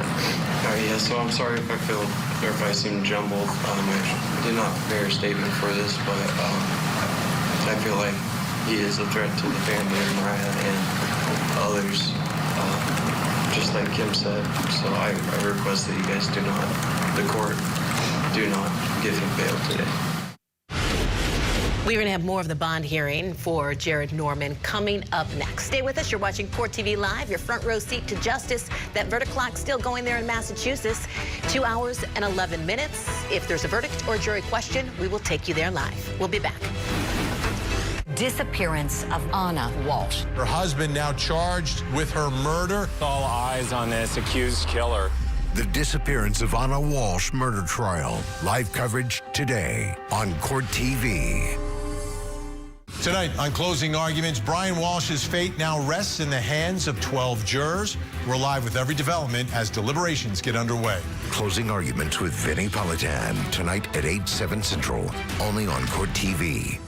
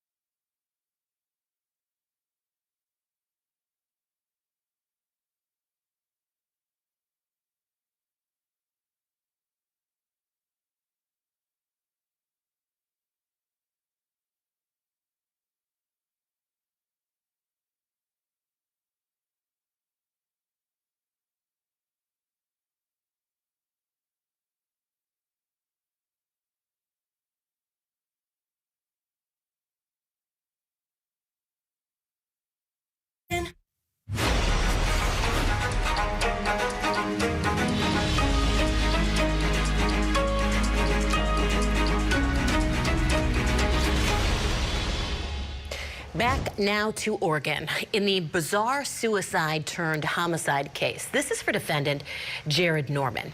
Authorities initially believed that Mariah King died by suicide last summer. But the case has taken a surprising turn when the medical examiner revealed that an unspent bullet was found inside King. Let's go back into that courtroom. We are going to pick it up with the prosecution's final statements. Thank you, Your Honor. We know that Mariah King was alive at about 9:20 when, or 9:30 when Officer McPherson went to the home to do a welfare check. He went to do a welfare check based on a call from her mom because of concerns for domestic violence. Information was that Mariah King had gone to Going Green and her mom came to Going Green and saw and had contact with her and then makes the welfare check to Sweet Home PD. So at 9:30, Officer McPherson is there. He speaks to Miss King, doesn't note any injuries to her forehead, but does indicate there was a concern for scratches on her neck. At 10:48 is when the 911 call comes in. You have a copy of that in evidence, and that's about an hour and 18 minutes after. So at 9:30, 9:35, Miss King was alive. There were no injuries to her at that point in time, except for what Mom had reported on her neck. EMTs arrived and officers arrived about the same time. When the EMTs arrive and officers have their kind of first contact with the EMTs, Officer Barretto's video shows that EMTs are needing a flashlight to see into the shop. So there was no light on in the shop, which should be an important factor for the court to consider, because that shop, it being dark, for Mariah King to hang herself, she would have had to go shut off the lights and walk over and get the noose, put it around her, and do whatever she needed to do to hang herself. Keep in mind that the rope is nicely coiled underneath her head when the lights are on in the office, and there's being photos taken. The court has a photo of that.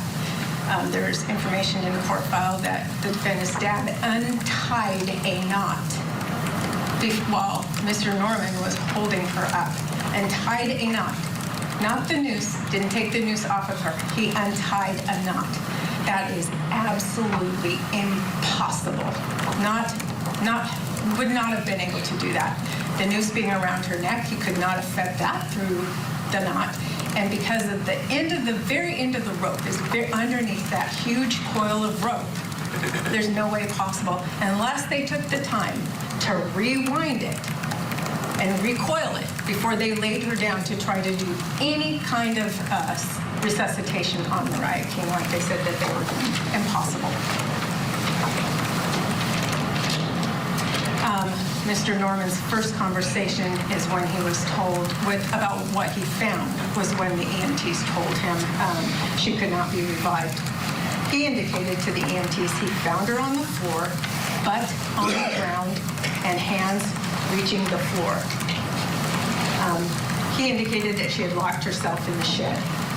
She may have locked herself in the shed, but he had a key to the shed. He was the only one who had a key to the shed. And he actually was able to go and unlock the shed to check on her. He was the only one with the key. So her locking herself in the shed makes no sense when he's the one who has a key to the shed and he could always go and unlock it.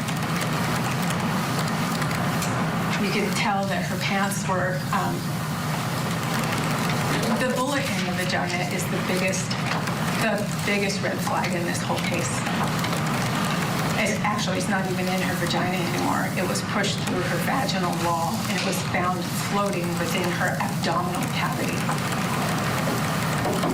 Dr. Hurst even indicated in his grand jury testimony that it would take a great deal of force and it would cause a great deal of pain for anybody to do that to themselves. Now, whether it's perimortem or postmortem, in order to, for a female to do this to herself, you have to think about this. She would have to exert an extreme amount of pressure to push it through her vaginal wall. And while she's in a great deal of pain, she would have to walk herself over, make sure she's hanging herself, like almost instantly, for that to even make any sense. Any sense. Not only that, she doesn't have, she has some other suspicious marks, as Dr. Hurst indicated. She has these knots on her head and her forehead that were not visible to Officer McPherson. Mom didn't indicate in the call for a welfare check about those. She only indicated there were scratches on her neck. Kenneth Rosgan, his duties are defined under ORS 146-085 to 146-107. He indicated to the court that there was not a bite in the rope, which means there was nothing to stop the rope. You don't have to be a rocket scientist to figure out that you need to have something that'll stop that rope so you don't end up on your butt and your hands on the ground so that you are strangling yourself. That's just a common sense kind of thing. He also testified there was no way to keep somebody suspended.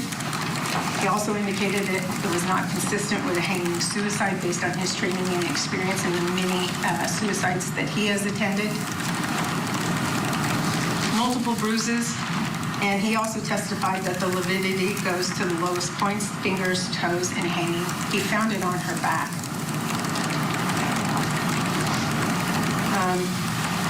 His job is to respond to death scenes and examine the body, examine the scenes for any potential evidence that would help in determining cause and manner of death. Yes, he cannot certify cause and manner, which means he can't put it on a death certificate. He can't do a death certificate, but he can investigate and come up with his own determinations to give to the ME about the cause and manner of death. That is his job. The injury to the back of her head was not noticed when he did his initial examination. He didn't find any blood on the ground, and he didn't have any blood on his gloves as he testified. There is some Mr. Rosgan and Detective Potter both indicated that they did have a conference with Dr. Hurst, and Dr. Hurst did indicate to them that he believed it was post-mortem. Now he's saying perimortem in his final report, well, in his grand jury testimony. So there is that potential.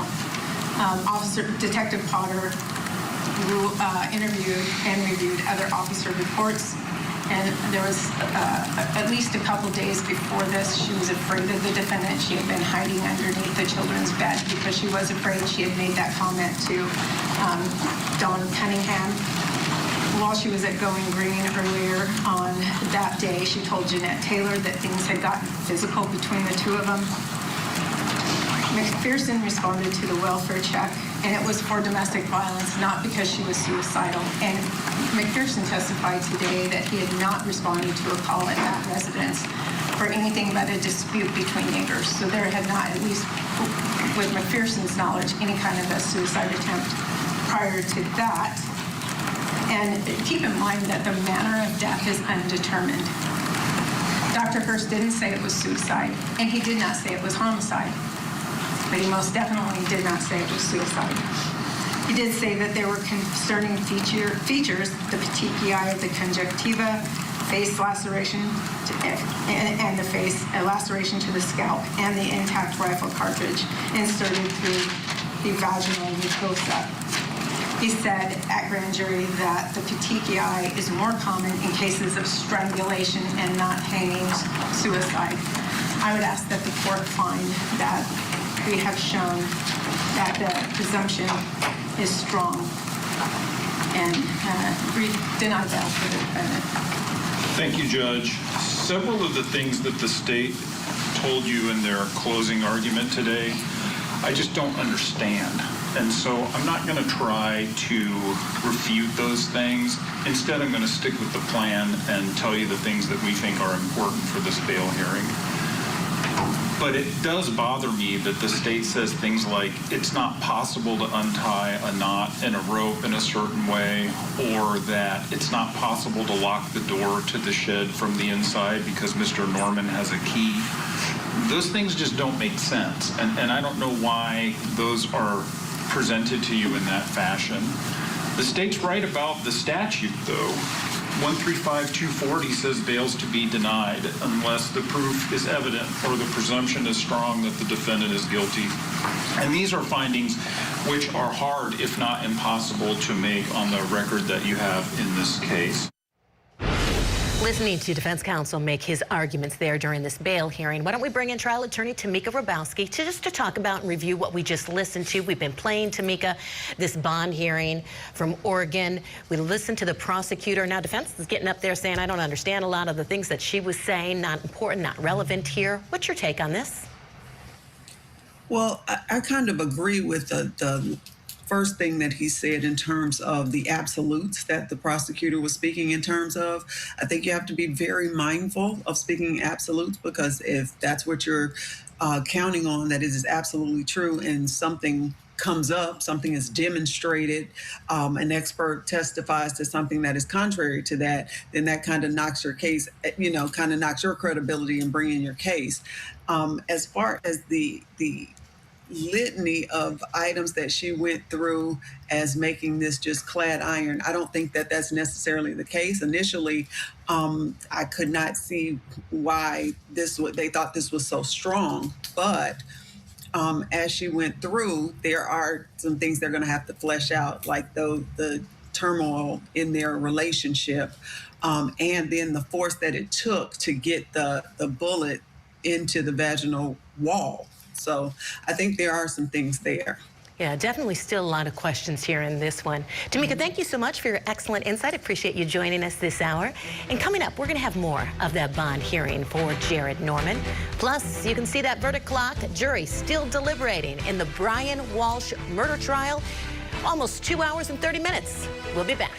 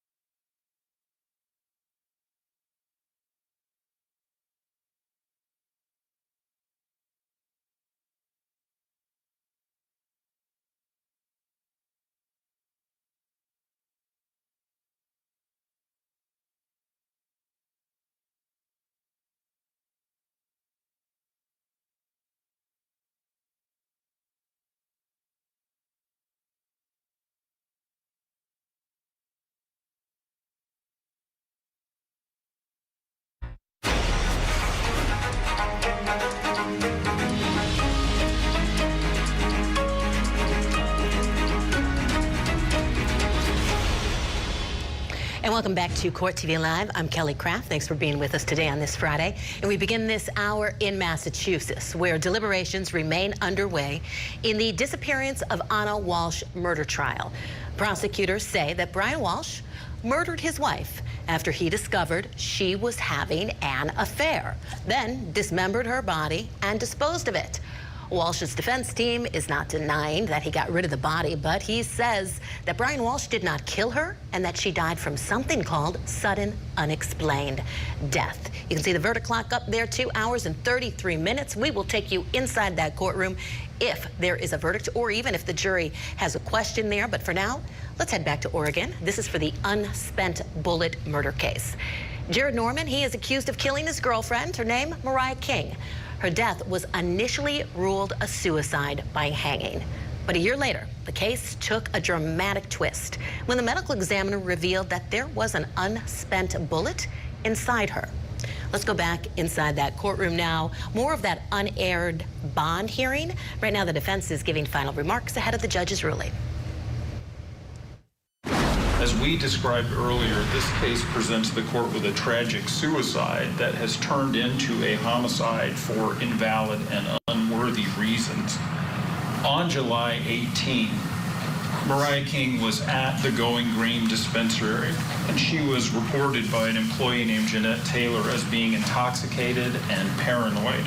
She had some scratch marks on her neck. Mariah King spoke to that employee about self-harm, and in fact explained those scratches as a suicide attempt. She talked to her mother about them when her mother arrived and was heard saying, "I tried to stop myself from breathing." Jeanette Taylor said that Mariah King was a mess when she talked about this self-harm. She was off the chain, she was erratic. These things were confirmed by Detective Potter when he interviewed Jeanette Taylor. Mariah King was extremely restless, extremely distressed, in tears, and borderline hyperventilating. During that conversation, Mariah King's mother, Kim Lapham, said she was done with Mariah King. She said, "Don't call me again," to Jeanette Taylor, "call the cops."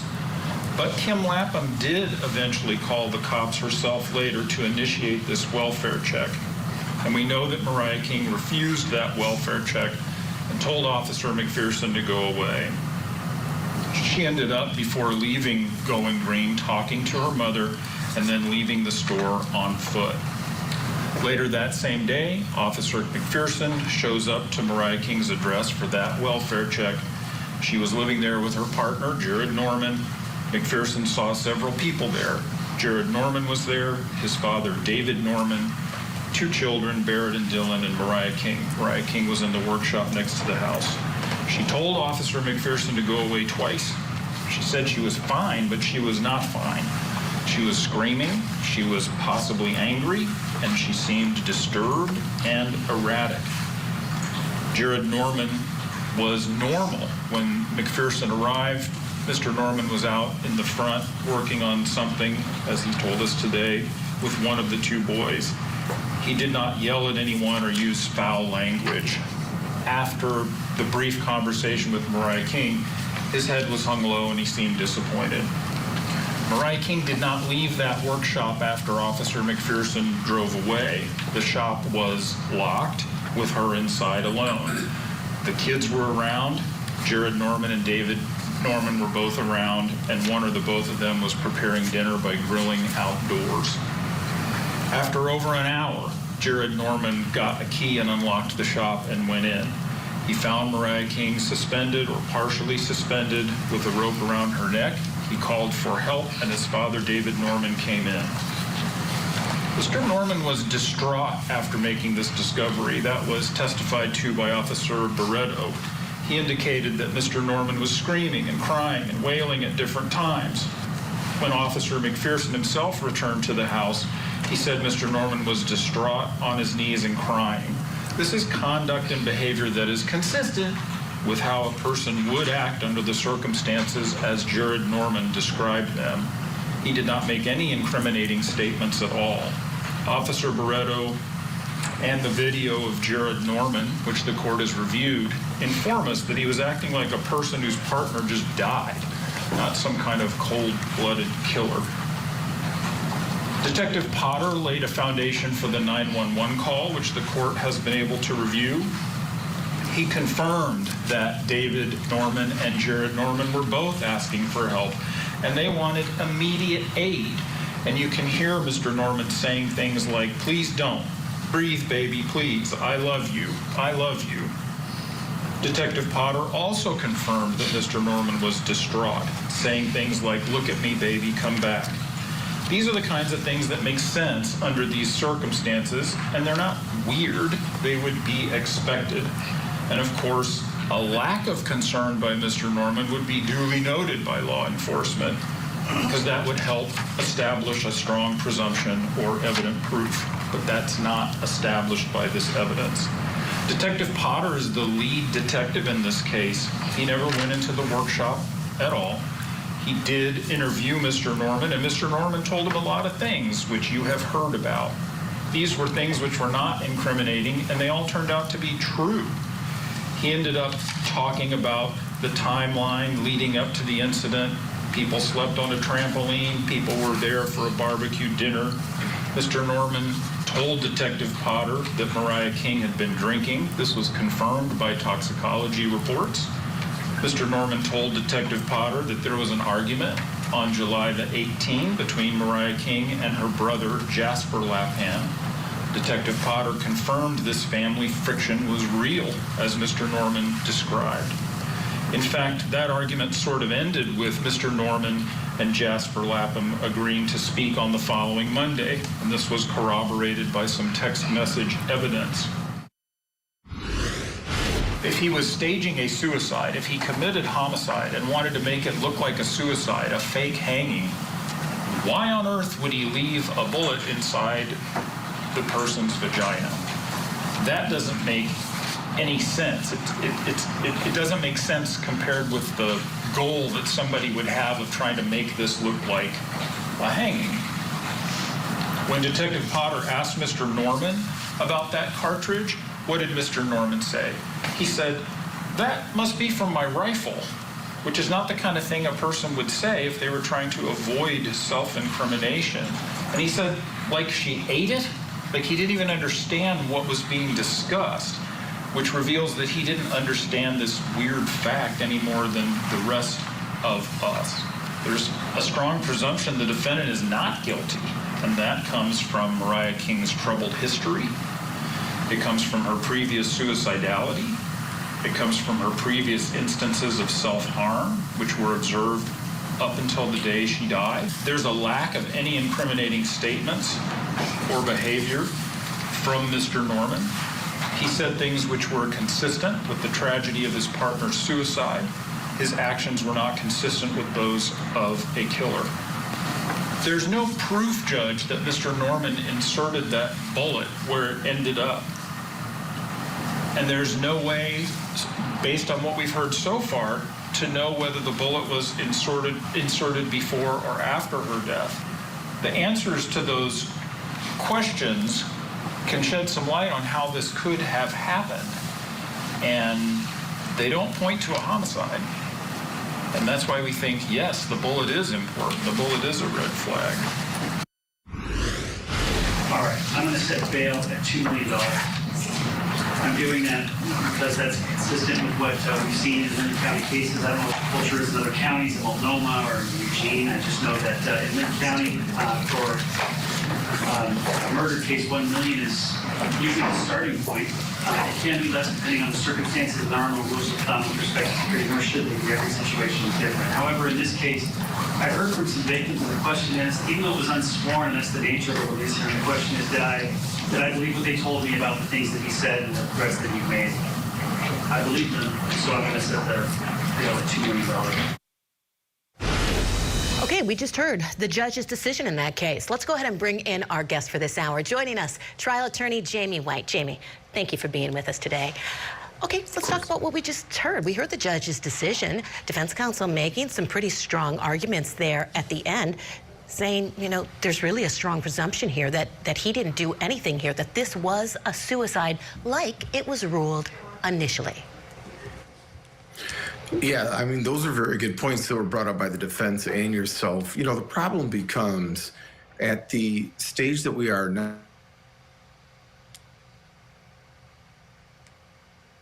two separate things distinctly. And, you know, one of those things is whether or not someone is an immediate harm to the community, which is a very valid concern here, their likelihood to reappear, and, you know, any other sort of extrajudicial things that may be involved. But the facts of the case and how it happened and why it happened, there's a time and a place for that, and this hearing is not it. That day is coming, but for now, the court's only real concern is, should he stay in jail or should he be allowed to relieve under some set of circumstances? So on its face, the judge's initial ruling appears to me to be reasonable, but it does bring extraordinary questions about what we're going to hear in the next phases of this hearing. Yeah, the next phases are going to be good to watch. Jamie, thank you so much. We are going to squeeze in a break, and when we come back, we are going to head to Florida, where closing arguments are set to begin on Monday. This is in the penalty phase for Jason Venegas.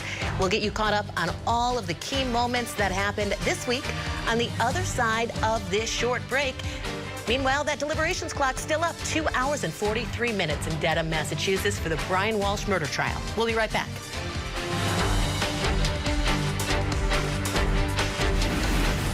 Coming soon to Court TV. The Microsoft executive gunned down. Now his ex and her new husband are charged with his murder. I'm gonna kill her. An alleged murder plot involving a family's au pair and the married father she worked for. A social media sensation, now a suspected killer. Why do you have something against me? She wrote a children's book about her husband's death. Now she's accused of killing him. The high-stakes trials you don't want to miss. Coming soon, only on Court TV.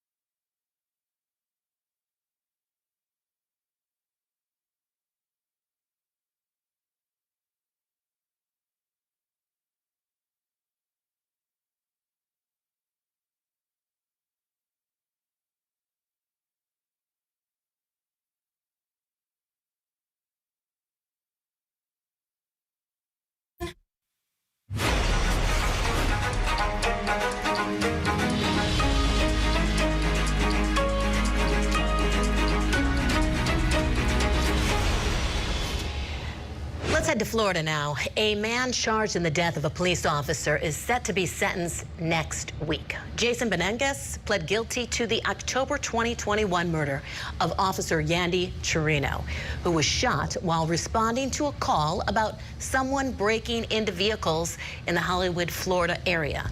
Chirino made contact with the suspect, who was later identified as Benengues. The two ended up getting into a little fight, and Benengues allegedly shot Chirino in the face, and he did plead guilty to that. So the trial didn't have a regular trial. This went straight to the penalty phase, and that has been underway while we were covering the Brian Walshe murder trial. So we were there in Massachusetts covering that. This was going on simultaneously. So why don't we go ahead and get you caught up on day one of that penalty phase for this case. This is for Benengues with our Scripps affiliate there in Florida. In Washington, D.C., across a limestone wall at the National Law Enforcement Officers Memorial, the name Yandy Chirino is carved in the stone. Prosecutor Christine Bradley presented her opening statement this morning to a 12-person jury who will have to determine whether life or death is the appropriate punishment for Jason Benengues, who in October told the court he is guilty of shooting and killing Hollywood police officer Yandy Chirino in 2021 when the officer was responding to a call of a suspicious person checking for unlocked cars. The state of Florida is asking each and every one of you to impose the ultimate penalty, the death penalty in this case. Doubt he was shot. The jury also heard from one of the first responding officers and Chirino's best friend, Detective Manuel Rodriguez Blevins. I was still dealing with the defendant.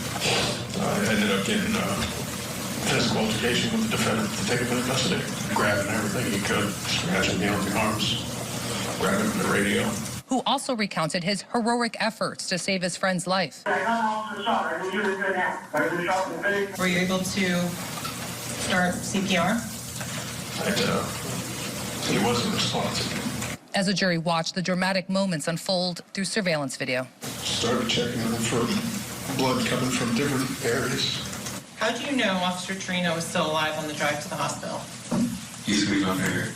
And set to the somber sounds of the officers' friends and family crying in the courtroom. He would have volunteered to dress up as the Easter Bunny or the clowns and magically make us laugh. His colleague and close friend, Hollywood officer Henry Martinez, read a victim impact statement into the record. A man that loved his family, loved his job. Coming up, we're going to have more of that penalty phase for Jason Benengues taking place in Florida. Plus, you see at the bottom of your screen, Brian Walshe will soon learn his fate in Massachusetts. He stands accused of killing and dismembering his wife, Anna. So why don't we talk about that? Jurors have been out now for nearly 3 hours. Jamie White's still with us. Jamie, okay, I was taking a look at what the verdict form there is. It's a straightforward one. A lot of times the jurors don't have something so straightforward, and I was just writing it down. It's pretty simple. It's just not guilty, guilty first-degree murder, guilty second-degree murder. So that's what they're deliberating on back there. Right. What are your thoughts? Well, I think you absolutely summarized what's going on here. The third point of your summary is the one that's at issue. First-degree murder is some level of premeditation, some level of like, I'm going to kill my wife, and this is the plan I'm going to put in place. I'm not suggesting there wasn't some of that evidence here. Clearly, this man was all over the place. But I think the jury, I've put it in a position of like, how do we deal with beyond reasonable doubt and also these options we have in front of us? Well, the easy get out is second-degree murder. Even with this ridiculous story that he found her dead and then acted in a way that I'm not going to go into, your viewers have already heard it, that is just extraordinary, doesn't make sense, and is ridiculous on its face. How do you get there? You don't, but how do you get to first-degree intentional conduct when somebody's acting that irrational after the fact? That is not how people that intend to kill act. They plan, they act, and they plan accordingly. So I think if the jury's thinking about anything, they're considering whether or not the mens rea, the thinking of the defendant at the time, equated to premeditated murder, or I don't think it's put in front of the jury, but a felony that he committed left to that. What they're really considering is he killed his wife after a New Year's Eve party, and we get it. but we don't think it's intentional.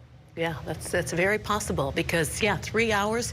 We were talking about it earlier here in the studio and in the office, and people thought maybe it would come back a lot sooner than it is, but you're probably right. They're probably thinking intentional, and defense counsel argued to them, he didn't kill. He did not kill her. He panicked. So we'll keep an eye on it, Jamie. Thank you so much. We're going to squeeze in a quick break. We're going to continue to follow the Brian Walshe situation there in Boston, in Dedham, Massachusetts, to be specific. And we'll have some other cases to talk about when we come back. You're watching Court TV Live, your front row seat to justice.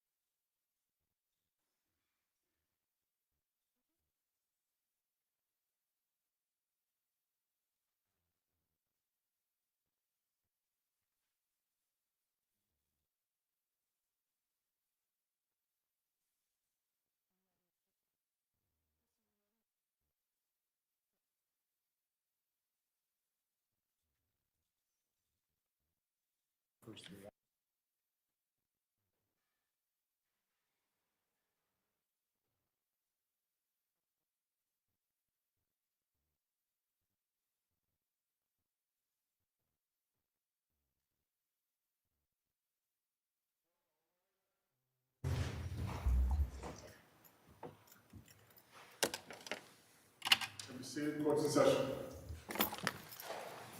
Everybody saw the question? Yes, Your Honor. My suggestion is that we, there are 265 exhibits, and I ordinarily have sent in an exhibit list that the parties have reviewed, and I would think that would be an appropriate way to assist them in their evaluation of the evidence, but it needs to be cleaned up. In particular, on a quick review of it, photo 52 should say something other than butcher paper. Yes. And 189? Also the same term? No. What were you calling it? What kind of paper? Bench? Bench paper.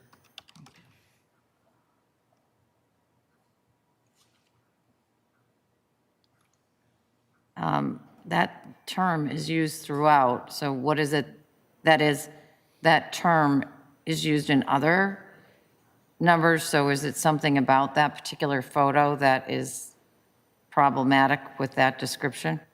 Oh, I just was, I mean, I just don't like it, but I know you don't like it, but I'm trying to distinguish between, I think there was one witness who used that term butcher paper as opposed to bench paper, and I don't think it was the witness that was associated with that. This is just the old-fashioned terminology that people often use to describe that paper. I think I used it at the side of the bench one time, not in front of the jury, but just with you. But I think that is there's a more neutral characterization that would be appropriate and more in line with what the witnesses actually testified to.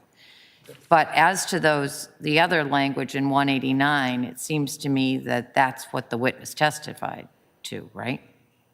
that's correct. Yes, Your Honor. Anybody, let's all take a moment to look through the list right now and see if there's anything. I'm going to do that right now. The answer to their question is 97, by the way. Yes. Let me just take the time to look through these, and you do the same.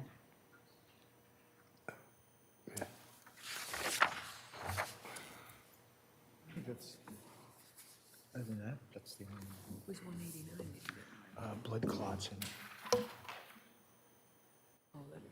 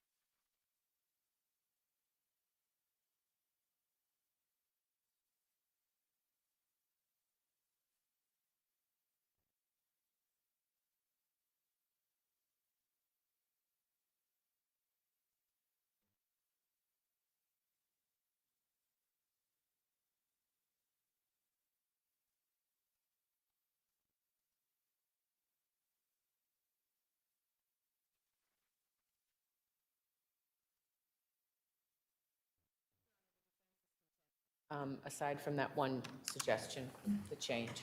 Okay? Tracy 182. oh, doing this one? 182. All right, so I'm going to write back to the jurors, and I will give them the name of, or the number of the photo, which is, I'll answer it as exhibit number 97, and here's an exhibit list to assist you. Thank you, Your Honor.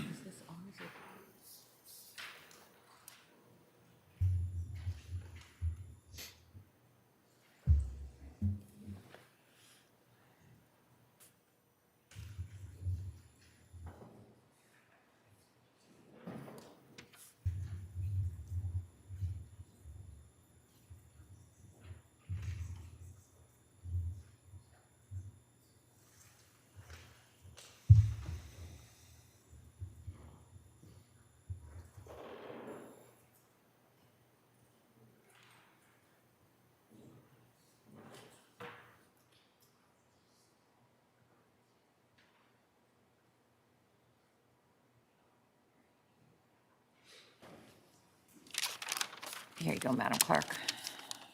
If you want to look at it, you're welcome to. It's pretty straightforward. Thank you. Court's in recess.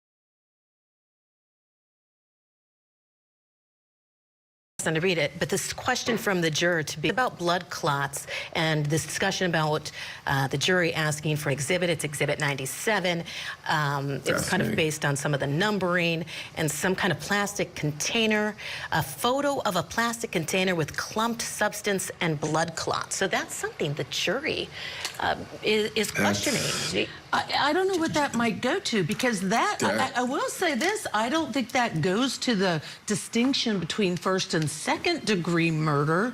Does this go to guilty, not guilty? And perhaps there was a picture of Anna Walshe lying on the rug, I understand as well, maybe to see the position of her body, maybe to see how much body matter, so to speak, was in that plastic container. An interesting question from the jury, Kelly. Very, very interesting. Yeah, Brian Walshe, the argument was basically he got up and he nudged her. He was downstairs doing some stuff after that celebration of New Year's, came upstairs, nudged her, and then she fell off and she was dead. Jamie, you were going to say something. What do you have? Well, I think the judge's points are just really fascinating, and clearly something over a short period of time the jury has dug into, and that is, you know, we are allowed to take some common sense into the jury room. We always get scared when the jury does that too much, but it does appear they're looking at what I would say is common sense to some degree, and that is how long it takes blood to coagulate and how long it takes for muscles to atrophy to a point where you can make a determination of death. So if a time frame suggests that the blood should have been this way when it in fact was this way, those are the sorts of things that hang up juries. Yeah. I mean, Judge Ashley, it's just such a bizarre, if you will, situation, because right before trial, we were gearing up for this case, and then Brian Walshe pled guilty. That's right. He pled guilty to misleading police and improper conveyance of a human body. And so then we were like, okay, there goes those two. But we still had this murder charge. He did not plead guilty to that. But definitely so many moving parts in this case, leading up to it even. I agree with you. And I think it's important to note the jury doesn't know that he pled to those two charges. He, during one of his 3 statements to law enforcement, he now says he lied in those statements. But in one of those, he even spoke about dismembering the body, as I recall. And so when you put all this together, it seems like such an unreasonable story to believe.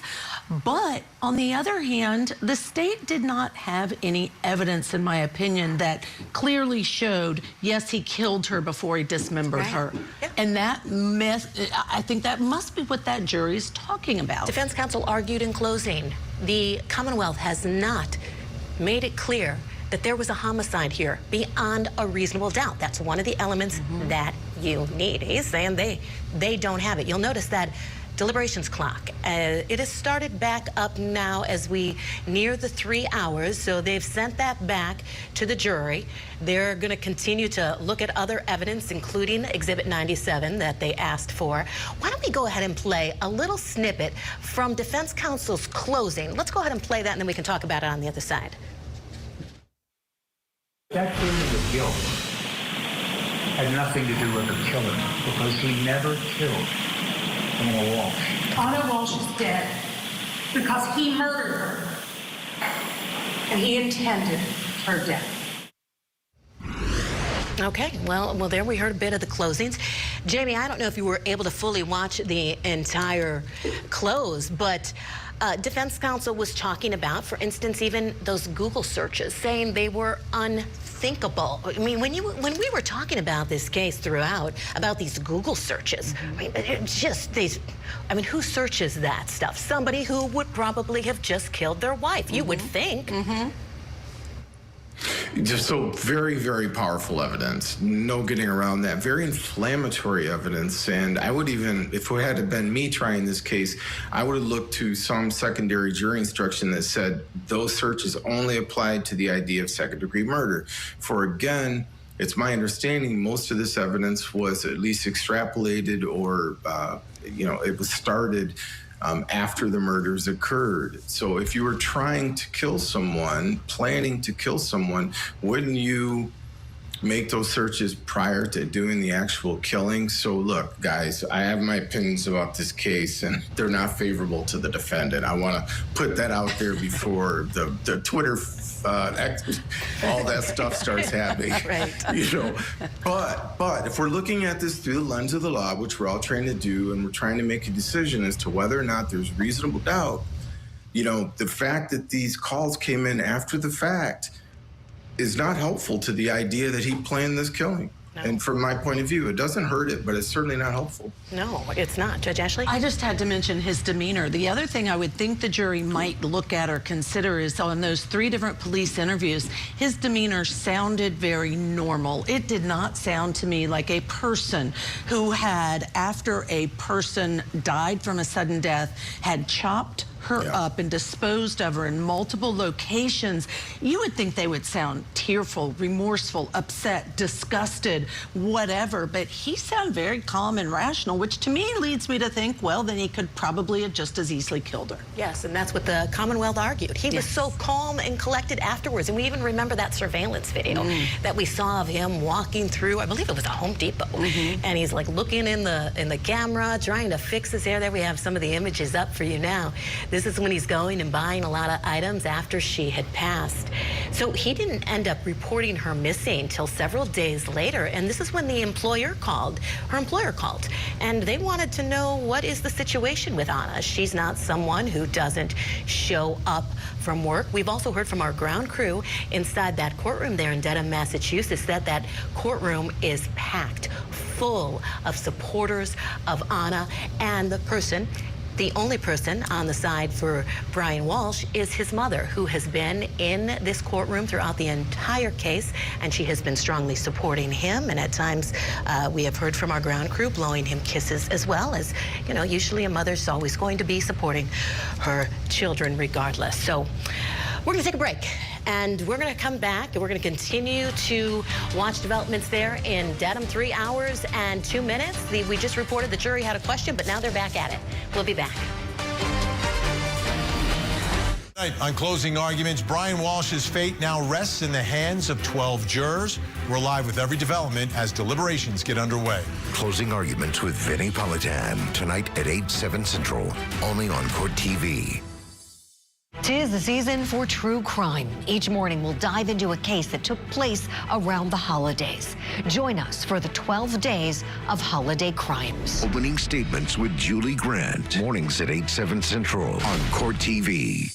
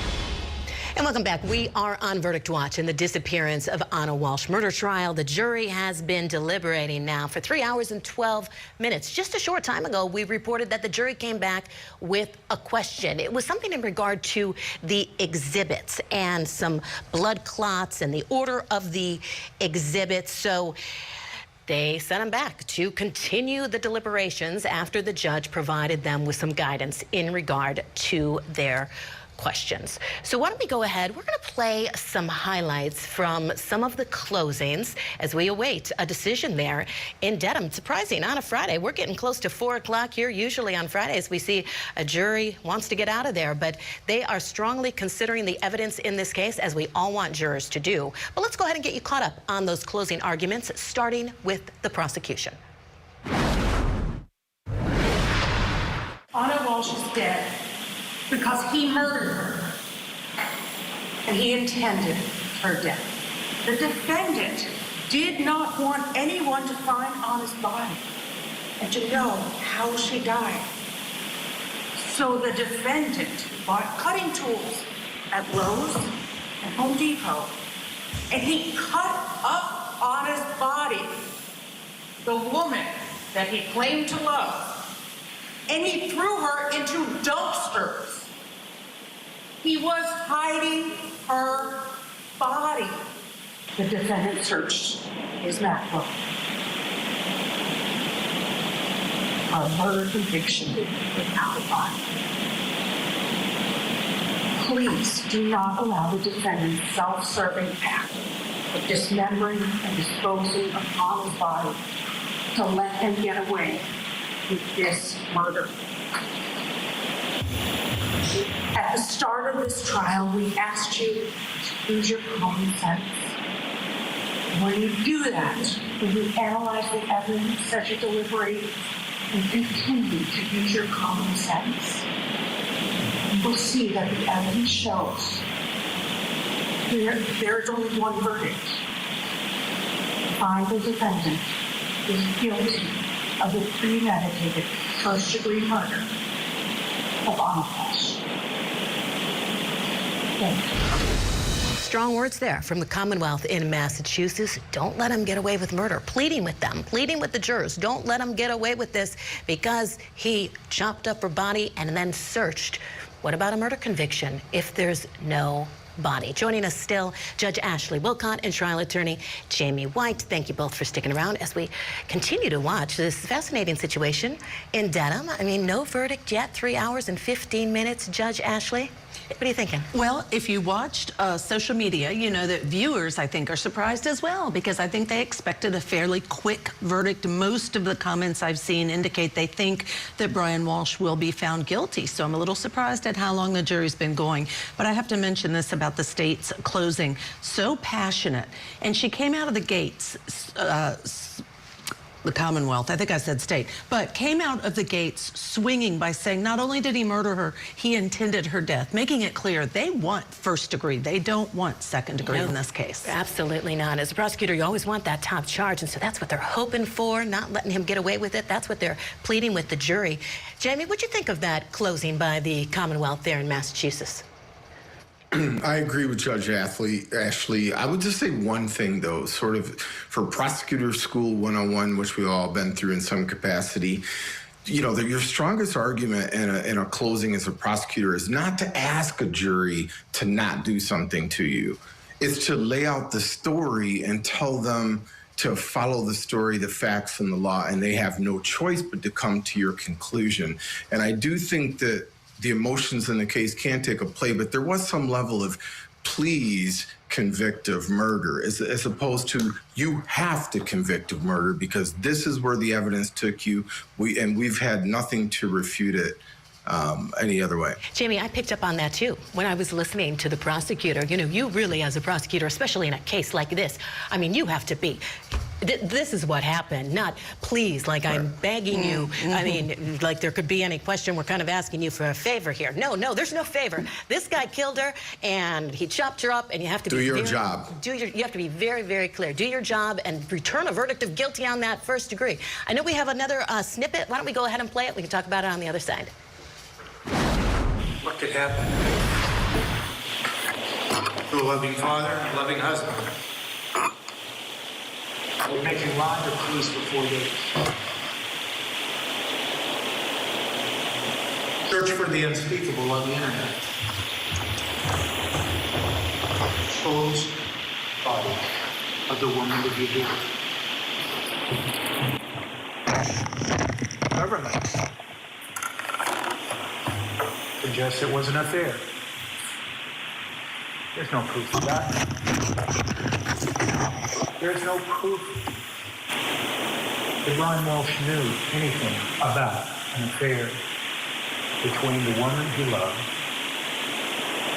and William Tipton. Money? Second reason that the government suggests. Family money? Money that the family had worked together for years and continued to talk about in text messages and the sales of property. They're trying to protect the assets for the benefit of the whole family and the future of their 3 children. A motive? There's no evidence of that. Mr. Walsh loved Anna Walsh, the mother of his 3 children. There's no evidence that he deliberately premeditated a murder. There's no evidence that he ever intended to kill Anna Walsh. None whatsoever. Mr. Walsh is not guilty. He's not guilty of murder. I mean, he's talking about how much he loved her. You know, from my standpoint, it's hard to believe you love someone so much and then you're able to do what he has admitted to doing. And I understand they're saying, defense counsel's arguing, well, he panicked. He didn't know what to do. He didn't think anybody was going to believe him if he said that she died suddenly. So this is what he ended up doing. But I don't know. Judge Ashley? I don't know. I think that's hard to believe. But I also have to say that the reality is she was having an affair. She didn't want him to know about it based on the testimony. So perhaps if he found out that night, he snapped, quote unquote. The other piece of it is, remember, $1.6+ million of life insurance from Anna might have been a motive if he in fact killed her. Yeah. Jamie, we have about a minute left. What do you have? So both of you, I think, are absolutely correct. You know, Kelly, I mean, you hit on this idea that there's so much passion and, you know, how do we get there? How do we get to premeditated murder? But Judge Ashley, you come back, and I mean, you're absolutely correct. You know, we don't need to prove motive, but there's $1.7 million on the line here. And at the end of the day, even though they're splitting hairs, this crime was so egregious, and the defendant's statements, in my opinion, were so over the top that I think that we're looking at a first-degree premeditated murder conviction. Yeah. Jamie, thank you so much. Jamie White, have a great weekend. We appreciate you joining us. Judge Ashley Wilcott is sticking around as we bring you key moments from the Brian Walsh trial as we wait for that verdict. Stay with us. We're coming right back.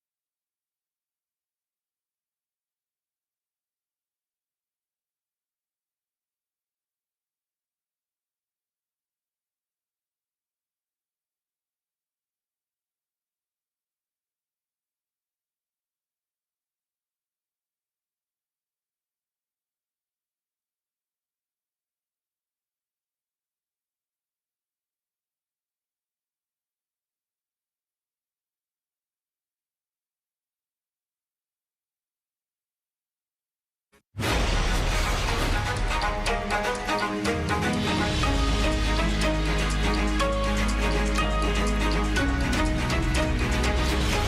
back to Court TV Live. I'm Judge Ashley Wilcott. And I'm Kelly Craft. Thank you so much for being with us on this Friday. We are in Dedham, Massachusetts, where the murder trial against Brian Walshe is coming to a close.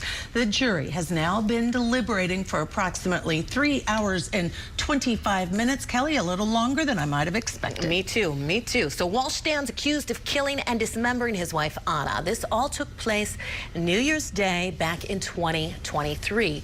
And he told the court just earlier this week that he would not be testifying in his own defense.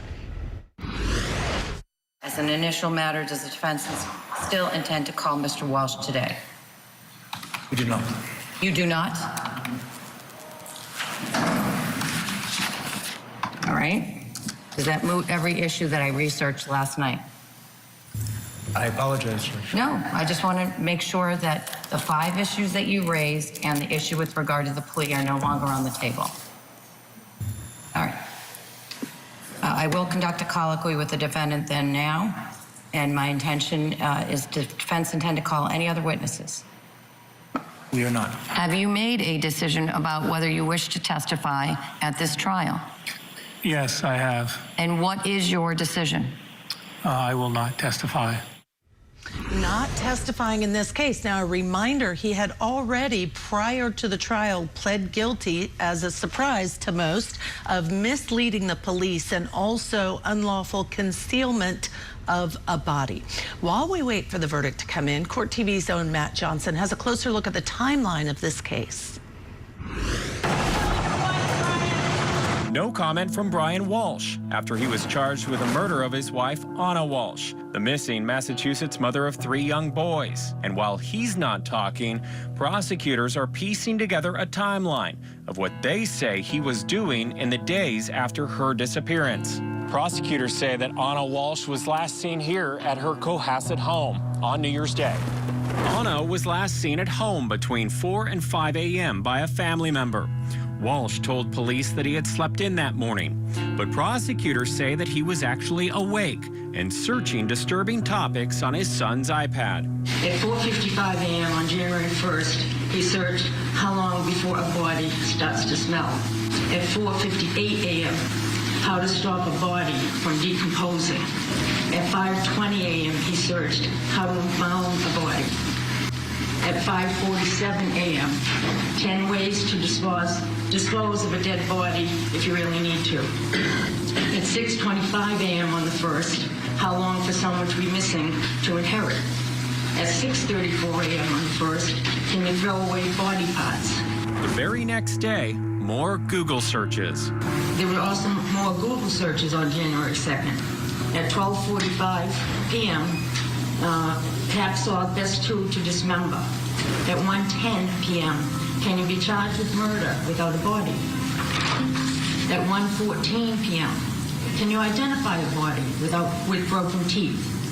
Prosecutors say that on January 2nd, Walshe came here to this Home Depot store, located in Rockland, Massachusetts, 9 miles from his house. He spent $450 on cleaning supplies. Items included cleaning products, mops, brushes, tape, tar, a Tyvek suit with boot covers, buckets, goggles, baking soda, a hatchet. Investigators say that he also visited a home goods store in Norwell, where he purchased 3 area rugs. Just down the road, Walshe was caught on camera, pacing back and forth in this juice bar, where he ordered a smoothie for his son. Once at home, investigators say Anna's phone was turned off for good after 2 days of no outgoing calls. On January 3rd, prosecutors say Walshe drove to an apartment complex in Abington, 16 miles from his home, where they say surveillance video shows him hoisting a heavy garbage bag into a dumpster. At 4:48 p.m., prosecutors say Walshe drove to a second apartment complex in Abington. And at 5:10 p.m., investigators say he threw items away into a dumpster in Brockton. That's located an additional 10 miles away from his home. On January 3rd, that same day, at 1:02 p.m., he did some more Google searches. What happens to hair on a dead body? At 1:13 p.m., what is the rate of decomposition of a body found in a plastic bag compared to on a surface in the woods. At 1:20 p.m., can baking soda mask or make a body smell good? On January 4th, Anna was reported missing by Washington, D.C. co-workers after she didn't show up for work. Meanwhile, investigators say Brian was busy buying more supplies. On January 4th, prosecutors say that he came back to this home goods store. He also went to the TJ Maxx next door. On this day, he purchased towels, a bath mat, and some men's clothing. At 4:15 p.m., Walshe went to Lowe's and purchased squeegees and a trash can. Later that day, when police arrived at his house to do a welfare check on Anna, they observed the back seats of his Volvo down and a plastic liner in the back. Chemists later analyzed the car, and there was present blood in the car. On January 5th, cell data shows Walsh's phone was in Swampscott, where his mom lives, located 40 miles away from his home. Investigators say that the phone traveled to the back of the building, where a dumpster was located. Then on January 6th and 7th, police searched the Walshe property in Cohasset. Prosecutors collected a lot of evidence in the basement of this home, including DNA blood evidence and 2 knives. On January 8th, Walshe was arrested for misleading police in his wife's missing person investigation. The next day, he was arraigned and pled not guilty. Then on January 17th, prosecutors announced that he would be charged with her murder. The next day, he was back in court. The defendant is now before the court charged with murder of his wife, Anna Walshe, as well as disentering of a body. As we wait for any more movement inside that Dedham, Massachusetts courtroom, we do want to welcome in our guest, criminal defense attorney Joanna Nieves. Joanna, thank you so much for being with us on this Friday. We appreciate you joining us as we await a verdict or some more movement in this case we're watching in Massachusetts. What do you think the jurors are deliberating about? I definitely think it's coming down to one, whether or not there was an actual homicide that was committed in, this argument about the sudden death, and whether they think that that's a believable and credible argument made by the defense. And then, was there like an intent to kill in a premeditated manner for them to get to the first degree conviction on this, or was much of this a kind of heat of the passion, implied malice in situation where they land on the second degree murder? So I think that they're actually having some conversations and deliberating over the evidence or the lack thereof to make their final decision. I do think they're going to come back with a conviction, though. So when they came out with a question, we learned the jury question was about an exhibit number 97 by the Commonwealth, and it specifically was about some pictures and a plastic container with blood clots and substances. Here we can see a picture of that. It may have been about that. It could have been about Anna lying on the rug. But when you look at these specifically, do you think this might be something that could give them evidence of what you just pointed out, either the intentional killing or rather a heat of passion killing? I'm not sure why the jury is fixated on this particular piece of evidence. I actually think the more compelling evidence for them to consider are the internet searches. I don't know that by kind of assessing the blood in this case is going to really highlight much for them, because he has already admitted to disposing of the body. So much of that blood could be argued that it came from the actual dismemberment portion of the case. And I don't think that they're going to reach some sort of like epiphany or conclusion about how she died versus the fact that she did, and was he the one to do it. And I think that the searches really give some insight about where his mind was at, and that's what they should consider. You wonder if just one of those jurors in there is fixated on this and saying, well, let's just go ahead. Let's take a look at that. Let's examine that a little more closely to try to prove their point to the rest of the jurors when they have that robust debate inside the deliberations room. I mean, who knows? But Anna, you mentioned those Google searches. I mean, these terrible Google searches. Defense counsel addressed that, saying that they were unthinkable. And also, you know, talking about the fact that he lied. He told investigators initially that she went off to D.C., that she had an emergency at work, and that's where she was. That's what he told investigators. So there are a slew of lies that he told investigators here after she was gone. Yeah, and that definitely speaks to consciousness of guilt. And the defense is going to say, well, you know, he was trying to cover something up. I mean, he got rid of the body. But when we talk about those internet searches, what I would be expecting if I'm a juror is, okay, your wife suddenly dies. Why aren't you Googling? Why would somebody randomly die? What? My perfectly healthy wife is dead. Should I call the police? What do I do in a situation if I walked in on a dead body? Rather, instead, he's like, how do I dismember a body and what's the best tool to use? And he's Googling murder. It just does not look good for him. And I think circumstantially, they're going to piece together that he actually did commit a crime of murder rather than stumble upon his wife unexpectedly dead. And one of the things is the defense said in their opening that you were going to hear evidence that this was sudden death. But the defense didn't put up any witnesses. No. I was looking specifically for a witness, but Michael Ayala and I were talking about it, and he said, but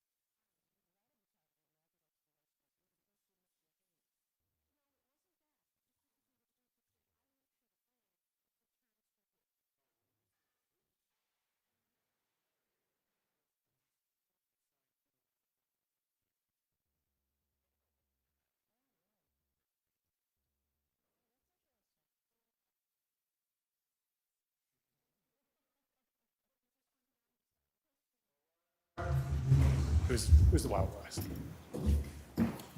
Clerk's in session, may be seated. Your Honor, we're back on the record in Commonwealth versus Walshe. Thank you. As is my custom, at 4 o'clock, I send in a note on every day the jury's deliberating, asking if they want to stay until 4:30. That note will be marked as the next exhibit for identification. And it gives them the option of staying until 4:30 or suspending and coming back on Monday in this instance, and they've elected to do the latter. So we'll bring them in, send them on their way. R for ID, so marked.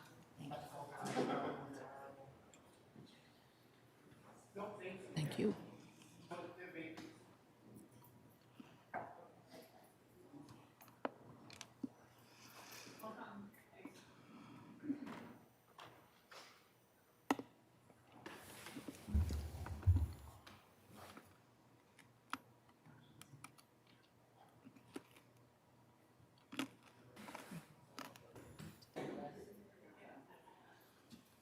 All rise in the court. Jurors entering. I'm gonna go see Mom, but otherwise I would. Maybe on Monday if we're.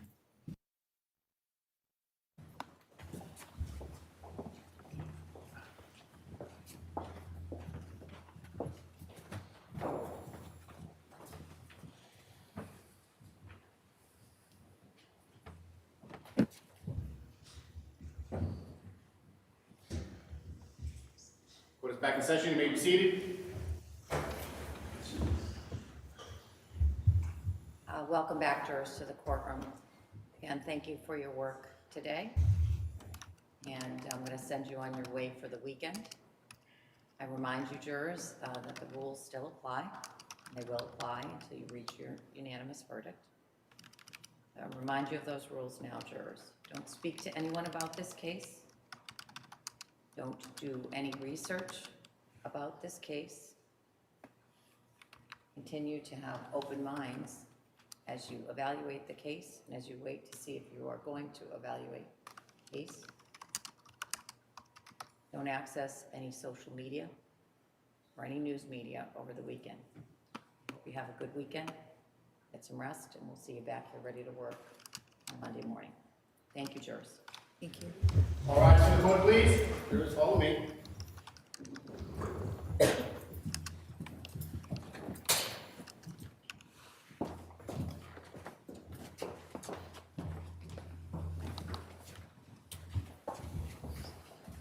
Thank you.